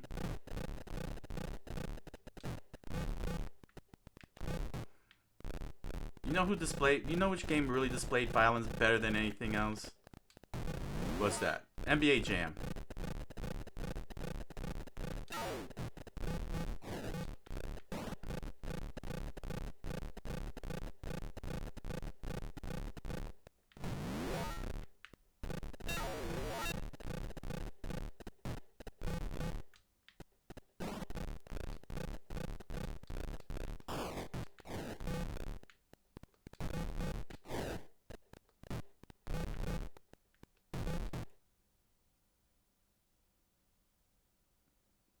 Yeah, this is disappointing.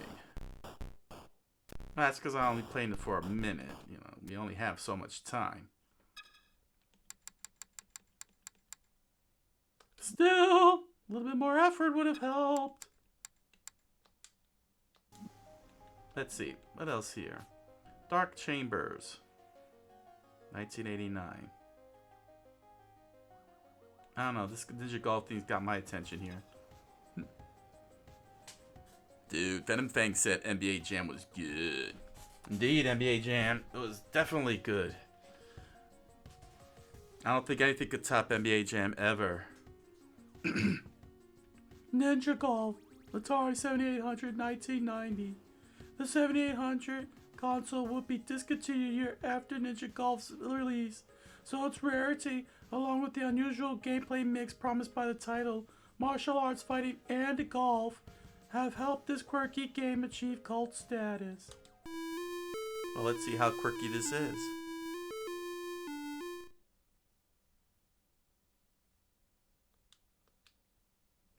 Normal? Sure. After many long years of ninja training, you are finally ready for the most difficult test of all. 9 holes of ninja golf. God help us all.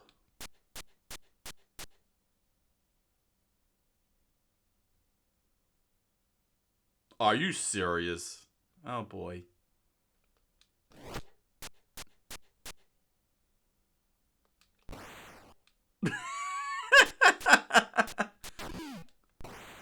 I gotta take on the Caddyshack Gopher on top of that. I gotta say, this is way better than Mario Golf's running around the course. Oh yeah, that racing mode. That's what Mario Golf was seriously lacking. Ninja fighting. This is way more awesome than Mario Golf. Look at this, man. Full Naruto. Why didn't Naruto become a golf show? The potential lost completely. Oh, that is so ridiculous. I love it. Yes, I love this too. Indeed!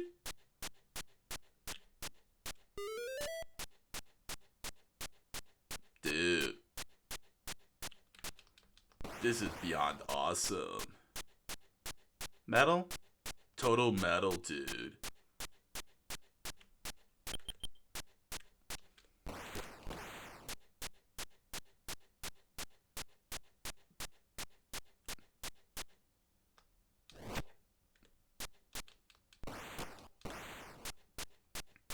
No, this game needs to be remade. This game needs to be remastered. Adam Vision, remaster this game. You remastered all the other Atari games. Remaster this. Ninja Golf Recharged. We need this. We need this so badly.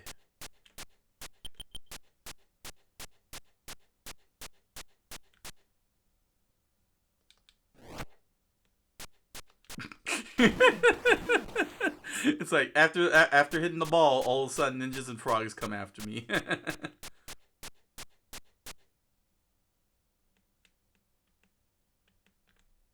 Oh, okay. I gotta change the directions, huh? I didn't even catch that. No! What did you do? Aw. Crap. I hit the L button. Must be a restart.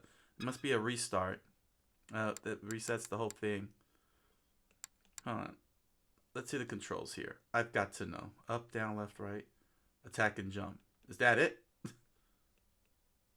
That's all it does? Yeah, the instruction manual. Just give me the controls. Ninja stars, lives remaining, shield time, status window. That's it? Where's the controllers?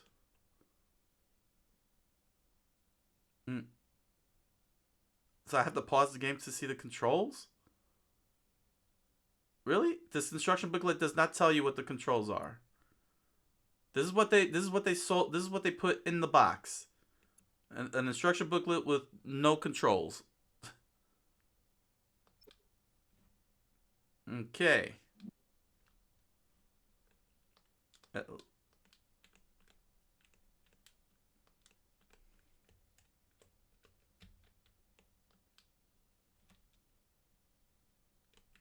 Okay, so I gotta aim this up. There we go. Because I gotta stay on the green.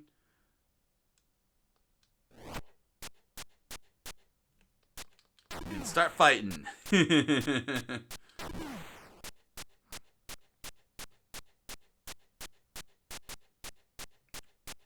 Okay. So I didn't exactly get far, did I?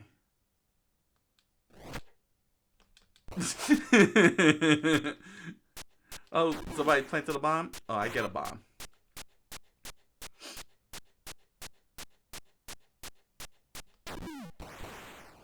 Mario Golf should have been this.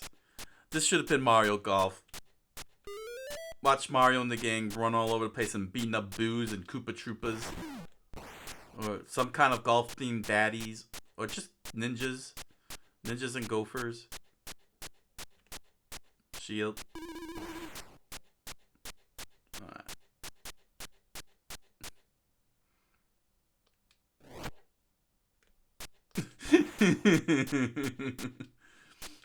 Oh my gosh. You just swat the ball and you just start fighting ninjas and gophers. This is just too epic, man. I love it. I love it. I love it. I'm gonna have to revisit this in the future.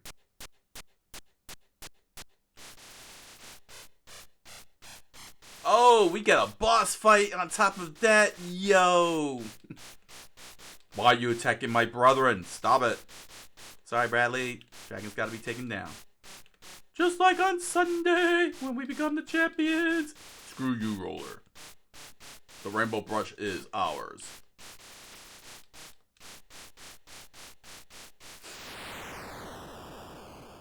And that's it. I don't even have to hit the ball into the hole. I just have to kill the boss. Oh my gosh, 9 holes. Okay. Now I'm gonna break out of this. This was a great sample. I'm definitely gonna revisit this. This is gonna be a full show in the future. I'm totally gonna make Ninja Golf a full show in the future. Let's see what Dark Chambers is. Dark Chambers, Atari 7800, 1989. Dark Chambers began as an Atari computer game called Dandy, programmed by John Palovich. Palovich.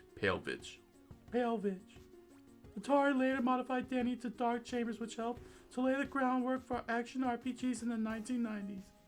Sure.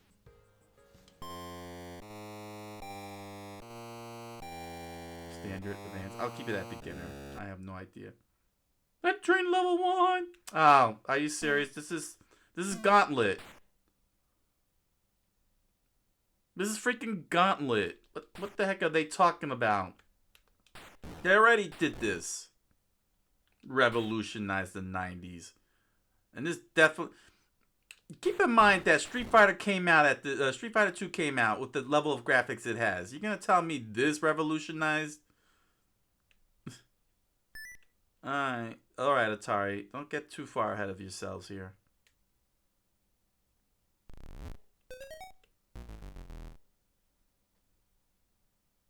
Entering level B. You know who revolutionized this way better in the 80s? Tower of Juraga by Namco. Way better design, images, and everything. Don't sit here and tell me this revolutionized it. Heck, being that this was on the 7800, Legend of Zelda NES looked way better than this. But are you having fun? Sort of. Yeah, I'm kind of. Then that's all that matters.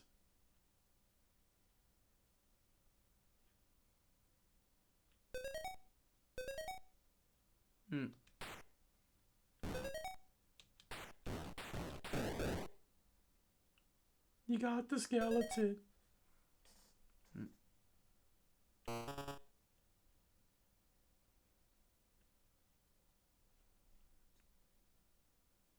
1990. You know what was coming out? I think a year later, in 1991. Zelda: A Link to the Past. I seriously doubt it took influence from this.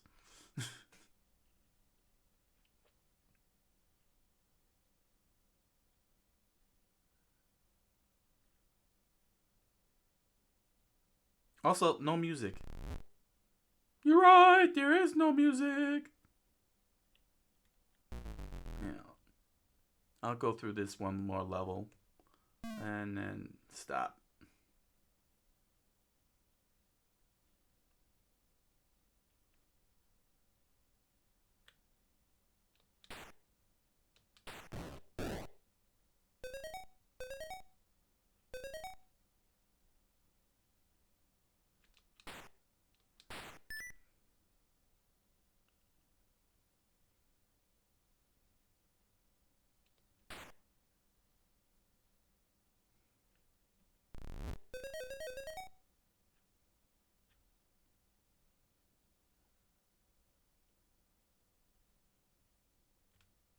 There we go. Alright, I'll stop here. Yeah. It's there. Lay the groundwork for action RPGs in the 1990s. Please. Please. Zelda was coming out that decade. The next year. When was this? 1989? Nintendo really takes inspiration from that. They had already done Zelda. They had done Zelda 2 years before. Was it 2 years? 3 years? Please. Alright, let's move on to the next system here. The Atari Lynx. I actually got to try this out when I was younger, back in the 90s. Just a little bit of it. It didn't grab me.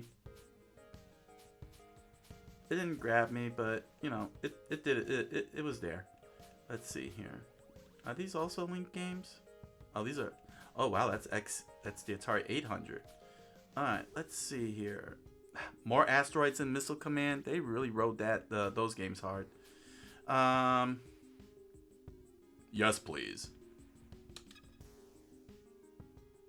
Malibu Bikini Volleyball. Atari Lynx, 1993. An early project of the Atari-focused handmade software development studio. Malibu Bikini Volleyball's beach sports action also allowed players to switch the musical soundtrack mid-game, unusual for the time. They're not going to address how unusual it was that there was a bikini volleyball game in the 1993. Tecmo took note of this. Was it Tecmo? Dead or Alive Beach Volleyball? Was it Tecmo? They took note of this. They saw it and they took note. They knew what they were doing. Oh! Wow, a very squished looking Atari Lynx background. Man, volumes are so low.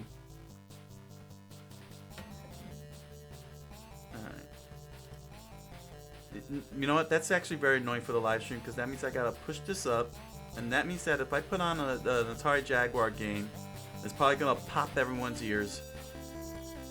Put at 20, so we can hear this game. And I have a feeling I have missed certain things that I should have been seeing. And that hurts.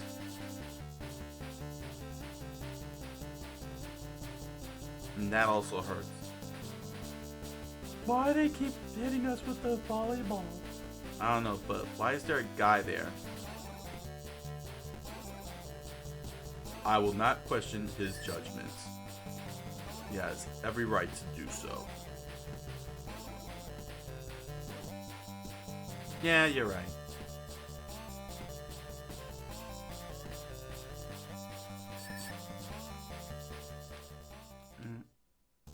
Oh, there we go. 10 minutes. Can we shrink that down? There we go. 5 minutes. I'm not even gonna play 5. Well, maybe 5 minutes. I don't know. We'll see what happens. Win strength, none. Ooh, win strength. Well, let's see how that works. Number of points to win. 10. Speed, max, 9. Squares on or off. I don't know what squares are. Heads. Oh. Screw heads.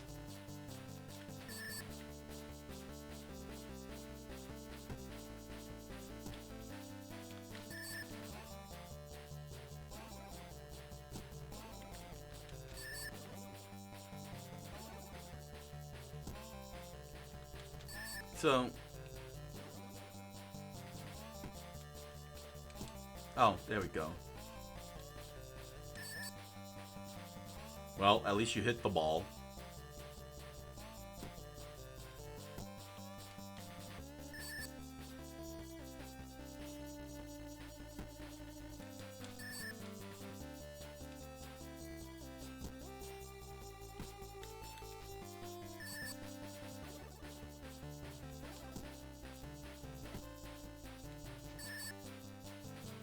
You got a point.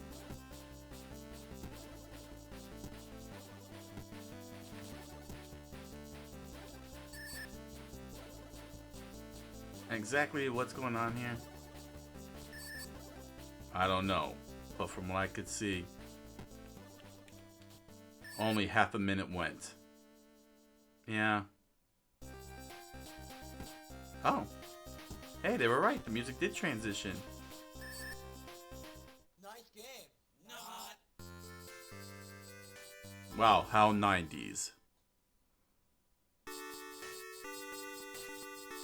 Well, at least it has lived up to it. Easy there, Handy. Easy there. Oh, but at least it has the advertisements. But it's advertised.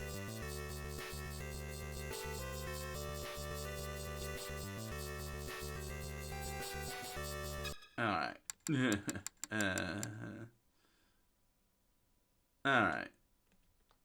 Terribly designed. I was barely hitting.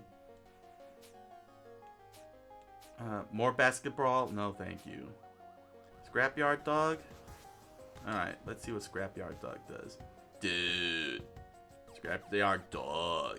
Atari Lynx 1991. While the Lynx version of Scrapyard dog arrived a year after the 7800 edition, it features a bright colored palette, many secret areas for players to uncover, and a high challenge that players found rewarding.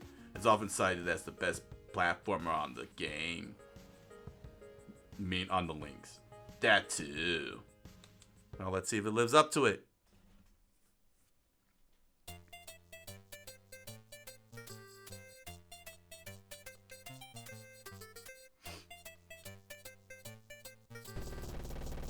Oh, that poor dog. We gotta rescue it. I've got the dog. Find us if you want to see him again, Mr. Big. Oh yeah, graphics are... What year was this made? What year was this made? Hold on a second. No. What's the matter? 1991. Yeah, 1991. And this looks like 1980s. You realize the Game Boy was already starting to get advanced in its appearance, right? You know, with the visuals. He's right. I mean, seriously, look at this. Despite the fact that the Game Boy was green and green and dark green, it's still the artwork and the graphics looked way better than this. They freaking put Donkey Kong Land in there using the same freaking CGI style graphics as the Super Nintendo. Is this supposed to be an action platformer?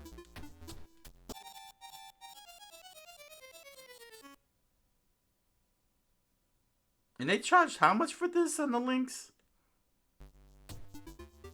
You'll have to look it up.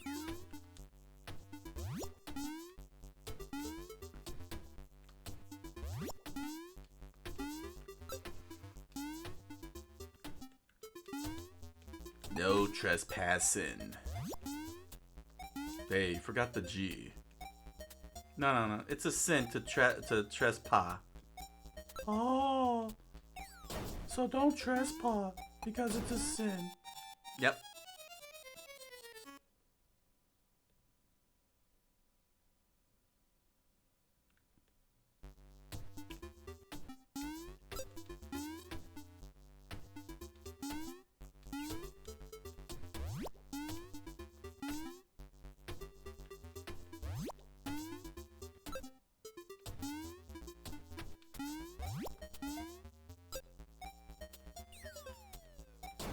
That bird poops.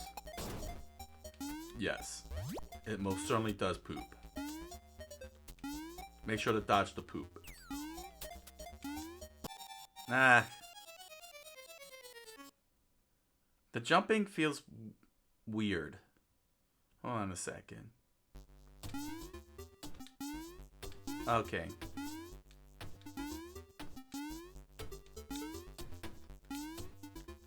Alright, so it's Super Mario Brothers levels of jumping, but not it doesn't feel very precise. I don't know.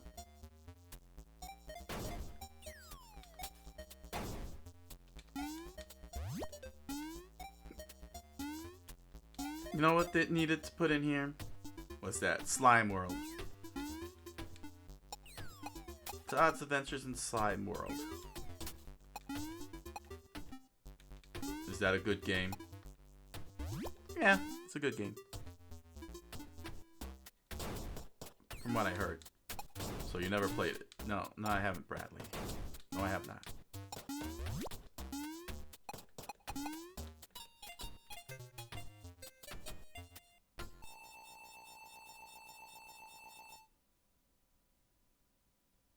Piece of cake. Go on to the vehicle section. Who talks like that?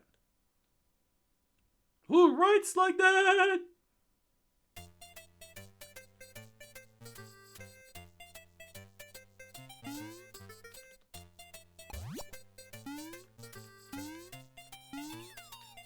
Yeah, you can really tell.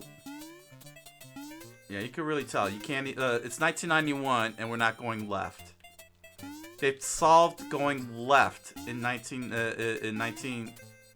with Super Mario Brothers 3. In fact, a whole lot of games solve left. Even Mega Man solved left. How is it that this game doesn't have left? It's 1991. You should be moving left. You really don't like this game. No. Not if you're gonna be touting. Not if you're gonna be bragging.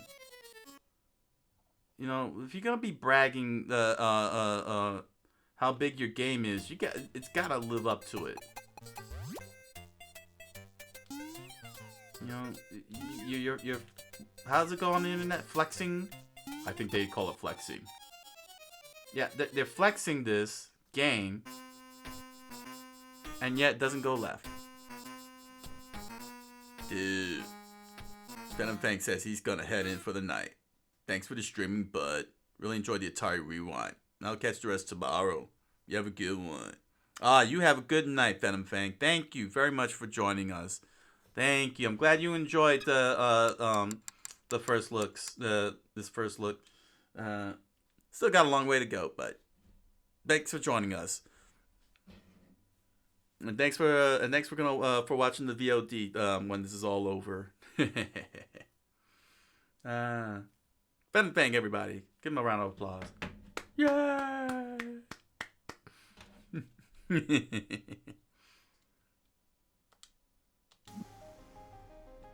Alright, that was the 7800. Let's see, what is this here? This is the Atari 800. How they went from 7800 to 800? Oh, because it's the 80s. I see.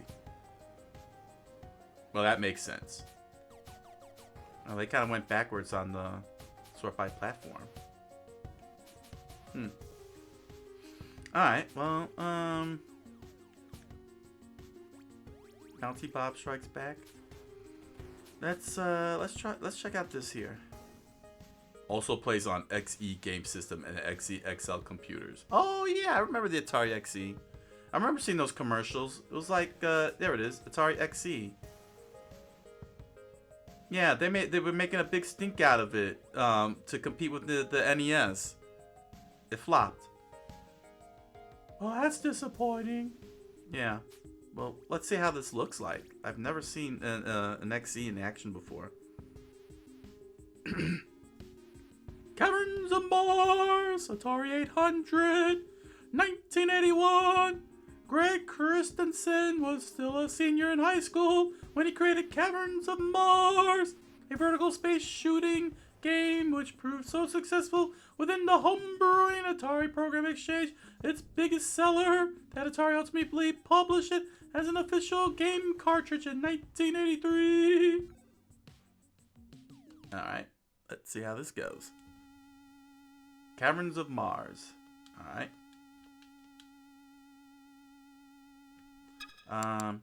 Controls. Fire weapon beat. But how do I start?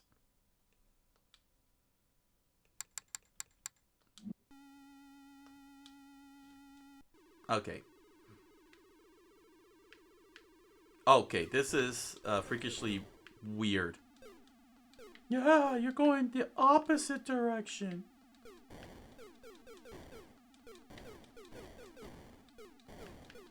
So, dang it. So, just like Super Cobra, gotta hit the fuel tanks to refuel. Okay.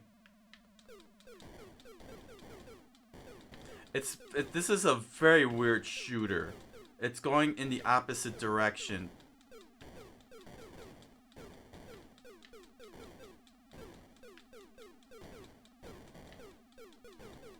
Well, at least you have a good handle of it. Yeah, but for how long? Whoa! Look at all these ships. Wow, I went full bullet hell. Ah.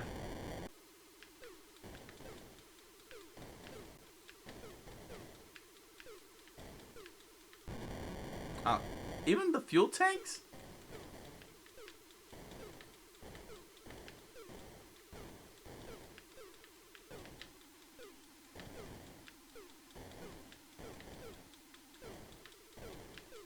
There we go. Dude, you got it under control. You spoke too soon, Spray Card.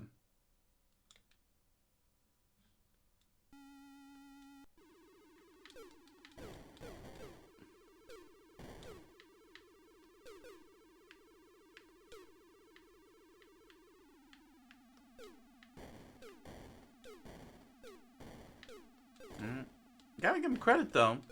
Creating a shooter like this back in '83 when you had games like Galaga, which was just one screen at a time.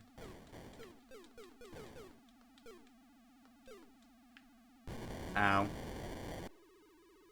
Oh, that's true.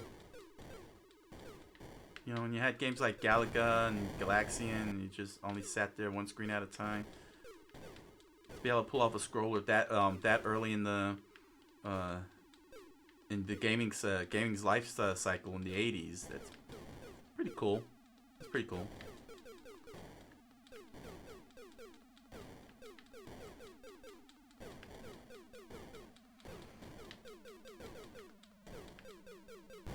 Ah.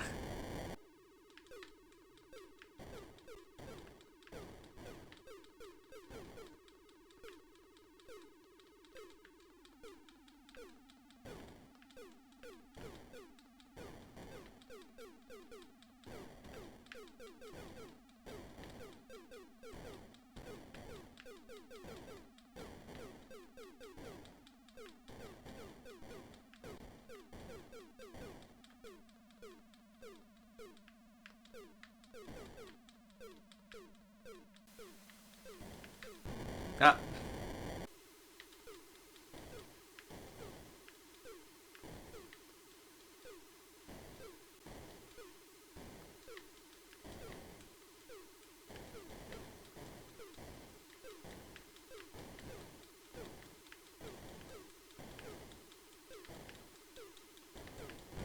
Dang it.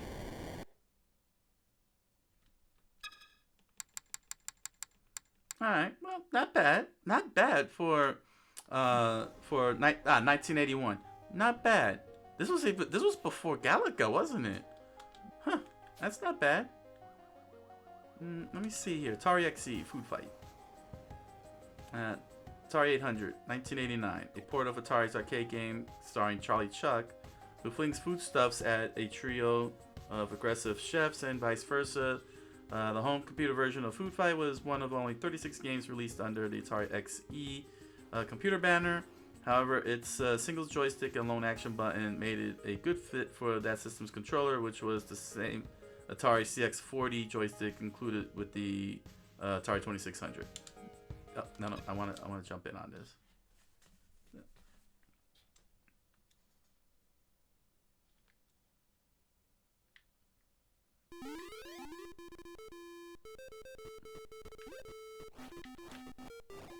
Oh, what was my button? B?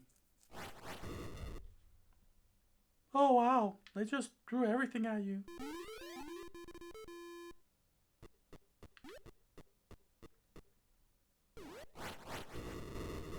Oh, that's all you have to do, huh? Oh, I guess so.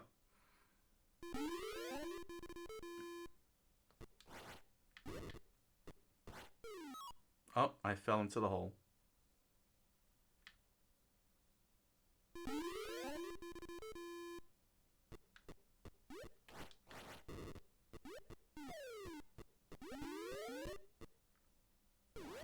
I like how his mouth wide open and eats it like that.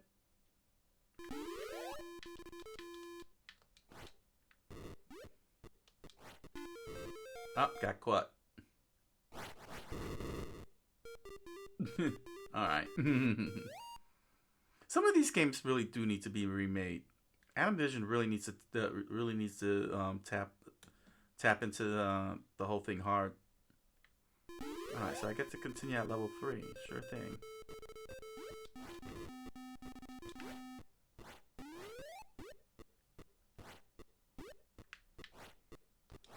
It's like football. You gotta avoid everybody. And it looks like the ice cream cone is on a timer. It's like melting. Well, that just makes it even more challenging.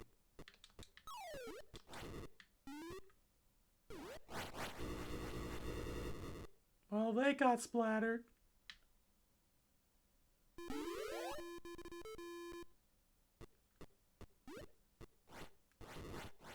Ah, I got hit.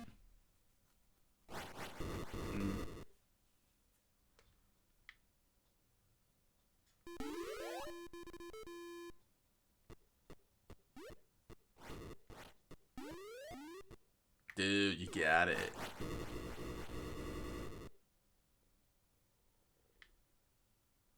I like that the food carries over into the next stage. That's really good. Ah, got caught. And there goes all the bananas. I wonder what the arcade food fight looks like. Probably better than this.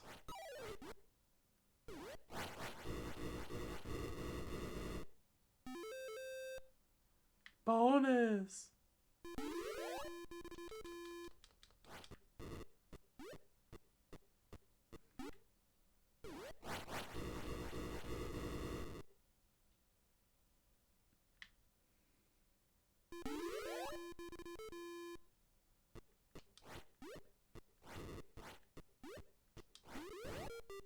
Oh, I was supposed to, so I can't even touch him when I hit him. Alright. Now it's gotten tougher, I see. Yeah, even his hat counts as a touch? That's annoying.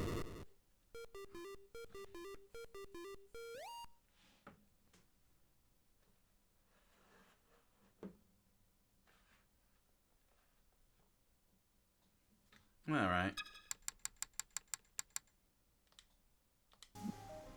Let's go into the Jaguar.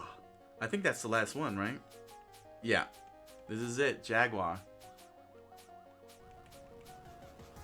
That's pretty cool though that they're able to get something you know, Jaguar in here. Oh man. I remember playing this I remember that they did a tour like how do you say, a preview tour, and they had the Jaguars all lined up at the local mall, and I got to try some of these games out, but it never grabbed me. Sadly enough, it never really grabbed me, but it was pretty cool.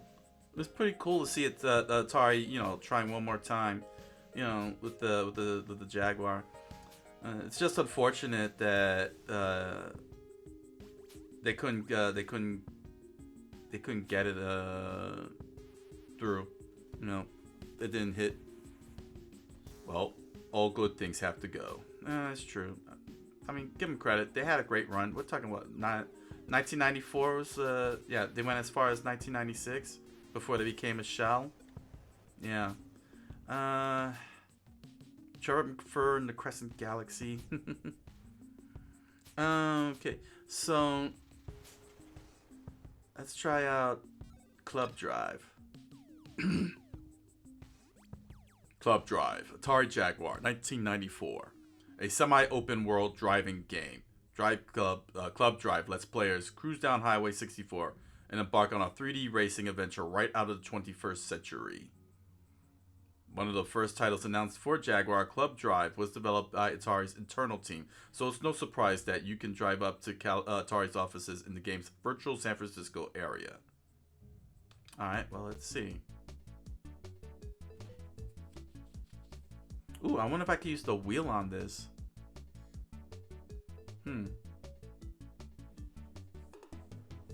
Alright.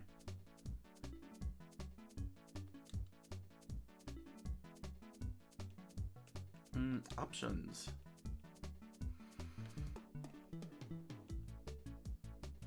Buttons. Okay. Brakes are the A button. Forward is the B. What? Forward is the B button. Oh yeah, the accelerate. No. We can't do it that way. We need A button to. There we go. Oh, wait a second. I gotta think of it differently. I'm thinking Nintendo here.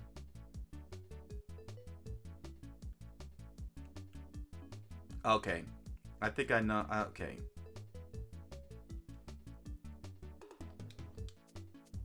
I might be thinking it the wrong way, because those are Atari controllers that it's thinking of. Not. Click the power balls and make your wish come true. Oh my gosh, what the heck am I looking at here?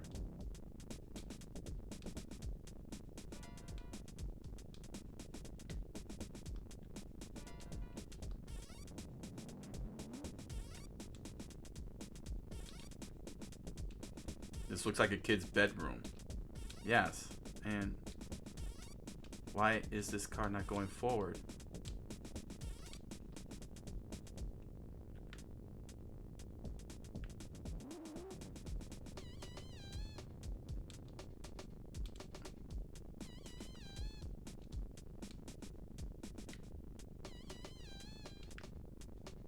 What's going on with this game?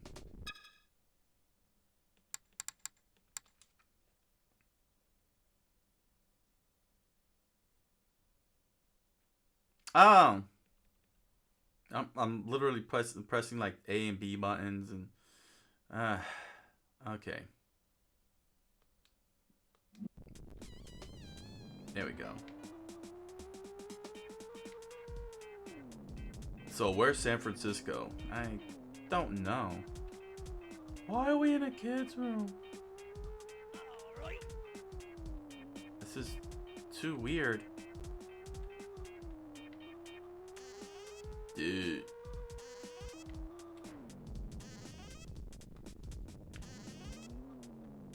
I'm seeing weird things. Nah, we're seeing weird things too. This is too weird.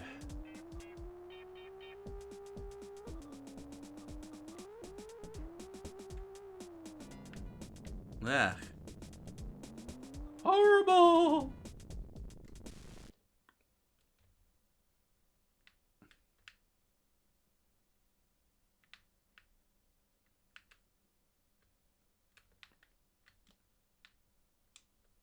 Yeah, semi-open world.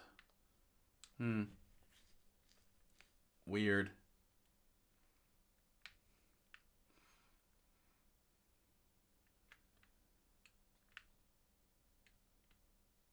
There it is. Did the music stop? I think the music stopped.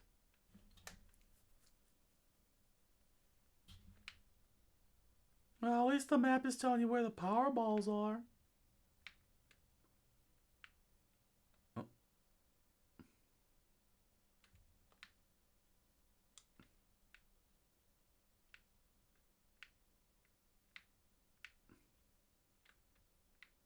And I gotta fill that meter up on the right. Okay.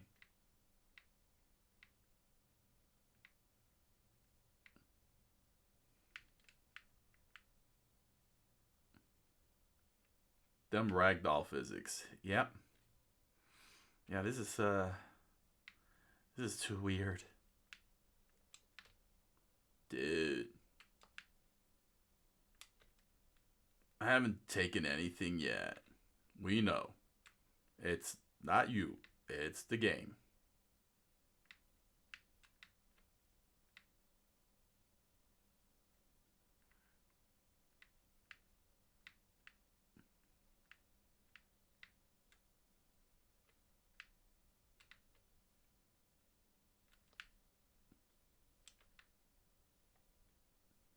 I can barely hear any sound. Yeah, Atari is terrible with the sound. It's very, very low. Or is it non-existent?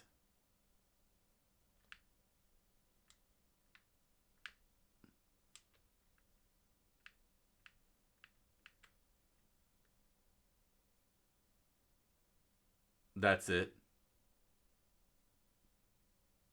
That's it.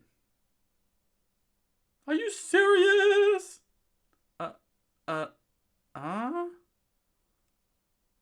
This is the whole game? They charge like nearly $70 for these cartridges.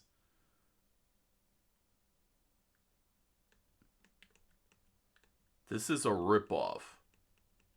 Oh my gosh, this is gross. This is gross.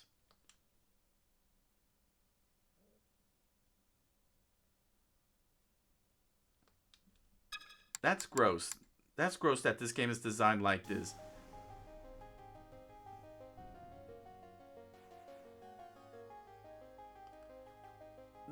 Where's the virtual San Francisco? Where's this semi-open world driving? Oh my gosh, that's insane.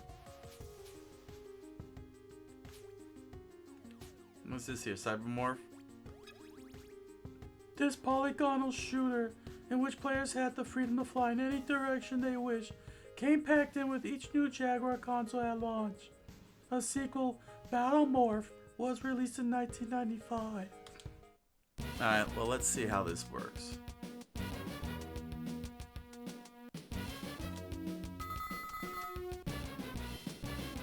Okay, first of all, Better check where the controllers are set to. Turn left, climb. Okay, R and L. All right.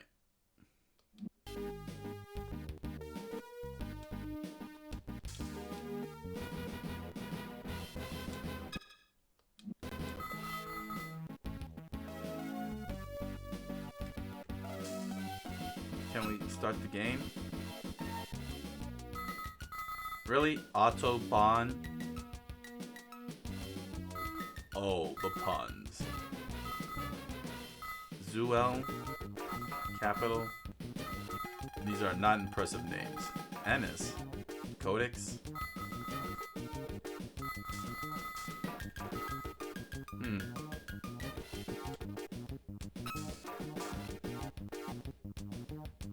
Return control of this world to us by capturing all pods and bringing them home. We have no information about Pernicia defenses.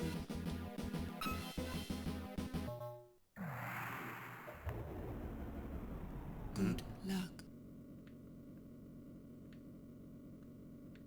Did she want us to show us what we got? Most likely.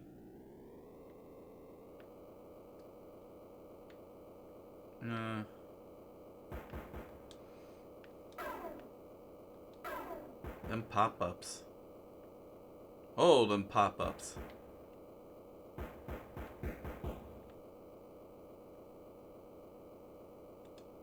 Avoid the ground.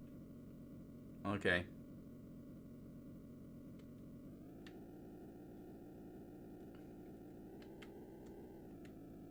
So, how do I get to do the music? Ouch.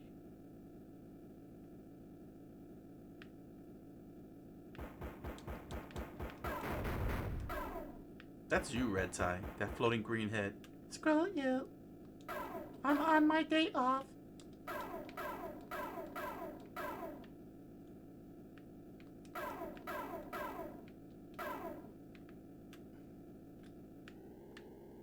Avoid the ground.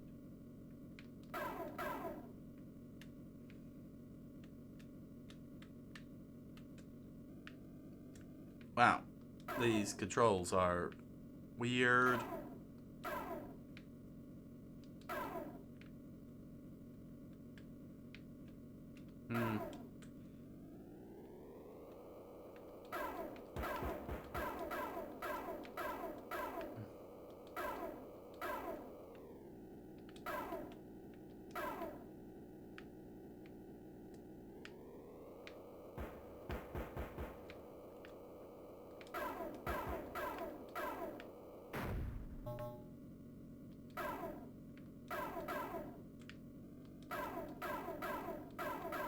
Are these the pods?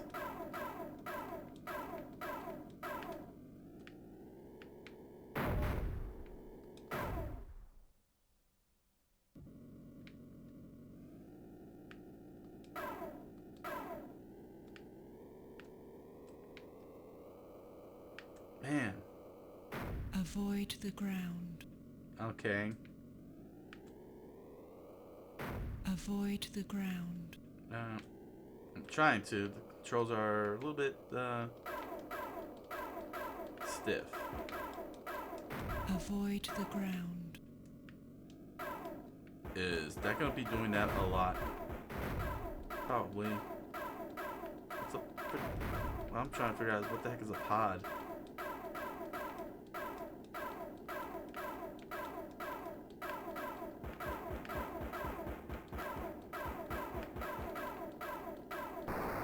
Ah.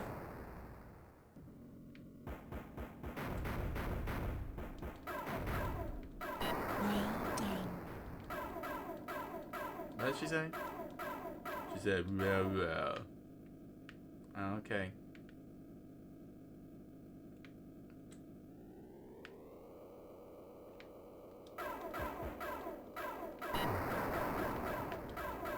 Avoid the ground. Well, that's a little annoying. I agree, Roller. Her popping up. Ouch. Heart popping up and making. Well done. Well done. It's game over. Yeah. Alright.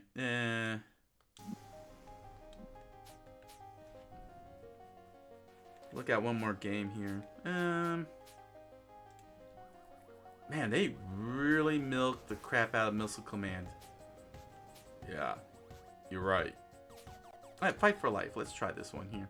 The last fighting game released for the Jaguar was also the final Jaguar game to be both developed and published by Atari. François-Yves Bertrand, who had worked on Sega's iconic Virtua Fighter, was the sole designer and programmer of this polygonal fighter. Well, let's see.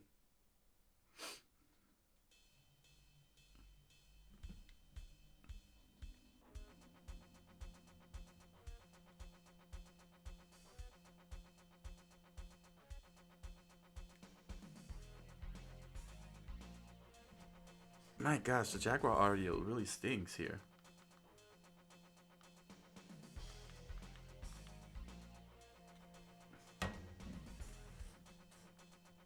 They're just standing there. Yeah.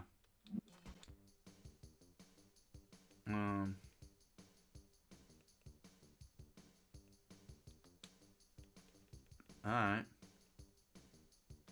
Begin game.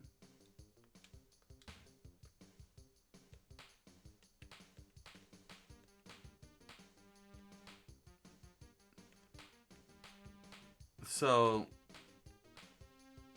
that's dumb. What's going on here? No matter who I scroll over, it's gonna automatically. That's weird. Instead of just picking instead of picking a fighter or something, I'm influencing who my opponent's going to be. Oh, I see what you mean.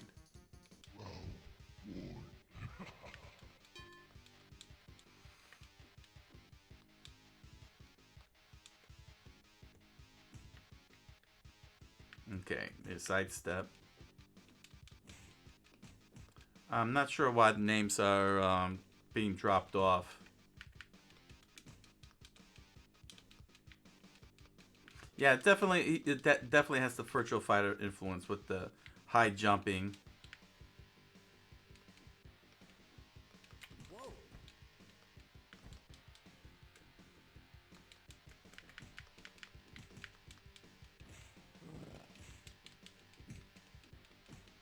Yeah, it's kind of annoying that that instead of just staying on the screen, the health bar, it just keeps scrolling. That's pretty dumb. I can't like make sound judgments of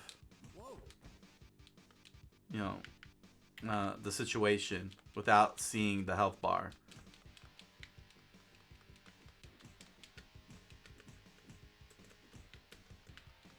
Well, at least the music is fine. Yeah, that's true.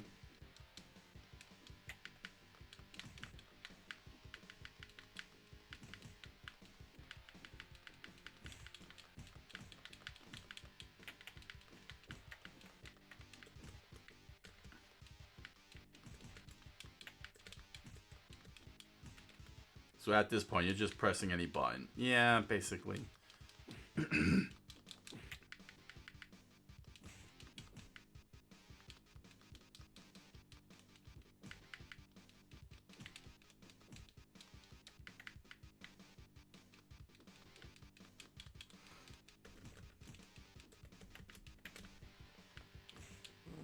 Ooh, that was I guess that was a lot of damage.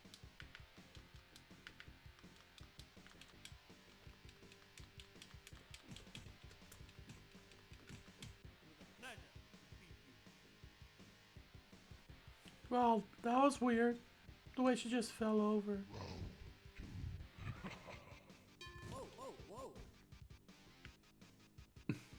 Whoa, whoa, whoa, whoa.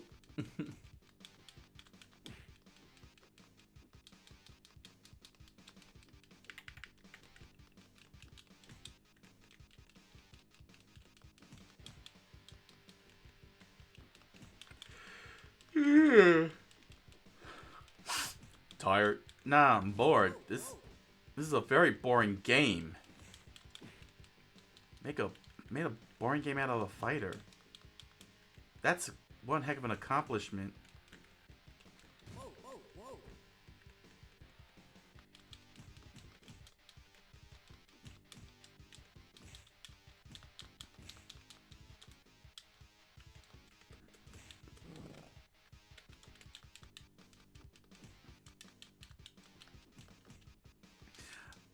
I find it funny that they won't let the health bar stay on the screen, but the victory counter, the wins counter can stay on the screen.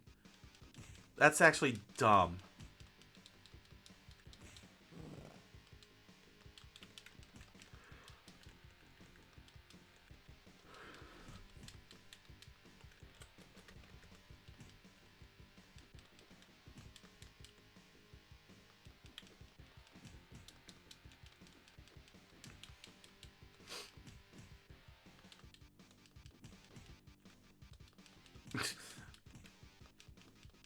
Oh my gosh, this is so slow.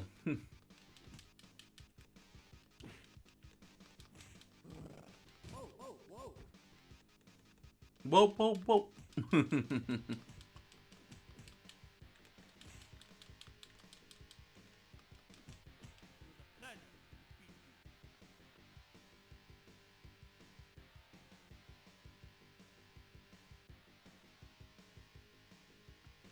Select my move.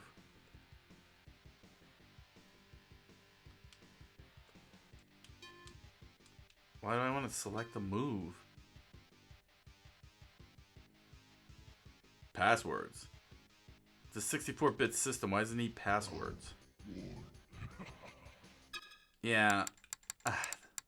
Gosh, that dragged on a little too much. Okay. Alright, it's time to switch up the games. No, get back up here. It's time to switch games up. Time for Atari Mania to close out this spectacular 50th anniversary spectacular. Dang it! Stay up. Right. There we go.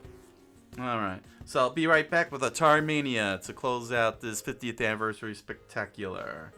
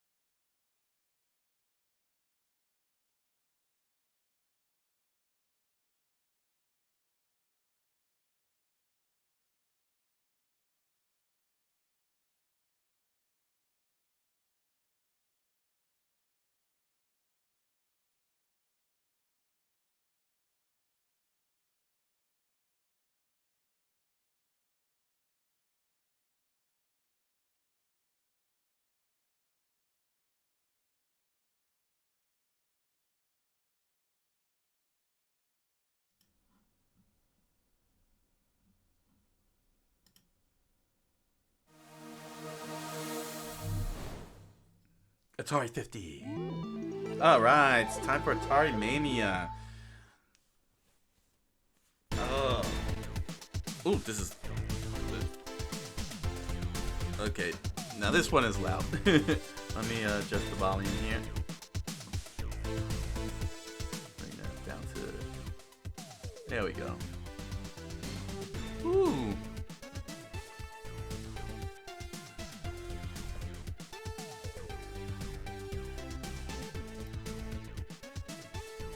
Alright, so apparently this Atari Mania is supposed to be like WarioWare, I think.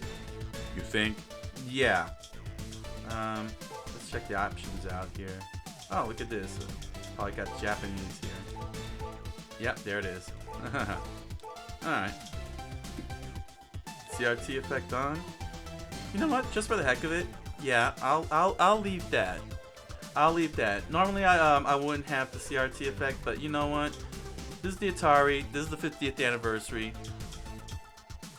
Let's do the CRT effect. go retro for to close this out. So gotta have to do a new game here. That's pretty scary though. What is that chasing the guy? I don't know. I will soon find out, Andy.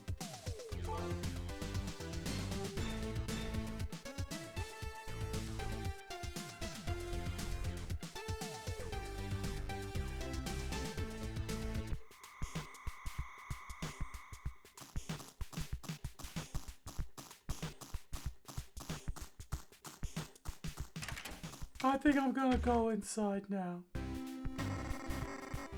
Oh, we have voices. Oh no, I'm on day off. Nah, don't worry, Red Type. I don't think we need you. Wants to be the caretaker. I'll take the caretaker. Suit, check, cap, check, watch, on time. Another Tuesday, another day in paradise with Phil Collins at the Atari Fault.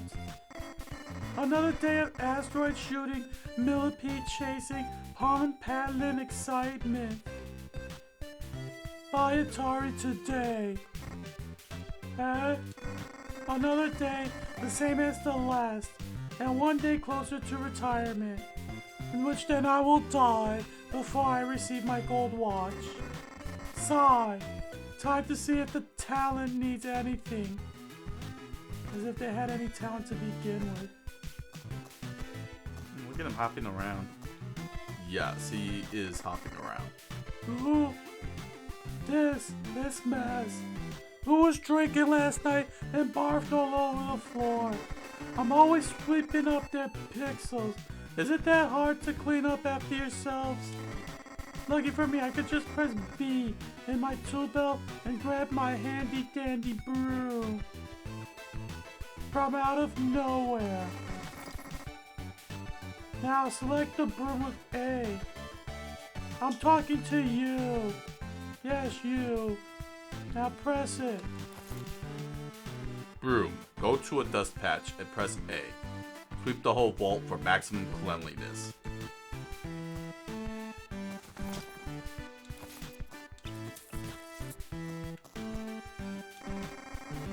Oh, I forgot to give this magnet back to Warren. Warren is gonna hurt me, and so I have to give it back as soon as I see him.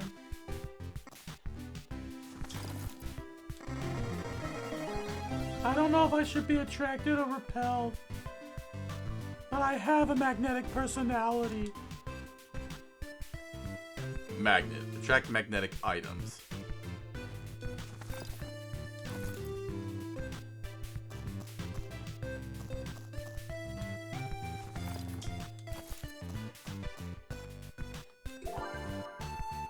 Oh!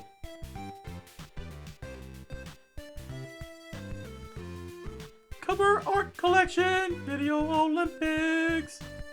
Alright, it's just an art collection. Oh, okay. You've just picked up a game cover. Seek out the posters on the wall to browse all your game covers.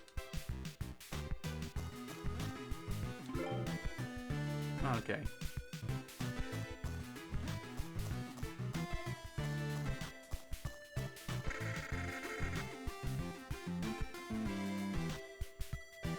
Alright, red tie. Oh no. Red tie on. Have a nice day.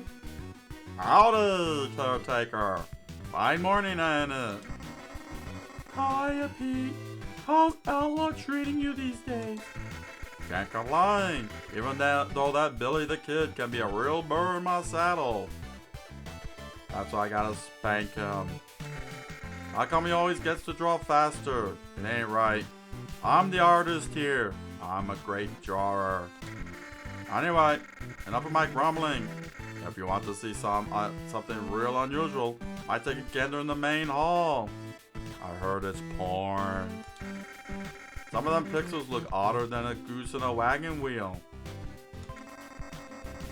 Alright. Sounds ominous. Thanks, Pete. No problemo, caretaker. Okay, I'll be on my way. See y'all later. I'll if you need me. This isn't fair. It's my night off. Sorry, Red Tie.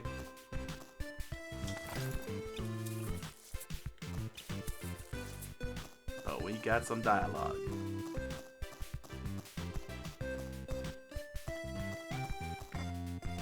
Oh, dead pixels in here. How strange. It looks like they're nothing. Well, I'll take care of them in a minute once I check on the rest of the floor. Very carefully and very slowly while this thing grows. Gotta make sure the divas are back to work first, or I'll fire them. What? Mealy is late again? She's fired. This is the third time this month. She may not be trying to wriggle her way into Sword Quest.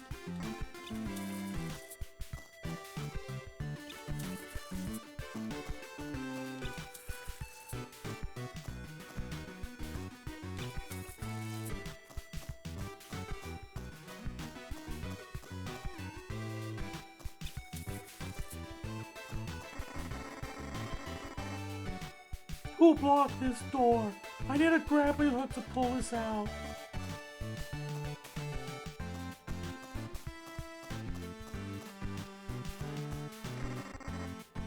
Aha! Just as I thought. Millie, you're late again. We talked about this.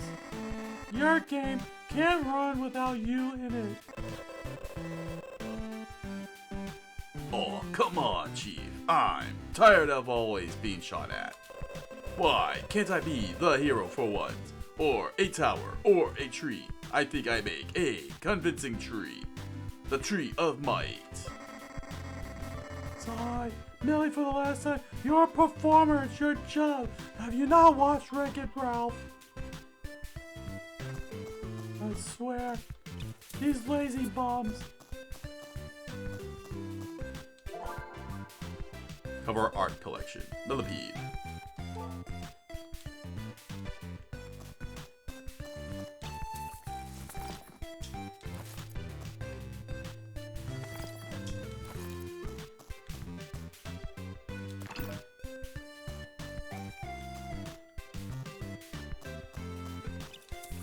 Gotta keep sweeping up.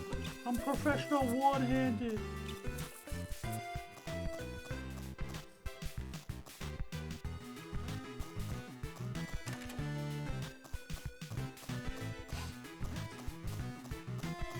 Oh!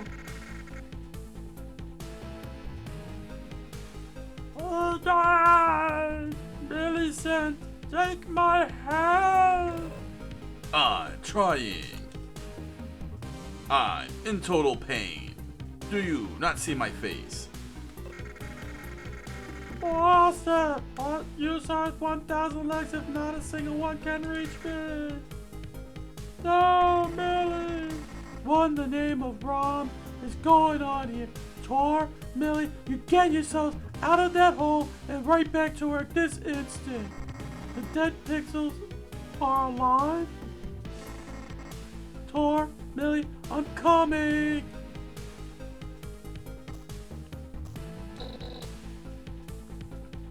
Feed me! I'm hungry! Ha-ha!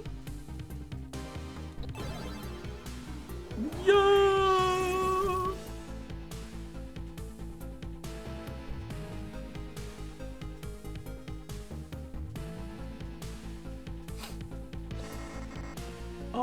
Hello?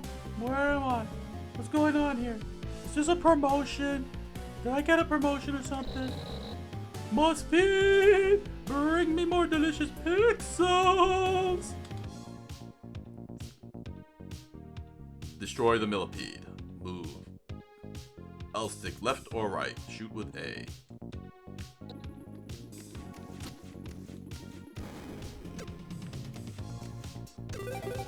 Success.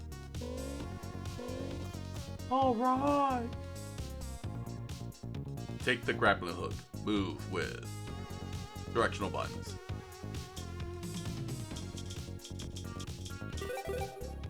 Success. 4 to go. Score. Move with up or down.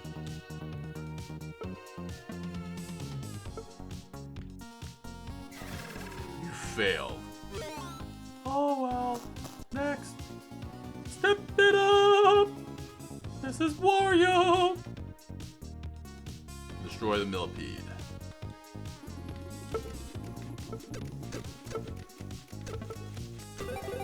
Dude, this is getting trippy. Alright, next one.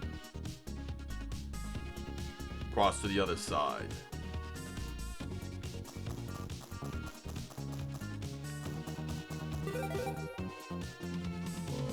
Alright, next up.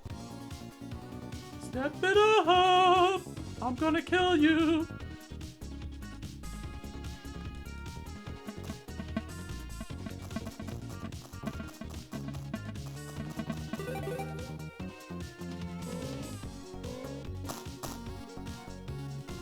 Take the lamp. Oh, I see.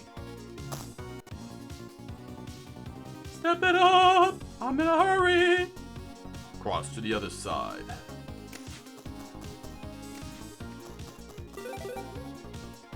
Good job. Deflect the balls.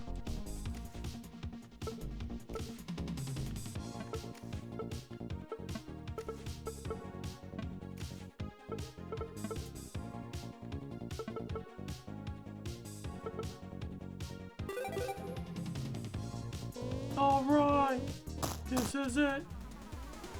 Step it up! I got work to do!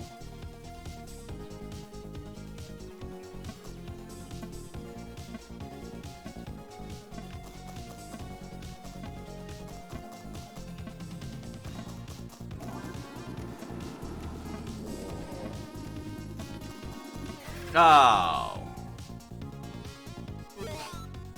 Oh well, I have to go back. Help the millipede reach the safe zone.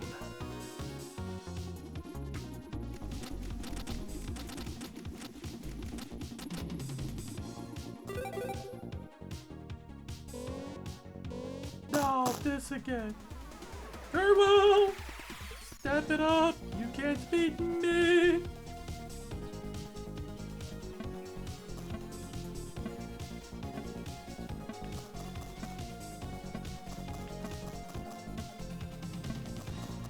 Oh.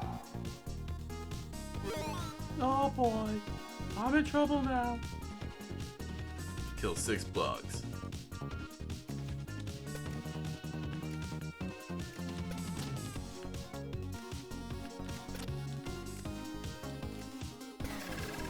Nah. Oh no! You lost! You stink! Bow to me, the nothing!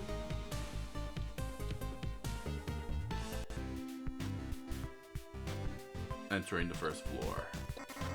No, I can't give up. I must try again. I want my promotion. Alright, so that's actually not. This is not bad. Story mode with WarioWare Inc. involved. The Hawks could be the deck pixels that be responsible. I need my bug spray to get rid of those. Got it. Alright, so the only way I can get the bug spray is down here. Dude. That's crazy. Feed me, Seymour! My name's not Seymour.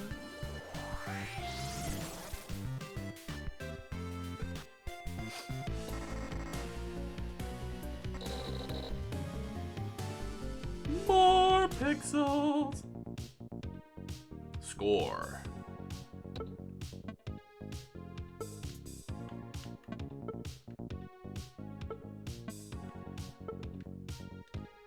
Ah. Oh well. Next.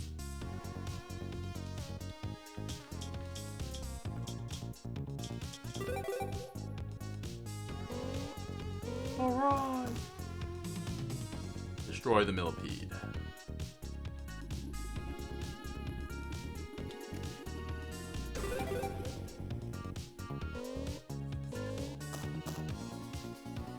Step it up. You know warrior wear. Survive.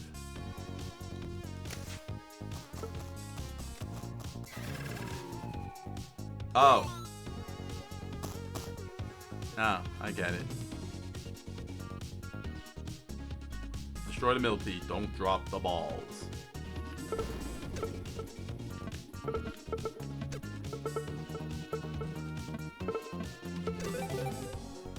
Success. All right.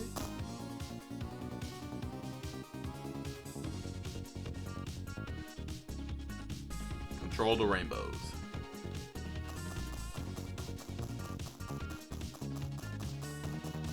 Ah, got it.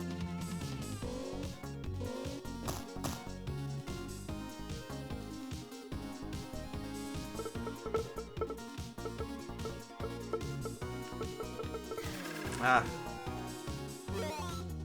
Oh well.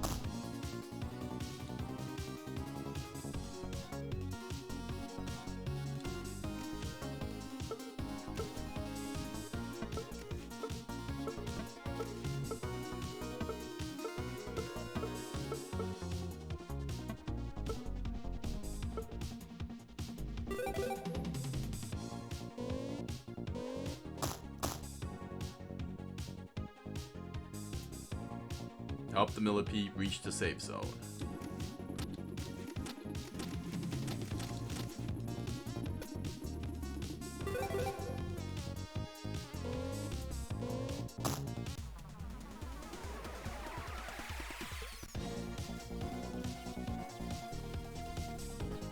Light up Neos.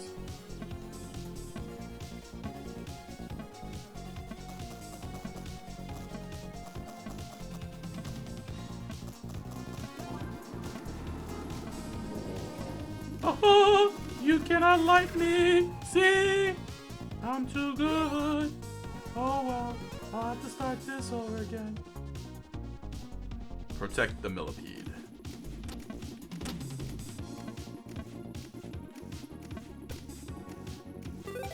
Good job. Rematch. Bring it on. Light up Neos. You idiot. Oh well. I guess I lose. You lost! Now get out of here! This is a bit of a toughie.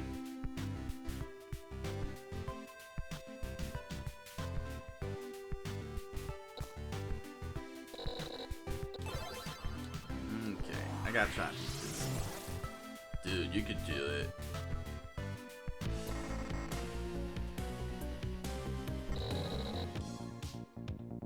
Score.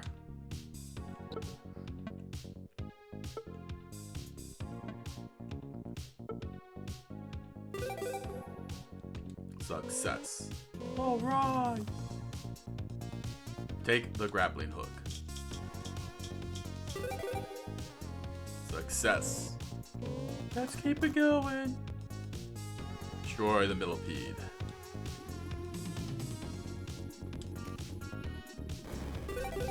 Success. We're on a roll. Step it up. I don't have time for this. Survive.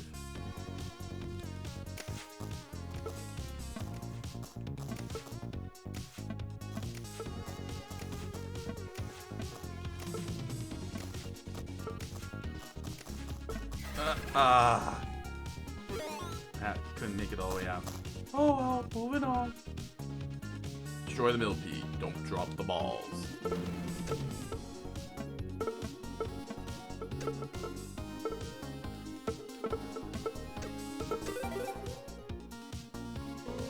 I'm surprised that counted. Hurry up! Kill 6 bugs.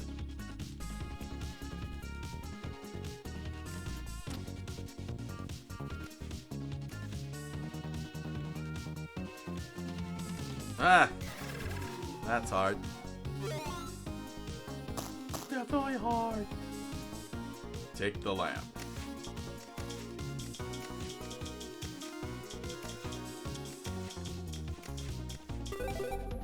Good job.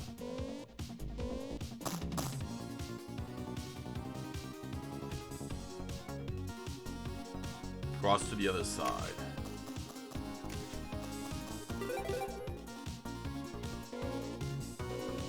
Let's keep it up. Ah, this again.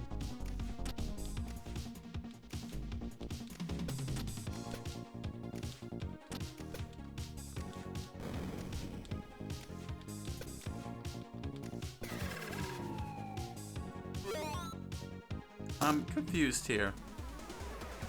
Was I moving them? Was I supposed to move the spider? I guess so. Light up Neos.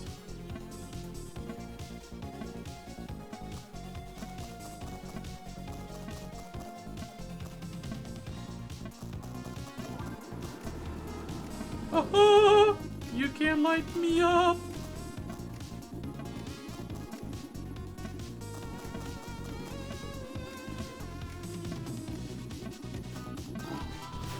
Success. No. All right. Oh yeah, I'm the pixel. You're not digestible. Get out. I'm barfing you. Barf.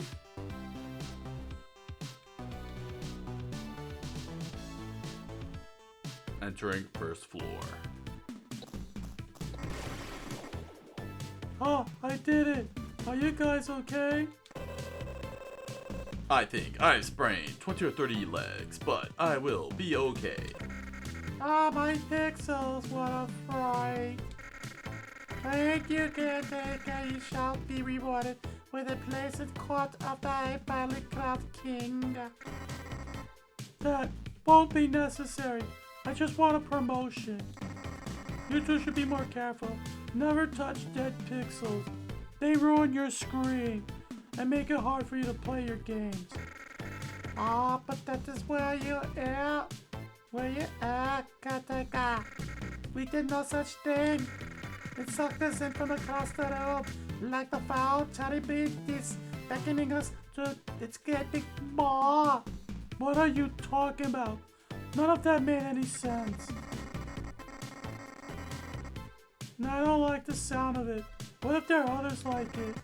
I'll go upstairs and see if there are more of those dead pixels. Billy Tor, go back to your games now before I fire you. I'll take care of things here. And if there are more anomalies like this one, who knows how many other performers might be trapped. Now give me my bug spray. The pest control outside of a bug blaster. Point towards the insects and press A.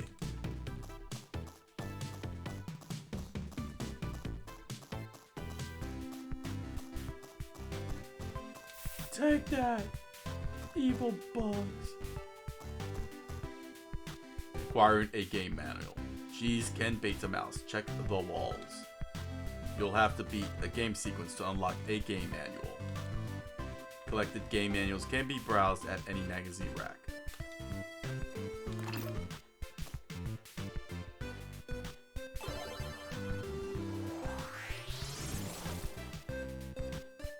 That's pretty cool.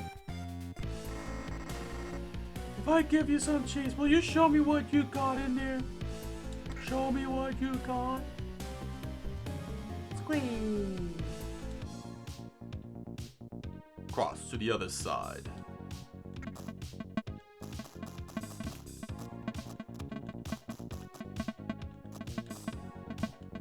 Ah, why did I do that? Oh well, moving on.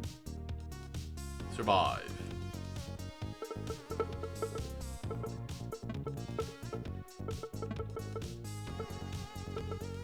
Nah. Oh well, game over. Dang it, that mouse looks pretty cheesed off. If I don't get out of here, it might try to eat me next, like Plague Tale. Square. Square.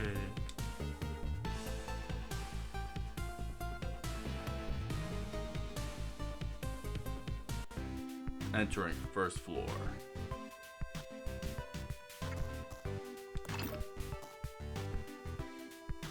I want stuff.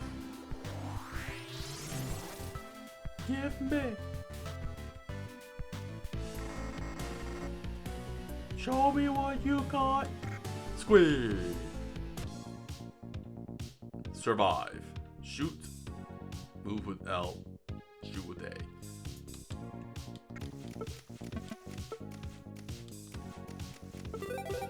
Success. Alright. We're on to something. Cross to the other side. Ah! I hesitated. Oh well. Survive.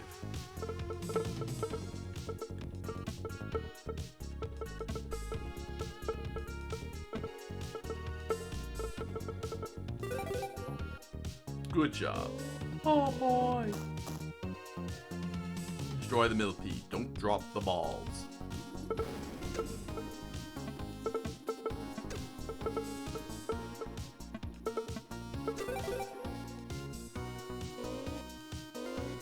Two more to go. Survive. Move with L or R.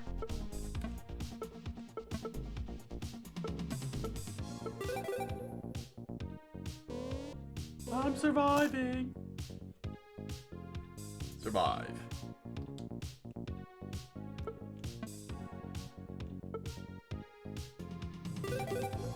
You did it. Alright. I beat the mouse. I hope this cheese appeals to your cheddar judgment while I just take a look inside here. What is this, corn? Nom nom nom.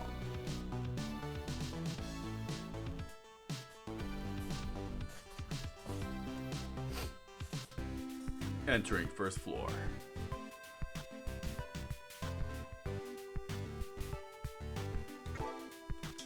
Oh, cool.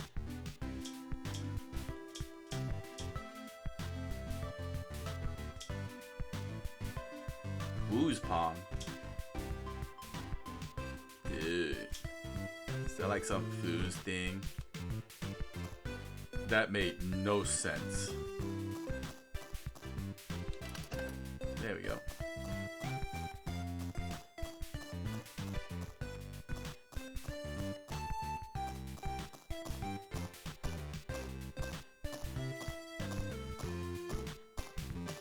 Entering the second floor. Let's see what we got going here. Ooh, key.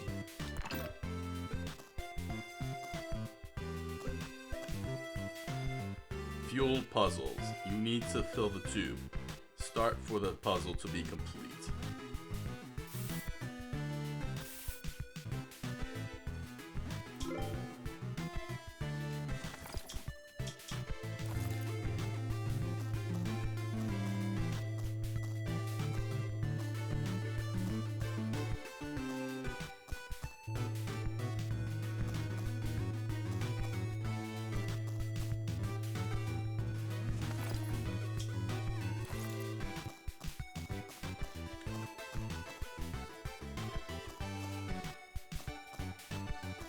Huh.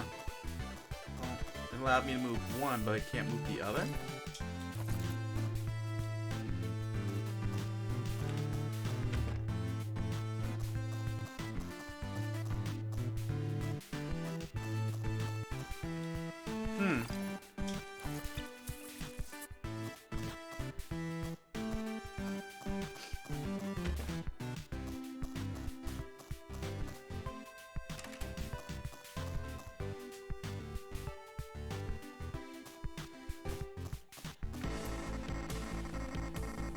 Stanley, be careful or you'll get pulled in like the others.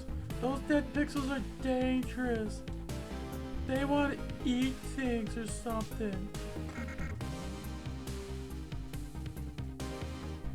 Dangerous? Wait, Stanley, what's going on? What are you throwing in there? Stop. You came. Of course you came. Right on time. Hey, hey, hey. Oh, yes. I'll give it everything.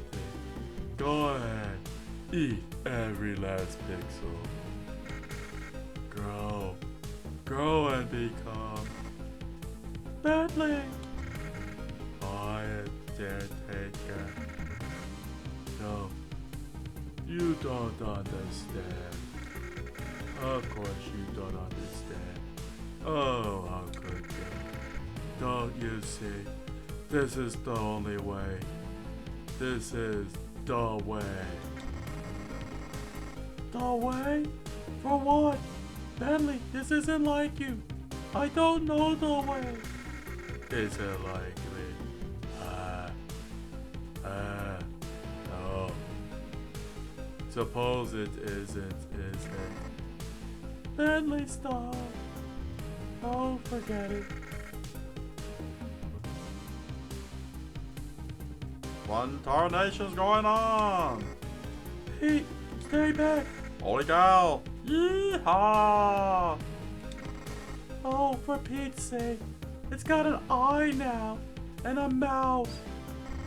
The pixels are evolving. What did Bentley do? Now there'll be time for questions later after I sweep this place up. Give me this.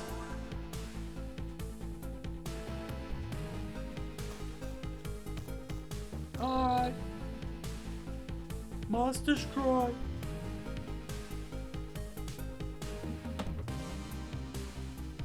Must destroy. Let's see you try. Destroy. Destroy. Nom nom nom nom nom nom nom nom.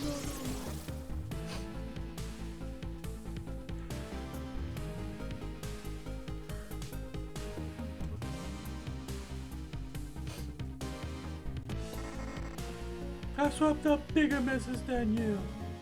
They were full of poop and vomit. Destroy! Pixel destroy! Destroy everything.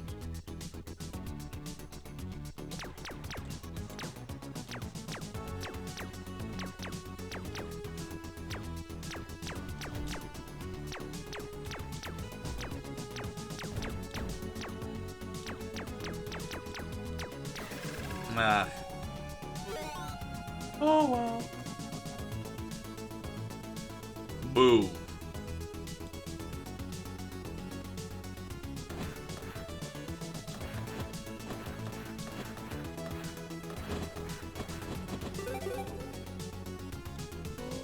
Okay, next. Shoot the cowboy.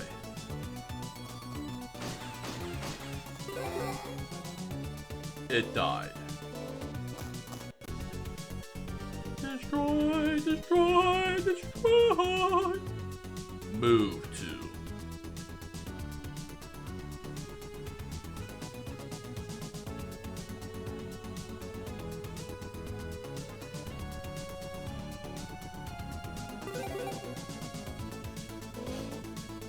More.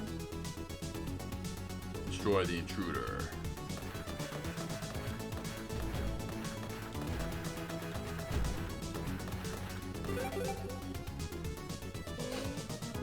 Almost there. Destroy, destroy. Win.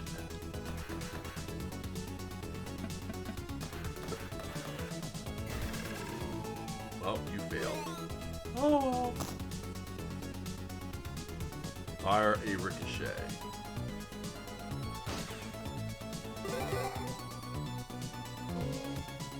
Ah. Destroy. I must destroy. Destroy the enemy tank.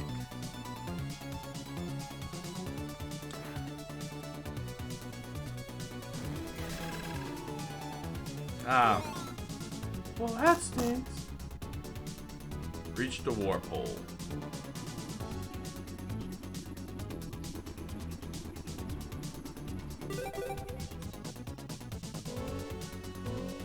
It's time to take you down. Bring it on.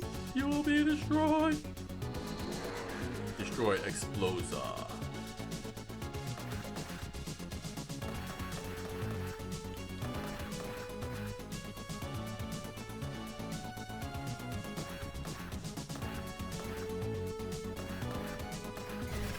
You failed.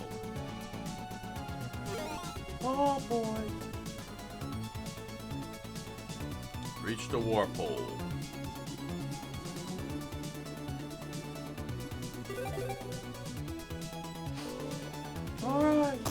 try one more time. How dare you get another try! Destroy Explosa.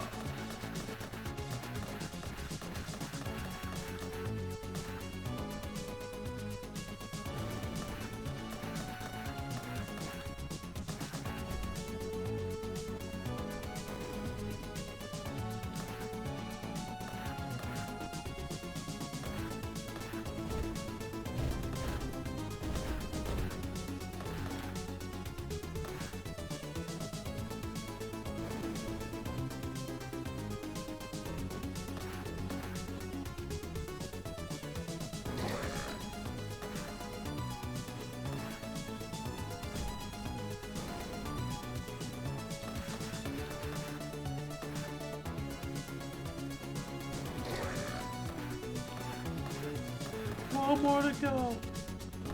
You're too late. Oh boy. Have you ever considered going over to the tycoon department? You got some potential. No! I'd rather destroy you than get a job.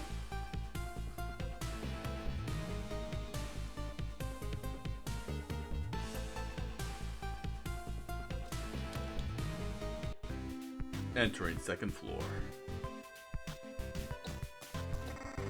Well, that thing is relentless. I may as well give up. You alright, Pete? I guess he's fine.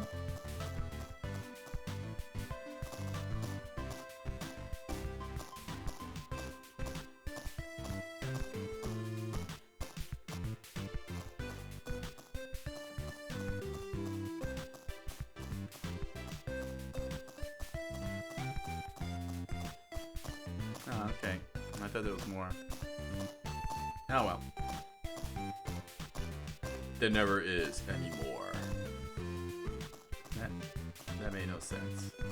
Precisely.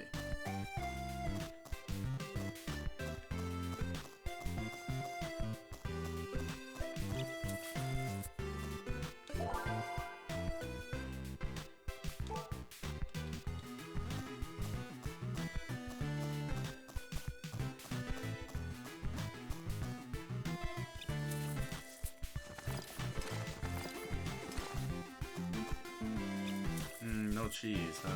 Alright. Must destroy! Let's see you try. Destroy! Destroy this job!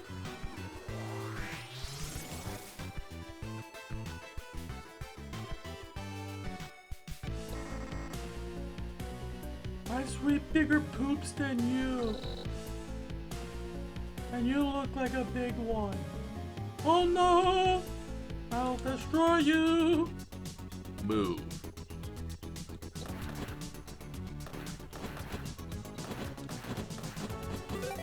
Success. Okay, next. Destroy everything.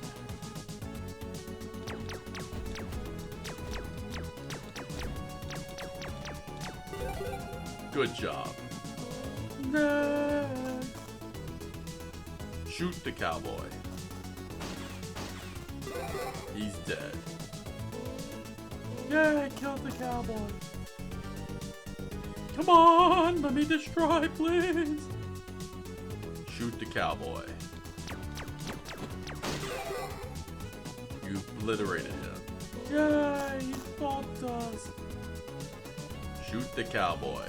Again.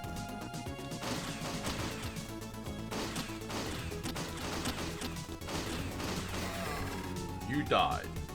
Oh well. I died. Destroy this job! Destroy the job! Get rid of the millipede.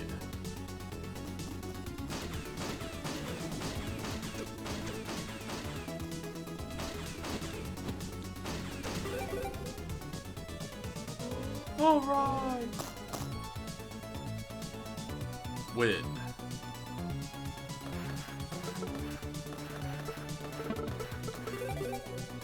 Good. Next! Dodge.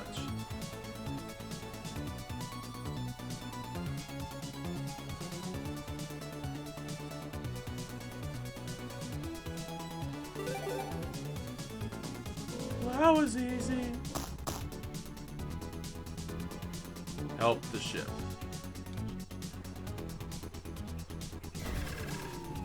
You failed. Oh well. I will destroy you!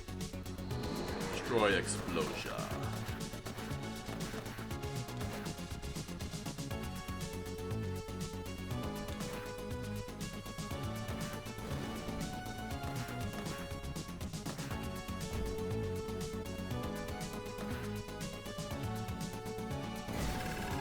Up. You died.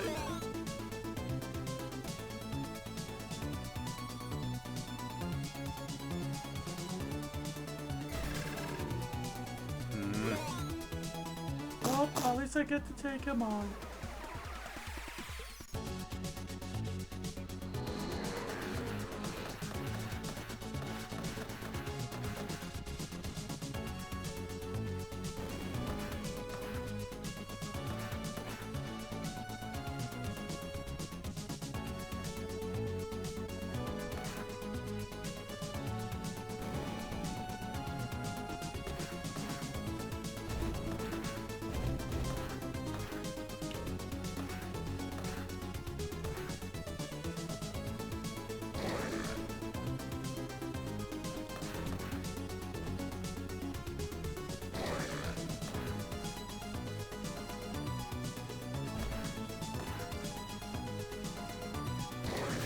Success. Alright! Yeah, the broom is mightier than the puke monster. Or something like that. No! I am destroyed! Farewell!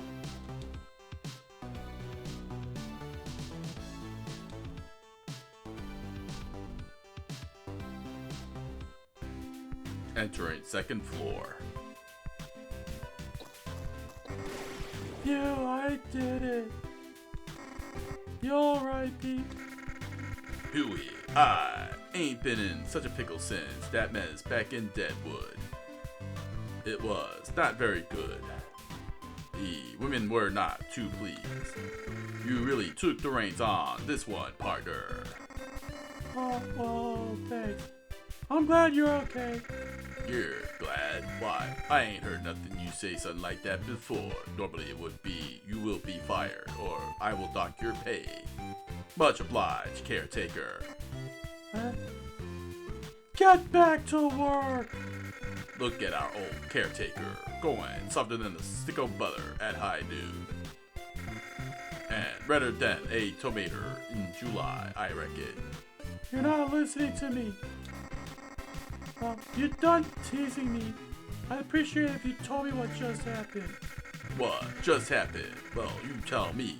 Oh, 1 second I was polishing Gladys, my old 6-shooter. The next I was thrown into the void.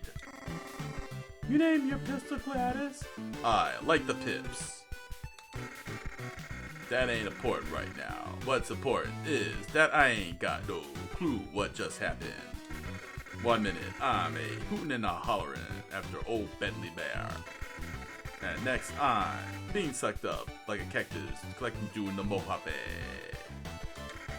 Strangest thing is that there were a bunch of kids playing Dungeons and Dragons.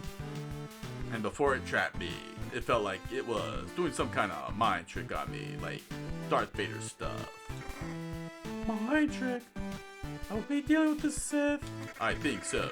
Sure thing. Ask them Yars folk. Bet they know a thing or two about mind fiddling. So, the pixels were trying to control you? That's what I just said. Were you not paying attention to me? Watch it. I'll dock your pay. Gosh, ya must be getting hard of hearing. Ain't ya close to retiring? Not close enough. So how'd you escape? Takes more than that to best me. Ain't no one controlling the best gunslinger this town has ever seen. Right. Thanks for the info, Pete. You're right welcome, caretaker. Anything else I can do for ya? Thank you, well, I'll handle it from here. Especially with back to your game. The more we stick to routine and get things back normal, the better it'll be for the players. There's the caretaker I know. Huh? Get back to work! Then, partner, let me know if ya change your mind. Good. One thing, put back in place. Now to see what other damage Bentley's caused. That blasted Baer probably wanted a picnic basket. Now I'm getting hooked on this. This grappling hook. Tell me no one heard that. I heard that. You're fired. Press A to grab and pull a hookable object in range. Press A to grab and be pulled toward an anchor point.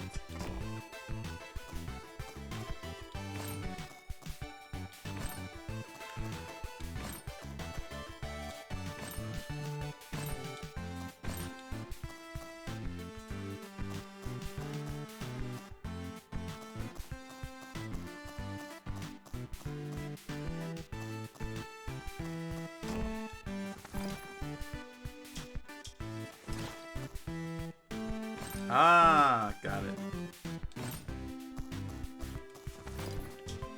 Dude, what did you get? I needed the grappling hook to that one section there.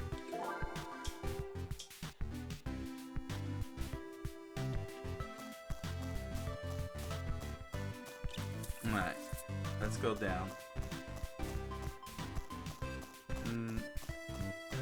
Yeah, this part.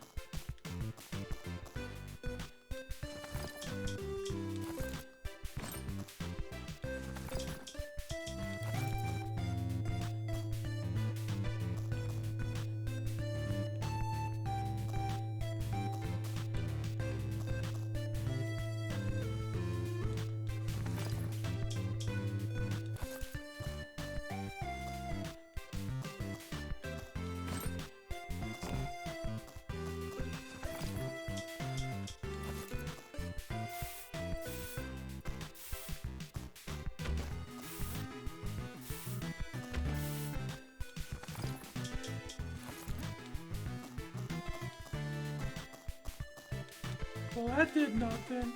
I agree with Handy. This was a complete waste of time.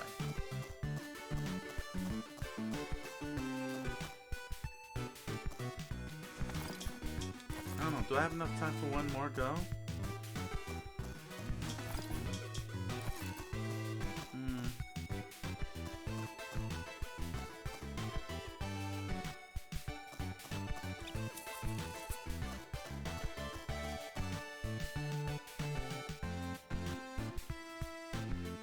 Let me try one more time. A new pixel has emerged. Let me feed you, my friend. Come. Bentley, another cluster of dead pistols. Today is getting weirder and weirder. These dead pistols are like spreading like a virus. Hey, coronavirus, if you will. So, you've made commentary. You've made it past the last anomaly. You're better than I would have guessed, caretaker. When it comes to cleaning up messes, I gotta do what I gotta do. And I gotta go doo-doo.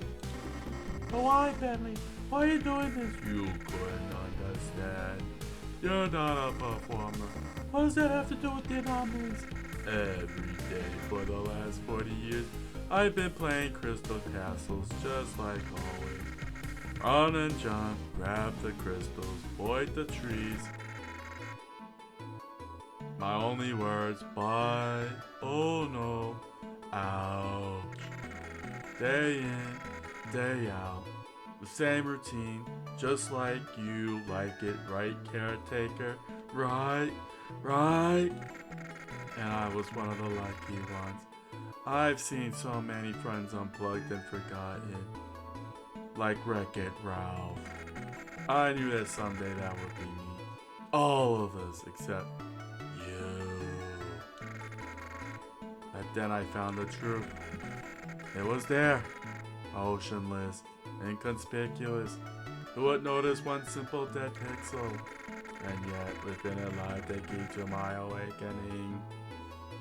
From bed. Pixel, you are born, and to Pixel you shall return.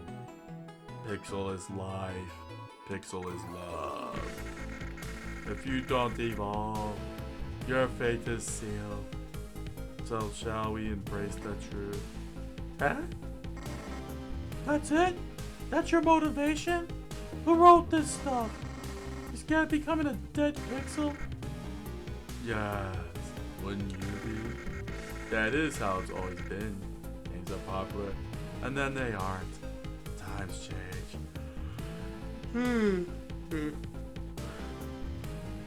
That's not true. Super Mario Bros. Is timeless.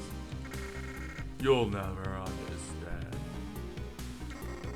Bentley, this isn't you. Stop this. Bentley? Yes. That is my name, isn't it? Why does it sound strange? Never mind. It won't matter. Your adventure ends here. Goodbye.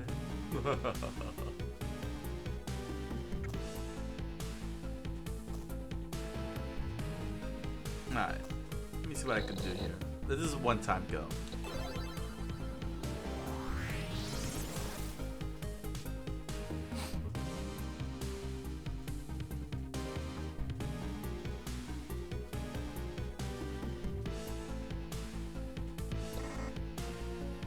I'm the caretaker. No, I'm the caretaker. Destroy the imp.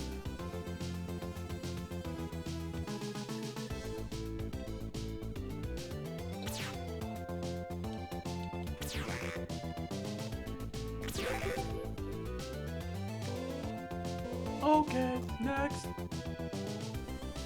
Destroy your enemies.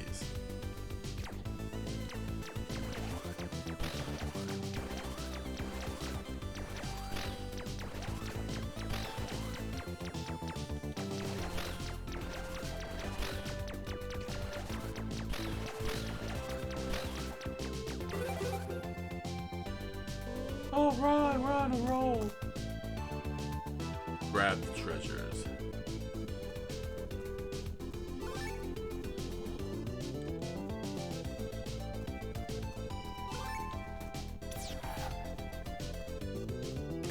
Well, that was violent.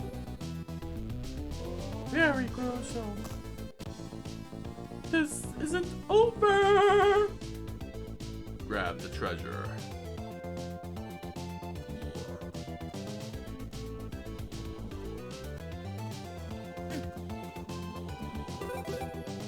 Good job.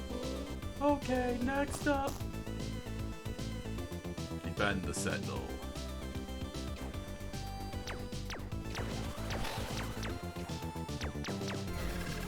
You failed. Oh well, next. This isn't over! You're mine! Protect the millipede by blocking arrows.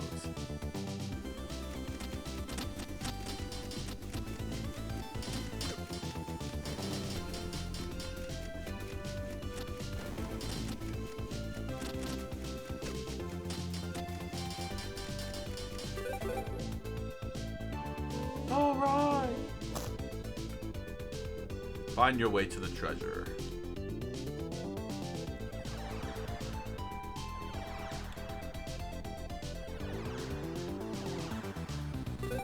Good job.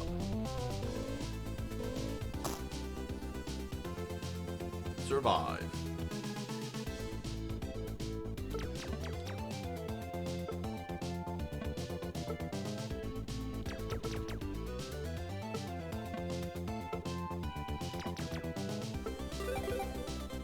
You're almost there. Alright. This isn't over! You won't stop me! Dodge. Move with L. Dang it. Oh well, next. Destroy the imp.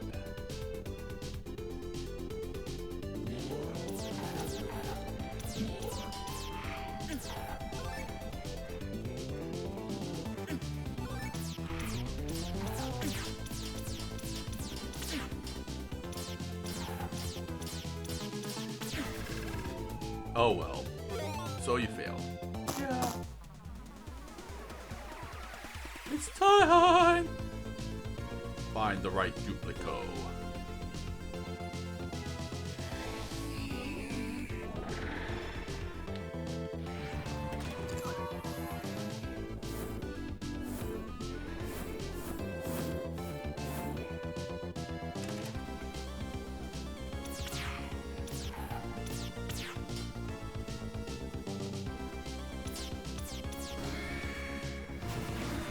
Success.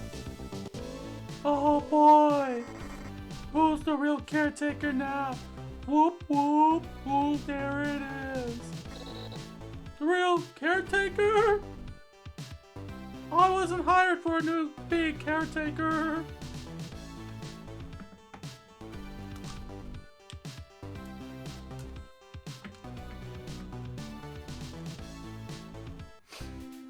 Entering second floor.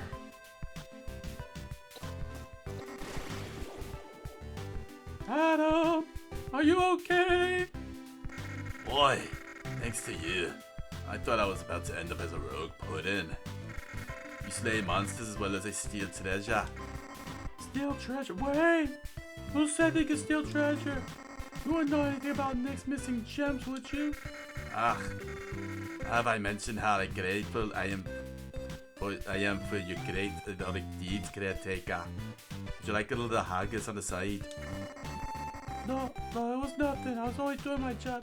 Are you trying to Game of Thrones me? No, hey. It was an awesome feat. If only Bentley had your integrity. What do you mean? Your knight resisted the beast's arms, but the poor bear's always been, well, he's been a fool short of a bite, if you know what I mean. No, I don't. But, well, maybe, but Bentley has always been gullible than the average bear. He likes to get picnic baskets for some reason. But he's been possessed by these anomalies. That makes things more complicated. I need to catch up with him and quick. Ugh, well, good luck, caretaker. If you need me, I'll just be over by my pile of priceless jewels. Nice try. You head back to the dark chambers now, and you do your job. You're hired to do this job.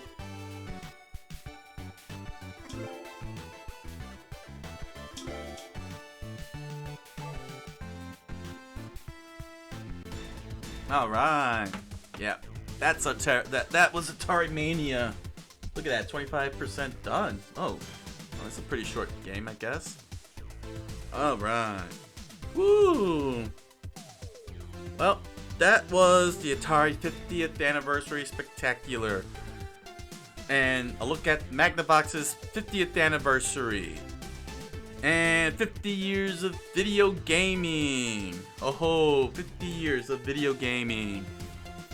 Man, oh man. Video games have gone a long way. They have come a long way. Indeed. I have to agree on this fact. Indeed. It's crazy how far along it came. I mean, I've said it before and I'll say it the third time. Video games started off as two rectangles and a square, and now Ghost of Tsushima. You have a game like Ghost of Tsushima out there. You know, you gotta 50 years, gotta appreciate that. Came a long way. All the controversies, the chaos, the naysayers, people who try to deny it as a form of art. The U.S. took the U.S. Supreme Court. Declared it free speech and a form of art. My gosh, man. Jeez, it's just insane. And for some of us who were lucky enough to be there in the 70s and early 80s and watch video games grow the way it did, that's a privilege, man. That's a privileged experience. It's very lovely, very beautiful. Very beautiful. This volume. Oh wow. But yeah, This is for those of us who really, were able to stick it out with the video games, man, for so long, for these many years, man. It's a beautiful thing to experience, to watch it grow the way it did. To play so many remarkable, beautiful games. Amazing game designs, amazing intrigues. Some terrible ones, of course, some terrible ones. Concepts, bold concepts. Some failed, some succeeded. Many have become timeless. Many have become timeless. And to think, it started with one simple old man named Baer, who just created 2 sticks in a square and had to go back and forth with an overlay on a CRT. And then that very concept of table tennis then taken by a company like Atari a few months later and elevated it through marketing and other means, arcades and so on, and took it to the next level. Yeah, it was rough that both Baer and Atari had to take it to court, but at the end of the day, they both got to the Magnavox Odyssey and the Atari got to coexist and started up the first true competition and got people invested. So, oh yeah, 50 years. 50 years. Pretty impressive. Come a long way. And so, another 50 years of video gaming. Kampai. Kampai. Kampai. Kampai, dude. Kampai. And with that said, I thank you all for joining us. Good luck Rally and Roller for Splatterbomb League Championship, Game 7. We look forward to seeing the Rainbow Brush next week. Yes, thank you. Thank you! And with all that said, I wish all of you a good evening. Buenas noches. And oyasumi nasai.